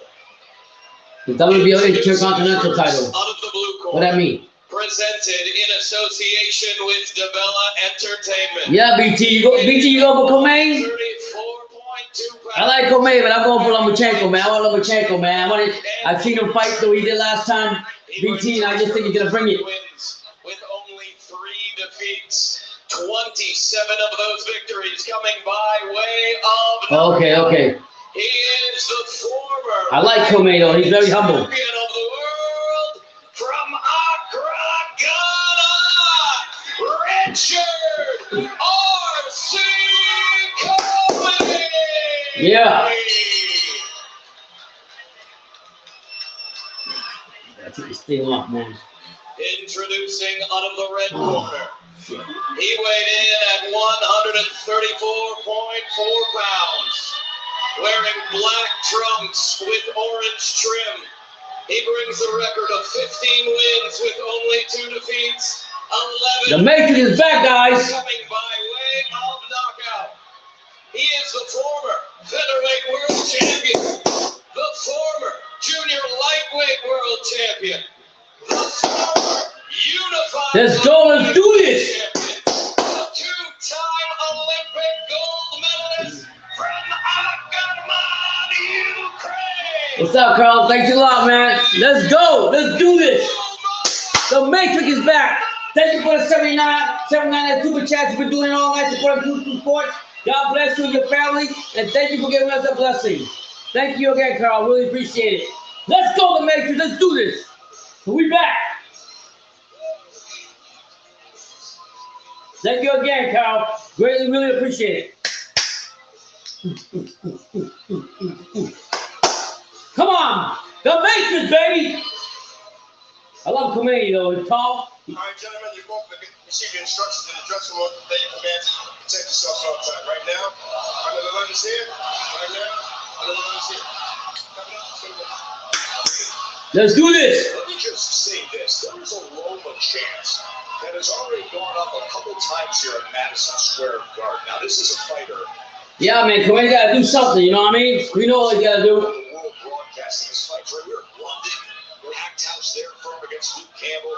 We went on the West Coast to LA, Vegas. This is the MSG. Yeah. When you look throughout this packed Madison Square Garden, Here we go. Let's go. the yellow and blue Ukrainian flags, and there is a wave of support for Loma. Comey in the white trunks and blue stripes. Rounds here against what we dream. The taller fighter is Comey.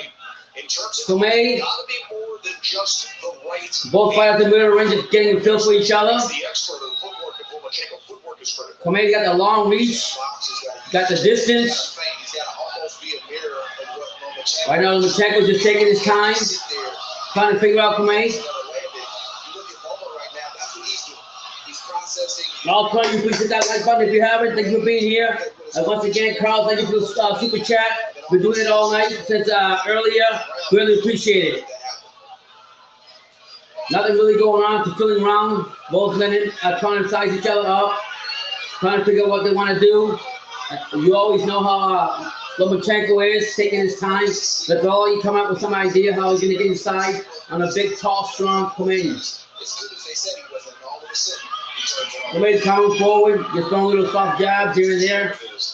But here comes Lomachenko again, going forward. He's capable of being aggressive. Well, I asked him, I said, how long does it take you to figure out a guy and an opponent? He said, it's 2 rounds. That's all I need. 2 rounds to figure him out. Now, the great criticism in terms of starting. Comey, guys are taking his time too, trying to figure him out. Comey's trying to jab, keep his distance, making it more difficult for the shorter guys and Lomachenko to come inside. He didn't have confidence that his right shoulder could hold up, and he said, I'll just give it a go halfway through. He's too little too late.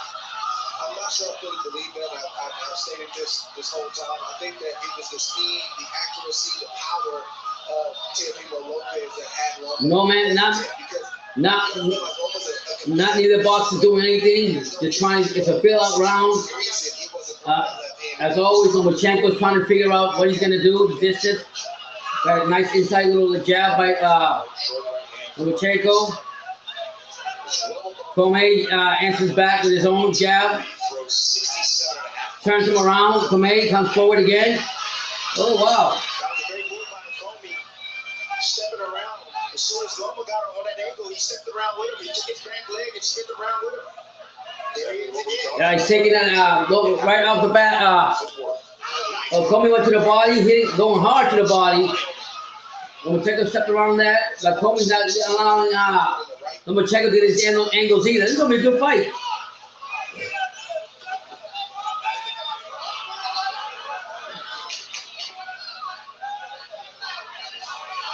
Oh, there goes Lomachenko. Stepped in and threw a left jab. Step back out. You can really see what the strategy is right now. Lomachenko wants to come in quickly, step inside, go in, throw his shots and get out right away. Comey, what I found interesting in him being the bigger fighter, stronger fighter, having to reach in the distance, he's actually, as soon as Lomachenko comes forward, he actually learns to side to the right, side to the left before Lomachenko can do it. So it's going to be very interesting right now. The first round was a fill-out round, but you already know what was coming up. Destination.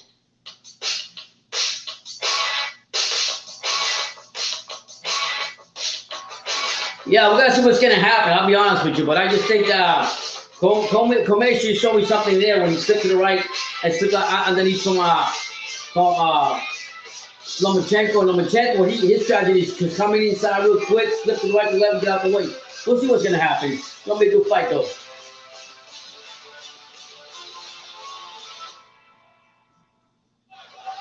In the second round. Comey is throwing little soft jabs, threw a right and nothing doing.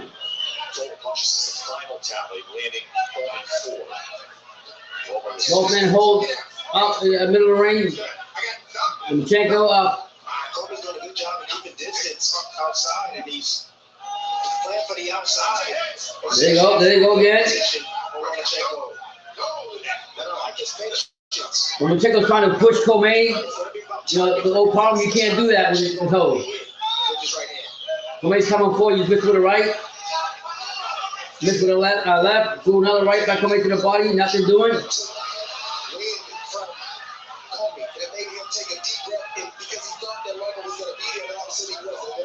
Again, Loma heels, good body shot and slip to the side. Again, Loma go back to the body again. But Comey's coming forward too.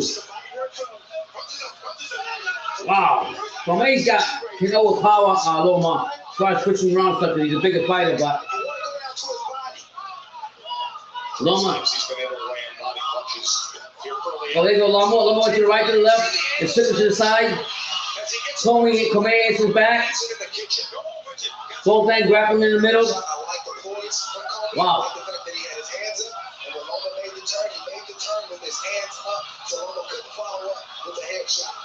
Two quick jabs by Comey. Comey's trying to go to the body of Loma.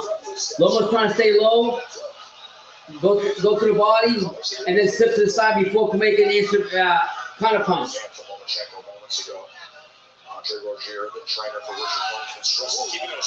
Again, another right shot by Loma. Comey's going to the body harder. Again. He threw too high. He needs to throw it at the shoulder. Just like he did there. Richard Commey. He threw it at the shoulder just in case Lomachenko's strategy is to come in, hit him, and slip to the side real quick, or turn him around. Comey also has to stay poised. He's not gonna be able to Comey cannot they try to figure out what happened. Lomachenko can't overpower Comey, put it this way. But the way his strategy is to come in, fight, and slip to the side to the right and turn around, it's going to be difficult for Comey to get his shots off. And that's what Loma's doing, using his movement.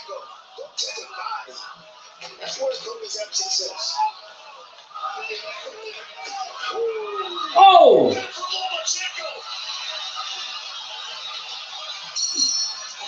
Wow. What a shot by Lomachenko. Lomachenko caught him with a left, and it buckled Comey, and then the ring was almost the round was almost over, and Lomachenko said, "Just go back to your round, to your corner." Wow. That's what Lomachenko do. He's coming in real quick, pop inside. Lomachenko's going inside, and then he's slipping to the right, or slipping to the left. And what Comey's trying to do is do the same thing when he punches. He's slipping, he's not allowing Lomachenko to do those slip in and slip out moves.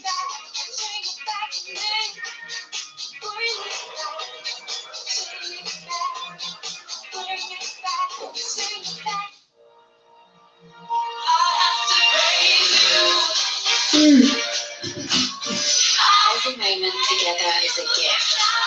La vie est belle. And Macy's, the fragrance destination. You guys got it so far.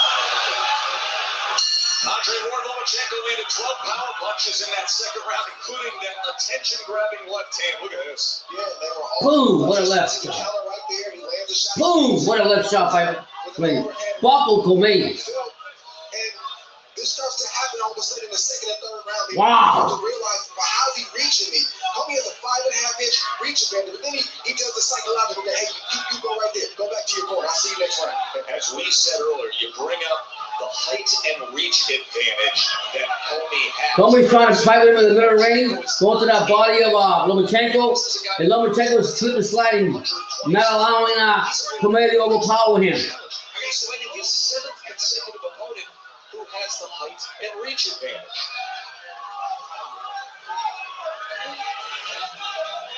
Comey has to put those bad moments, those sequences that Loma will produce in the back of his mind immediately. He's going to have a short memory, and he has to go right back to work and stick to the game. Both of the guys are grappling right now, nothing really happening.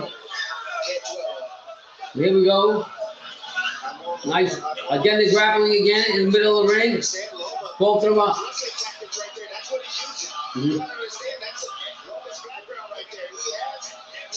Speaking of referee warning Comey, I don't know why. Hey, Bernardo, what are they saying in the corner of Richard Commey right now?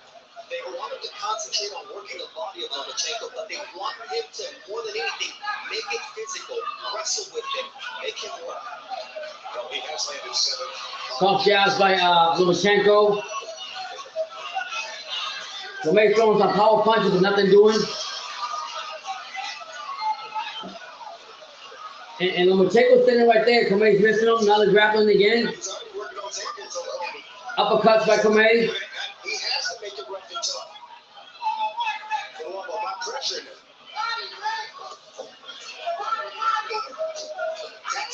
Oh wow, Comey got a couple good shots on Lomachenko. Nice shot, kind of shot by Lomachenko.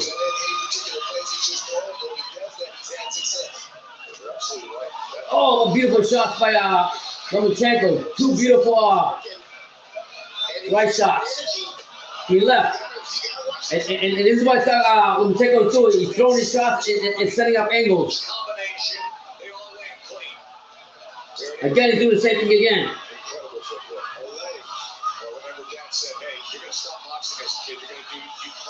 Comey's coming forward, throwing his jab. Nothing doing. Again, Lomachenko catches him again. They're both in the middle of the ring, switching back and forth. Comey's have throwing hard punches, though. Oh, wow.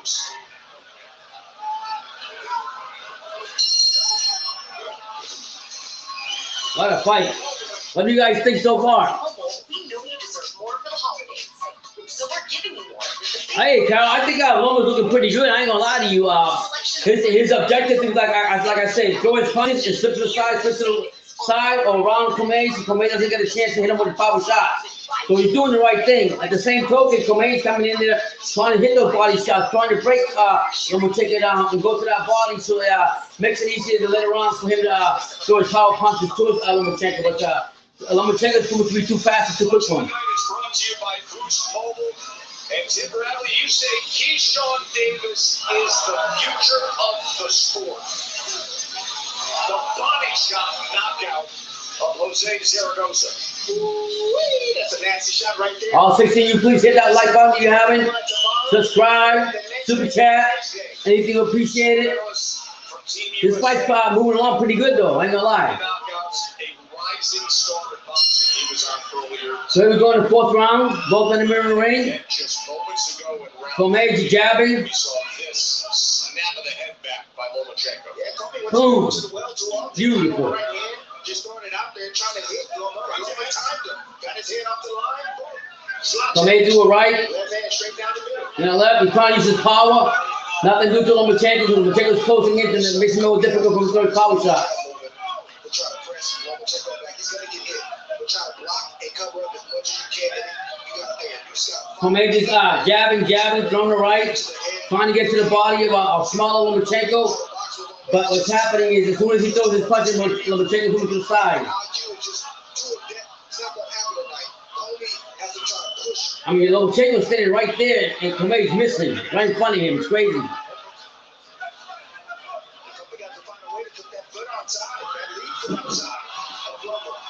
Again, Loma's in there, slipping. Let's throw his jab. Discouraging the mind at all times with his movements and the type of punches that he lands. The punches he shouldn't land, that's what discourages our opponent. And it's crazy how he gets in range, taking out to get back in range and hit you with shots. And there goes Lomachenko with a combination. That was a left hand to the body that finished that combination. Comey has his back. He's throwing power punches to the body of Lomachenko. Trying to split the guard and trying to break down Lomachenko, but his movement is causing problems for Comey. And there goes Lomachenko inside. Wow. He just probes with punches and then changes up the speed and then brings the power. Just manipulating his arms, open me up. So I'm letting him open me up. That's all he's trying to do. Here goes Comey. I mean, here goes Lomachenko again. Two rights. Oh my God, Lomachenko's piecing him up. Combination then went up top. Almost in gear right now. Oh, he just missed a left jab by Lomachenko. Right now, Comey looked over to his corner for just a moment, and they said circle. Do something different. Comey trying to jab, but nothing doing. Well, you can see Loma's just getting more comfortable because the fight goes on. And he's hitting those holes and getting out the same way.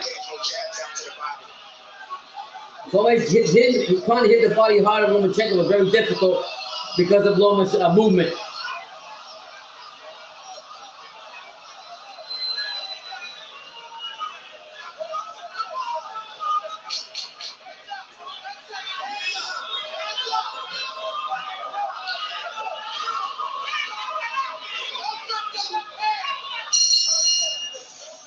Wow. Good fight so far, guys. What you guys got?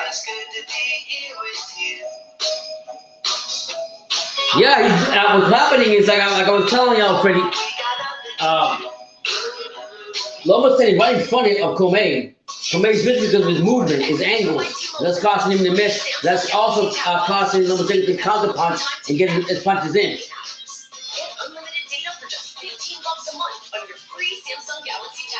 And Comey's going to that body, and his corner's telling him just keep circling, moving around, circling, keep moving, and going and hitting hard to the body of Lomachenko, but Lomachenko's catching on to that. Cujo and Lady, and I'm going to demonstrate how I keep them safe in my car. So the way I do it is booster seat, strapped safely to the car seat, dog in his harness, strapped in to the booster seat. Remember, always keep your pets restrained in the back. I mean, it's been a good fight so far. I ain't gonna lie to you. If you're injured in the car, kudos to Lomachenko. I think they said it was his 5th or 6th straight fight, fighting a guy taller than him. Back here at Madison Square Garden. So both men in the middle of the ring. Himself The 5th round right now already. Comey softly jabbing. His quest to try to get the belts back. Goal is to be undisputed, he says. Comey's coming in. Nothing doing. Nice jab by Lomachenko.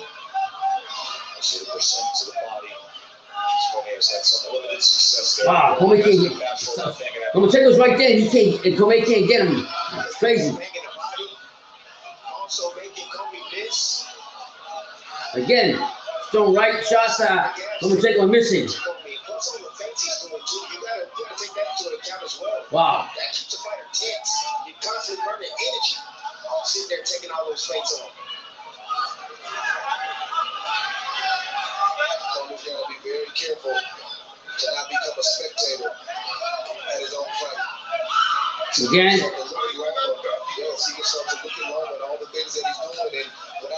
Loma's moving around, turning him around.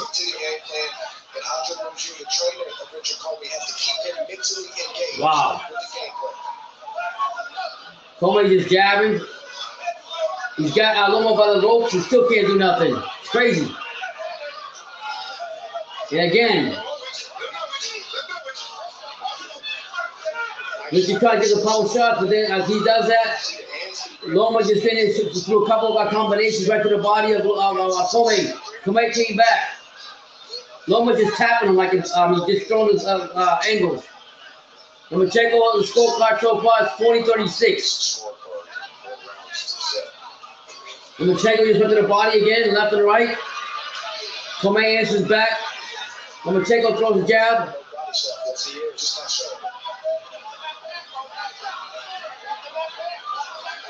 Again, soft jab by Lomachenko. On the right, the combination again by Lomachenko. Again.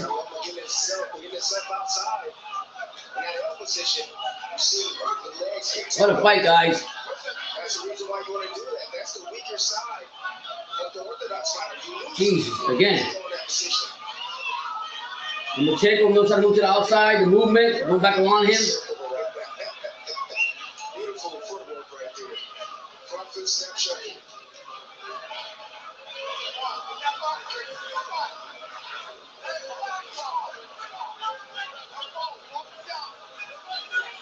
Right now, I think Comey should sit there and allow Lomachenko to get his angles and figure out how he's going to attack. He'll be trying to go ahead and throw his punches.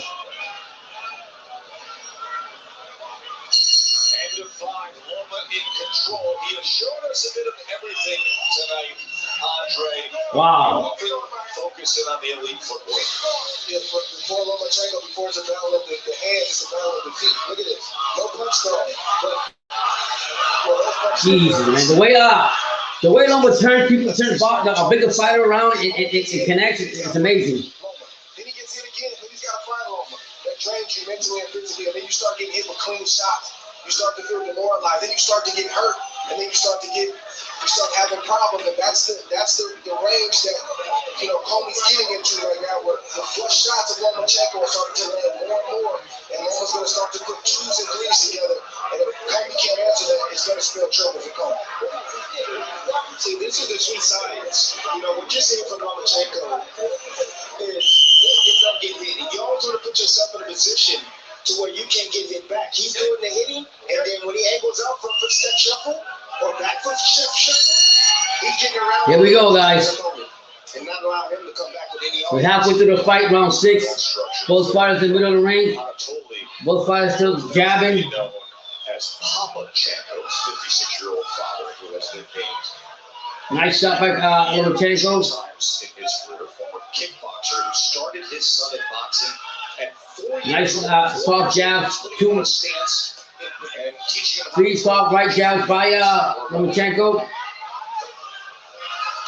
Comey can't figure it. Comey is missing.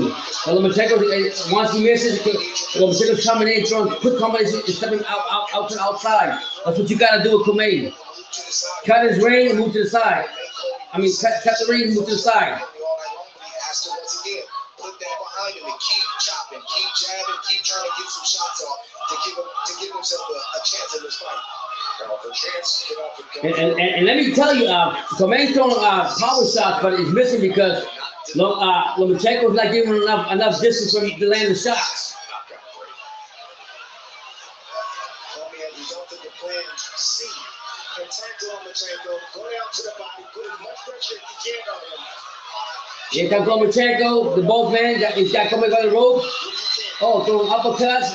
Lomachenko, both men exchanging punches back and forth. Wow. Comey can't let Loma win this exchange. This is where Comey wants him. So he's got to take full advantage. Well, if he's at mid range, Lomachenko got the quicker hands and the shorter hands, so they can get off a lot quicker. Decent fight so far. Lomachenko's got a good plan. The shorter, smaller man's going to have the advantage. Comey can, as the fight's going on, the quickness and the angles that Lomachenko's throwing is giving problems to Comey. And Loma doesn't defend very well to the body. He'll give up good body shots. Like one right there. Oh man! Again, he threw a right, left, and got Comey again. Lomachenko just sit to the side. This is also part of the training process. He doesn't allow, I'm talking about Loma, he doesn't allow the opponents to rest inside. They think he's small, but then they feel him. The physical strength is stronger than what they realize, and he's always wrestling and tussling, so they don't get a chance to get a breather. He wasn't always like that. Oh.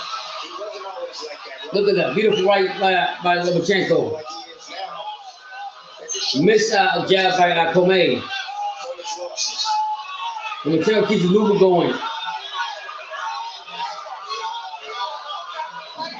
Nice shot by Lomachenko. Comey's trying to come forward, but there's nothing doing. Just keep punching. It just takes one.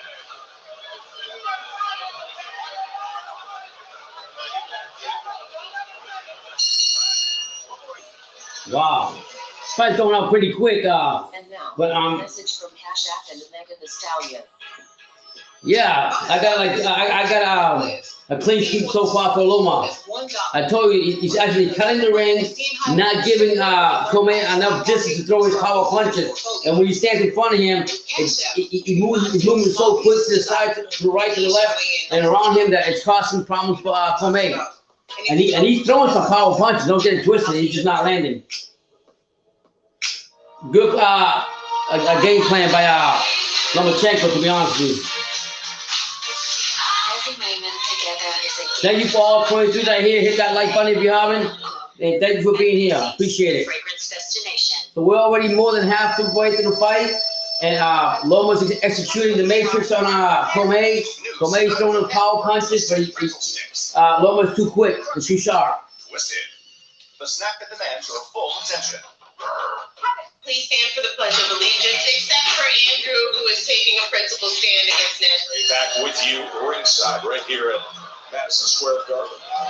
Both in the middle of the ring again. Lomachenko with an 88-36 connect advantage. Okay, Comey just sending the body shot to Lomachenko by nothing doing. His trainer, veteran trainer, said the pressure with the body shots, it'll get to him, but you have to commit to it. And that's something you're talking about, how mentally taxing and exhausting it can be going up against Lomachenko. Missed uppercut by Comey. You have to stay with the strategy. Trainer Rosier was telling Comey, go to the body and pressure it, throw your punches to the body and stay committed to that. But the problem is the movement that Lomachenko is causing problems for Comey. There goes Colombo again, throwing couple things to the side. He's got Comey by the rope. He's timing him. Look at him. Wow. Oh, knocked him out with a pretty right, with a left. Lomachenko just knocked out Comey with a left. Wow. It was a left, caught him with a left. Bah! So quick with the angle. Bah! He knocked him down.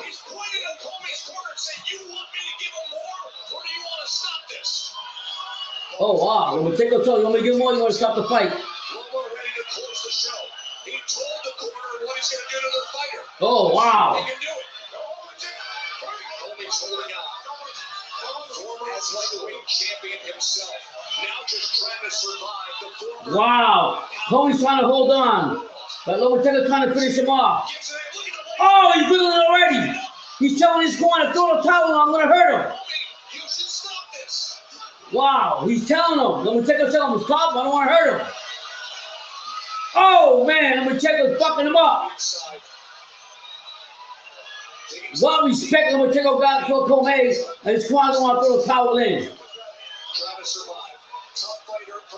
Wow. He's about to get knocked out again. I'm trying to tell you, Lomachenko let him know. Oh, uppercut by Lomachenko. Oh! Again, battering the shit out of Comey. Oh! Comey's getting fucked up right now by Lomachenko. What a shot! Oh! Sweeping right hand misses all the way to left again.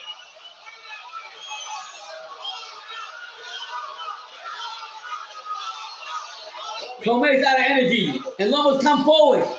So game to stay right there in the heat of the battle. Wow. While being beaten down by Lomachenko. Jesus. Lomachenko's giving respect to Comey. Totally dominated Comey. Could cut him with a left earlier in the round, and then he was hitting him again. He looked at his corner, so you need to throw the towel in. I'm going to get him again. Get him in the corner and pound him some more with that quickness. What is wrong with Comey's corner? You're not going to win the fight. Lomachenko is giving you respect, and you don't want to listen to it. Stupid ass Rosia.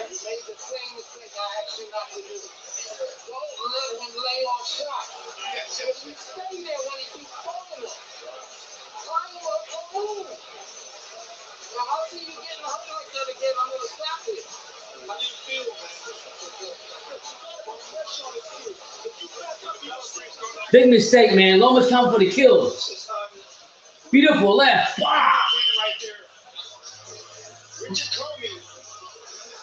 Oh my God. Loma's coming, boys. Boom! Beautiful right, left, I mean. Ringside position is looking over Richard Commey. Now, the humility that Lomachenko showed in trying to get the corner to stop the match was unreal. I've never seen that before. Wow, he's got respect for Comey. He didn't want to hurt him. Class shot by Lomachenko. Drake, how does he look to you? He's back more than he was, but he's not all the way back. And Loma's just looking for that one good shot. And I think wow. I mean, right now, Comey's, they're both in the ring and he's jabbing. Loma just taking his time. He's already figured out Comey. And he's got so much respect for him. He told his corner, you need to stop the fight. I'm going to fuck him up. And he's waiting for that one shot again. Wow. What a fight, guys.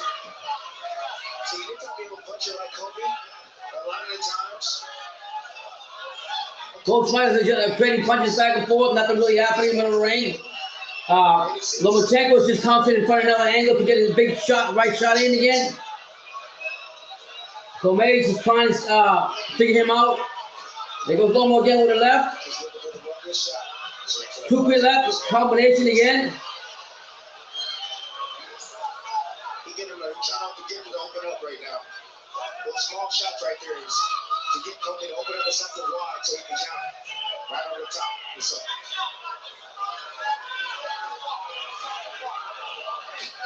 Comey's coming forward, but nothing doing. Lomachenko is softly, you're throwing, patting his punches, using Comey as a punching bag. Look at that. Comey looks tired, I ain't gonna lie to you guys. That movement by Lomachenko has got him. Comey is pressing forward.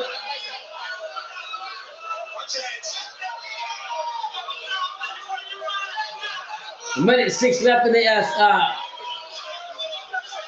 8th round. What a technician is Lomachenko. Felipe, I know you're loving this up, man. You're eating this up with having fun. There goes Lomachenko, piecing him up, throwing methodologically, doing shots, tap, tap, tap. Flipping to the right, going around in circles again.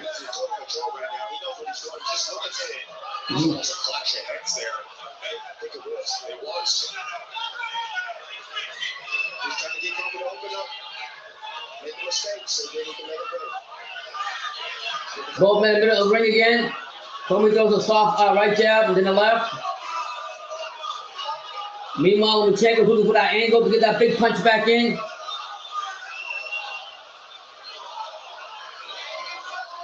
"12 seconds left in that round 8.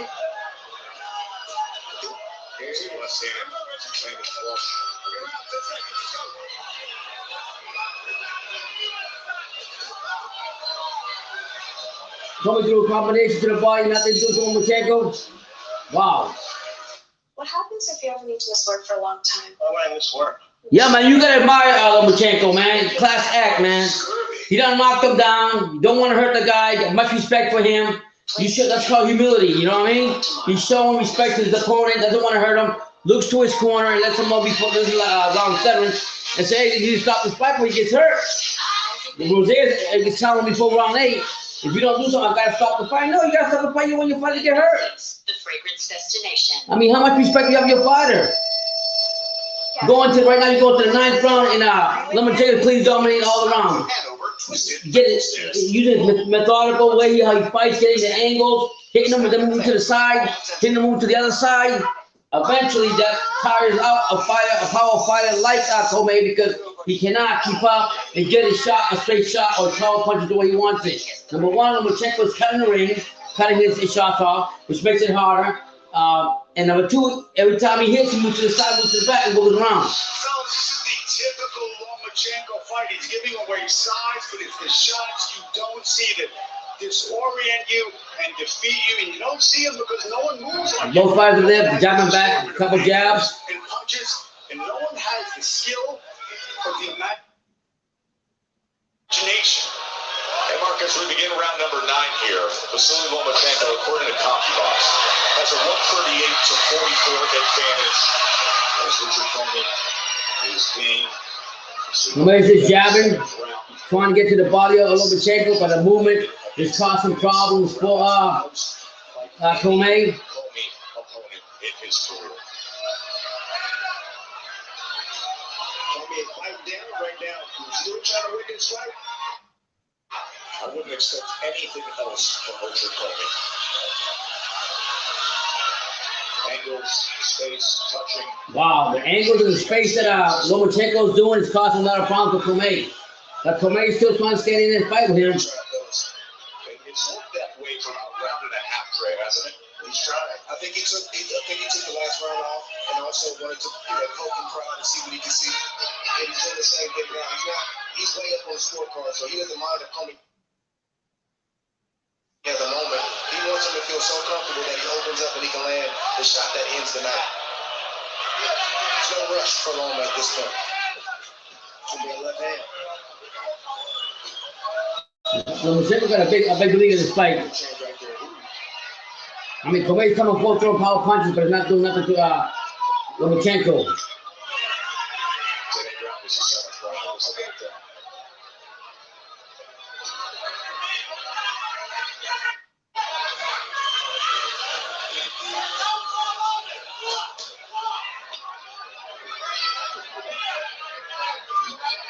You got to give it to Lomachenko, man. He came in here and did what he had to do.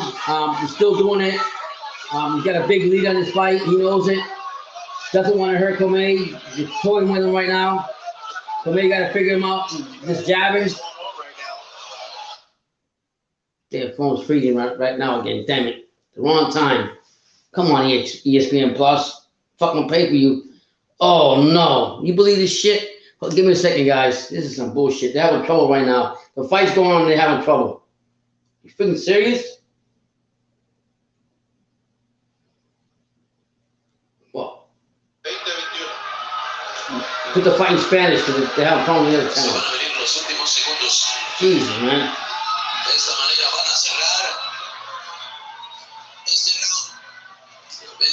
Nice shot. Nice right shots by Lomachenko. Yeah, man, Lomachenko's dominating this fight, guys.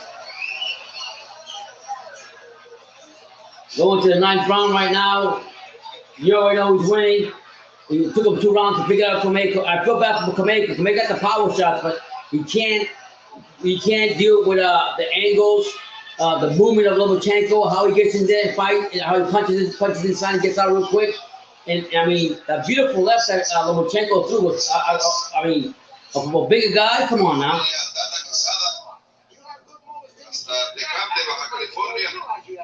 Oh man, this guy.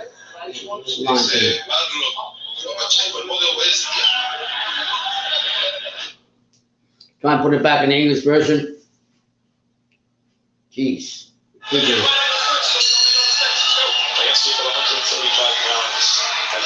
here we go.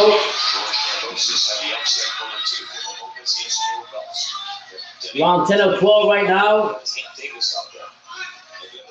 Comey trying to jab, but Lomachenko those angles, man, it's causing problems for Comey. What a fight though, man. The vet took his back, guys.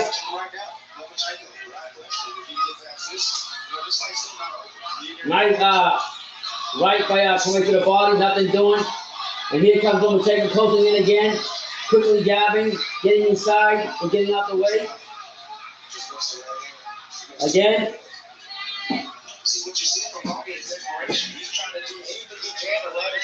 Oh man. Lomachenko's piecing him up, guys. I ain't gonna lie to you. I mean, Comey's throwing some power, but it's not enough. Comey's coming forward, but still. Here goes him. Jesus.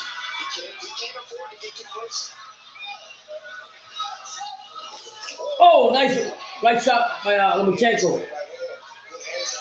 Look at those little taps. The thing about Lomachenko, he throws his little shots to the front, to, close to Comey, and he moves out the way real quick.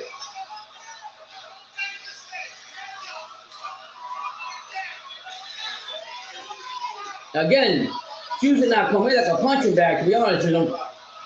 Oh, just missed that right. Comey comes back with a shot, 2 shots, but Lomachenko blocks it. Again, he's blocking Lomachenko's shots. Nice look right there from Comey. Both extending punches in the middle of the ring. Wow. Loma again gets him that quick into those angles, man. I caused a problem for Comey. Again, Lomachenko got Comey close to the ropes again. Comey's fighting through the ropes. But here comes Lomachenko. Wow.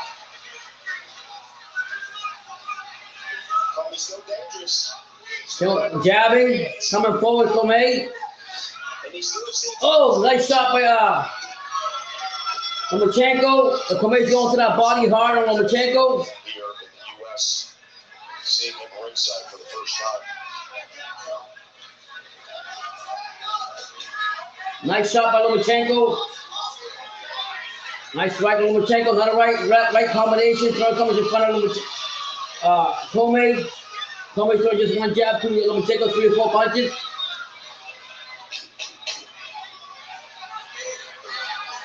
Nice right by Lomachenko again. Another right by Lomachenko. And then moving to the outside. End of 10. Here at Madison Square Garden. That guy's got 3 heavyweight belts. Xander Zayas, number 4 pound for pound, one of the very best fighters in the world, Anthony Joshua. And just before this main event, when Tyson Fury was here, Monster for Valdez. Nice.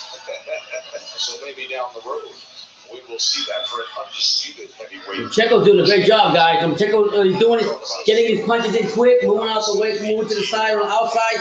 And shout out to Comey, man, but Lomachenko's dominating this fight.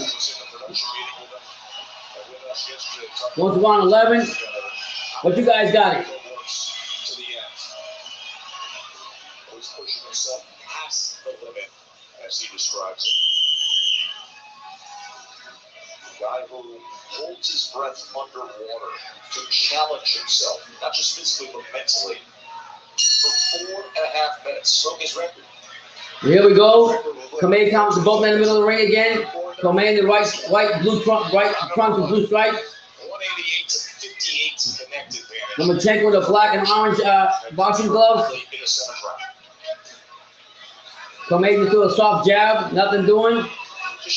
Again, the Matrix finding his angles and He's back into this the fight shots. now. He's not winning this fight, but he seems very stable and more than capable of pulling off something in these next few rounds. He ain't pulling shit. Not against Loma. Again, Loma's coming in and go move to the side, outside, right or left. Beautiful shots by Lomachenko. Little tap, but it's actually working. Comey's going for the power shot, nothing doing. Again, Lomachenko hits him with the right and moves to the side again. Another right shot by Lomachenko. Another right to the body by Lomachenko. And he's standing right in front of Comey. One shot by Comey, another shot by Comey.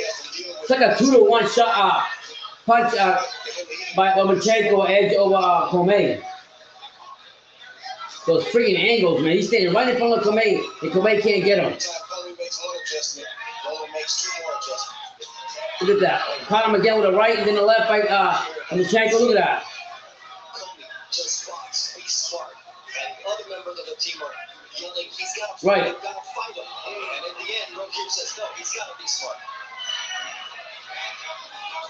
Here goes Lomachenko throwing combinations, 4 combinations compared to Comey. Comey just missed on the right. Comey going to the body hard. No punch. No punch.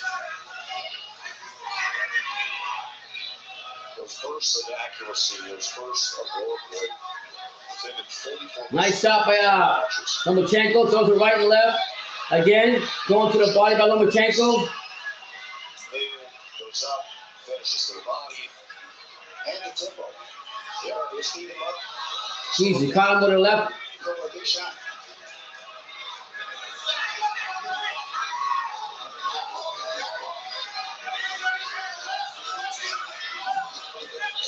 Jesus, man. Lomachenko's coming in throwing combinations compared to Comey's one punch. Oh, he just walked him back on the ropes. Lomachenko.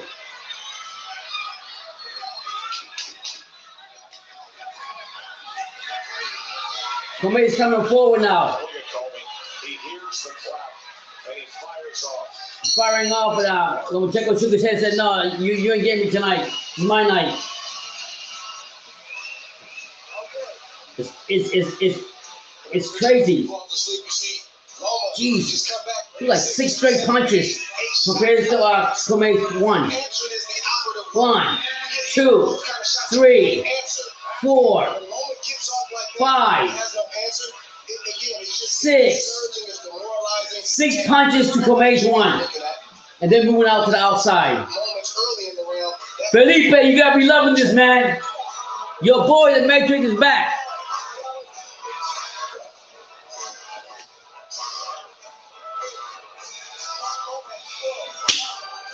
I'm telling you, man, Lomachenko came back and mean serious business after saying it, and I'll say it again. Shut the fuck up. You a weak-ass trainer. I like you know who's here, but you're telling these guys something. Here we go, the last round. Comey looks more tired than Lomachenko. Both men in the middle of the ring. As Lomachenko has said, this fight the next step to my goal. Goal is to be undisputed world champion. He was oh so close.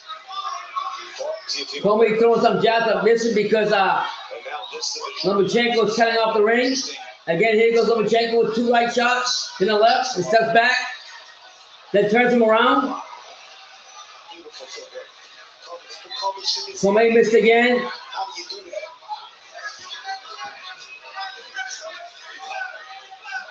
I mean, shout out to Comey, man. But I mean, his 2 to 4 shots by Lomachenko, as far as punches go, it's showing up, guys. Comey looks tired too.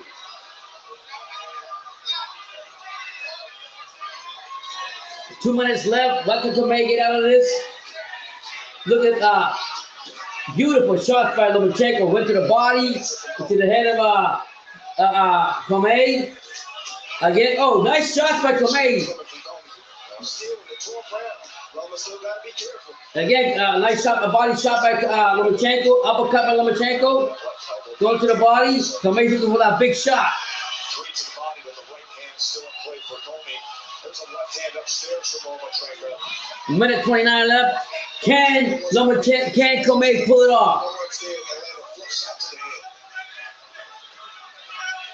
Here we go again. Lomachenko in there, go to the body again.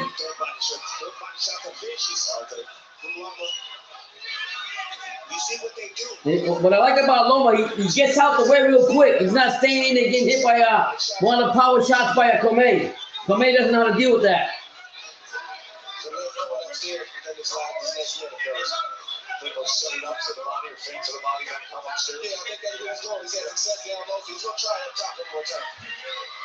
Combination again by Lomachenko. Comey's coming in, throwing in, trying to time his power shot. Jesus. Comey looks tired, I ain't gonna lie. Last half minute. You think about where we were in the seventh round and give credit to Richard Commey and his brother. Nice shot by Lomachenko. Comey trying to hold on, he's tired. 13 seconds left. Oh, wow. What a nice shot with Lomachenko. Comey fights back. Tired. Lomachenko won this fight, guys. Lomachenko got this. So we're going to wait for the decision. I'm telling you right now, totally dominated by Lomachenko. He's coming. He's going to get that belt right now. Seeing out of Vasyl Lomachenko. We'll take a short break, come back and get the decision from Madison Square Garden. What a fight. Mija, este es tuyo. She would have wanted to teach you herself. It's beautiful. Let's fake right now. 3. What a fight, guys. It's a great fight. Right after they interview him, say what he got to say. What's this sauce for me? Gotta call it a go, man. Your abuela always say that when she was cooking. Thank you all for being here, though. I appreciate it. I made my night. Let's see what Lomachenko got to say now. That's it. Class act by both fighters, but those angles and that movement from Lomachenko broke down Comey, and that beautiful left that he caught Comey with in the 6th or 7th round. I mean, you can't do nothing better than that. He had a 41 edge every time Comey threw one punch. He threw 4 shots and Comey threw 1 punch. And then he would step to the outside, step to the outside, step to the outside this way. Get your shots and move to the side, making it harder for Comey.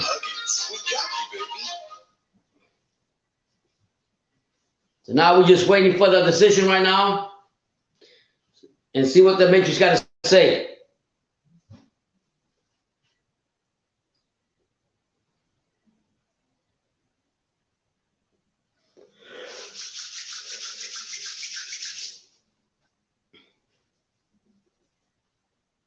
Waiting for the commercial break to send a decision on this fight.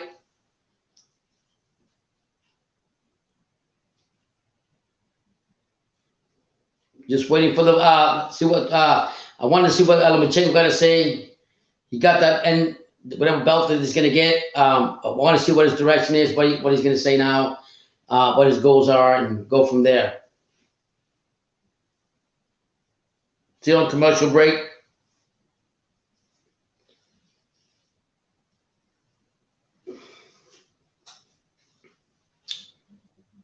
Hello, hurry up. Come on.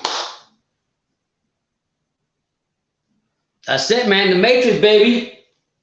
I done said it. When his last fight, when he came to the last fight, he showed me what he had. I mean, if he would have fought Teofimo, I guarantee you would have beat him.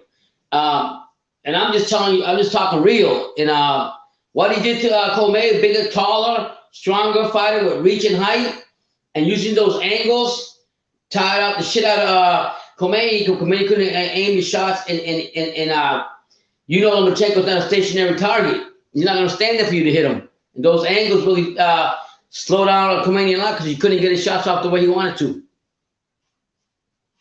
I counted one time, Lomachenko threw 4 punches or 6 punches compared to Comey's 1 jab or 1 punch. And thank God that Top-ranked boxing on ESPN. Lomachenko had respect for Comey because he could have hurt him a long time ago. When you bundle home and car insurance. Richard Commey's been very emotional all night. Vasyl Lomachenko, collected and commanding. SportsCenter is going to be coming up next. We have the state of boxing on ESPN Plus for all the post-fight interviews and analysis. You can join us there. Dre scorecard, 10-8, 7th round, 119, 108. Pretty easy to read. He dominated the total punches and the power punches. 58% power punches landed. Here's Mark Chanel. Ladies and gentlemen, after 12 rounds of world-class boxing, how about a round of applause for these 2 incredible lightweight warriors? Now, after 12 rounds, we go to the judges' scorecards for the official decision. Tony Paolillo has the bout 117-110. Eric Marlinsky and Tom Schreck both score the bout 119-108 for your winner by unanimous decision. And now the WBO Intercontinental Lightweight Champion, Vasyl Lomachenko, WBO Intercontinental Champion. I want to see what they're going to say to him now. Lomachenko did it his way on his terms. Started doing the damage early on. Had the big left hand in the 2nd round. Had the one to snap back the head in the 3rd round, and then really hurt Comey in that 7th round, Mark Riegel. He did something most guys could not survive. Lomachenko will always come up against the limitations of his size, but no one has his assortment of angles, his punches. No one fights with quite the same skill or imagination. All the interviews are going to be right now on ESPN Plus, and the entire state of boxing post-show there. SportsCenter is coming your way. Vasyl Lomachenko by unanimous decision here at Madison Square Garden.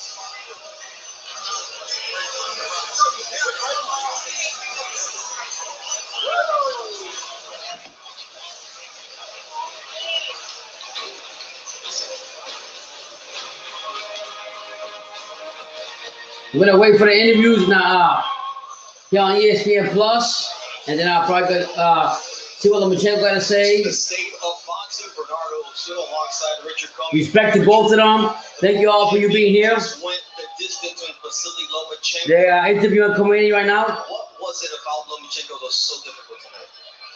It's a little bit quicker, and he throws combination very well, and that makes me special. Round 7, it seemed like he got the best of you. He dropped you. What kept you up and going in this fight? Well, I fight for my country. I fight for my people.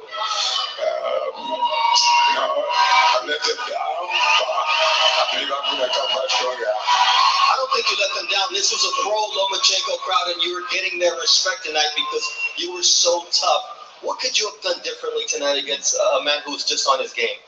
I think the run I dropped down, I just took my eye off him a second and then boom.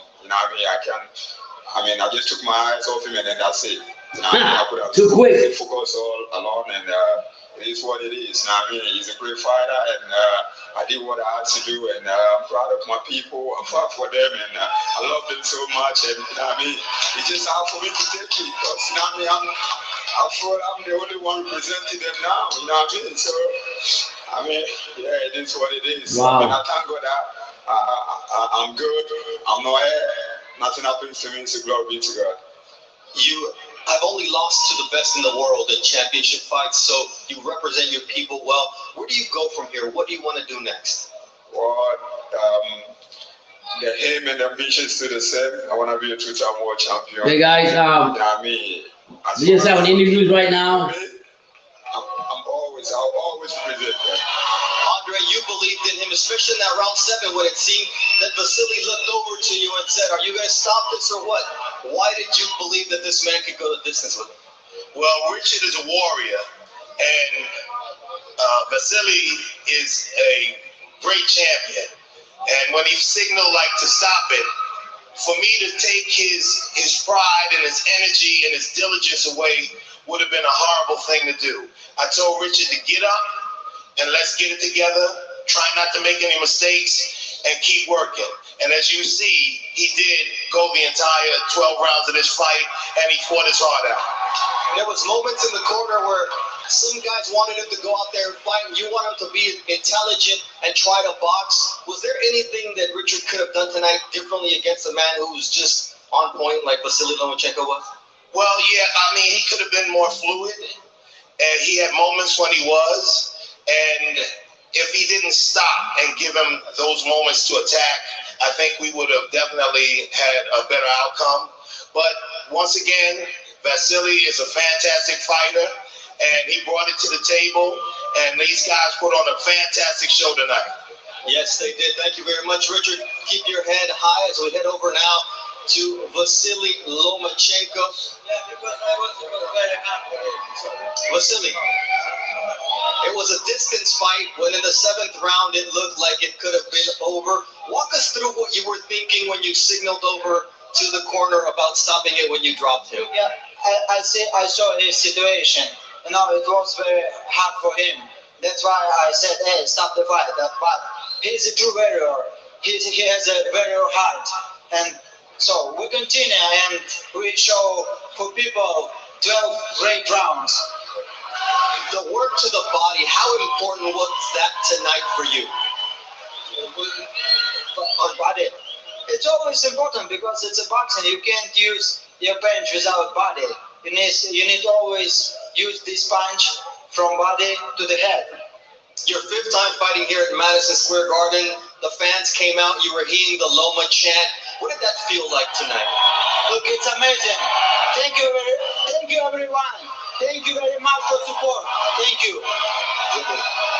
You wanted to come out here Wow. and showcase that you are the best lightweight in the world. Do you feel that with this performance, you set yourself apart? I said before, I don't like talking about myself.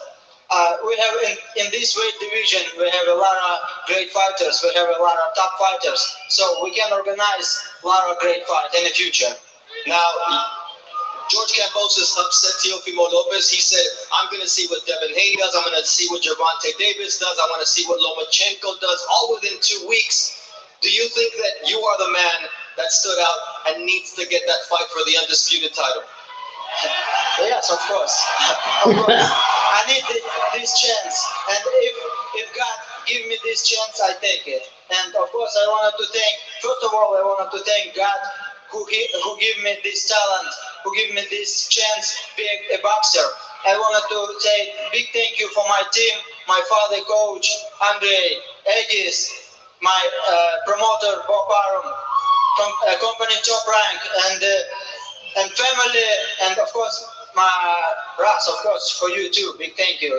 You do for me a great job. Okay, thank you very much for all who support us. And finally, are you willing to go to Australia to fight George Kambosos if that's offered to you? Of course. Я поеду куда угодно.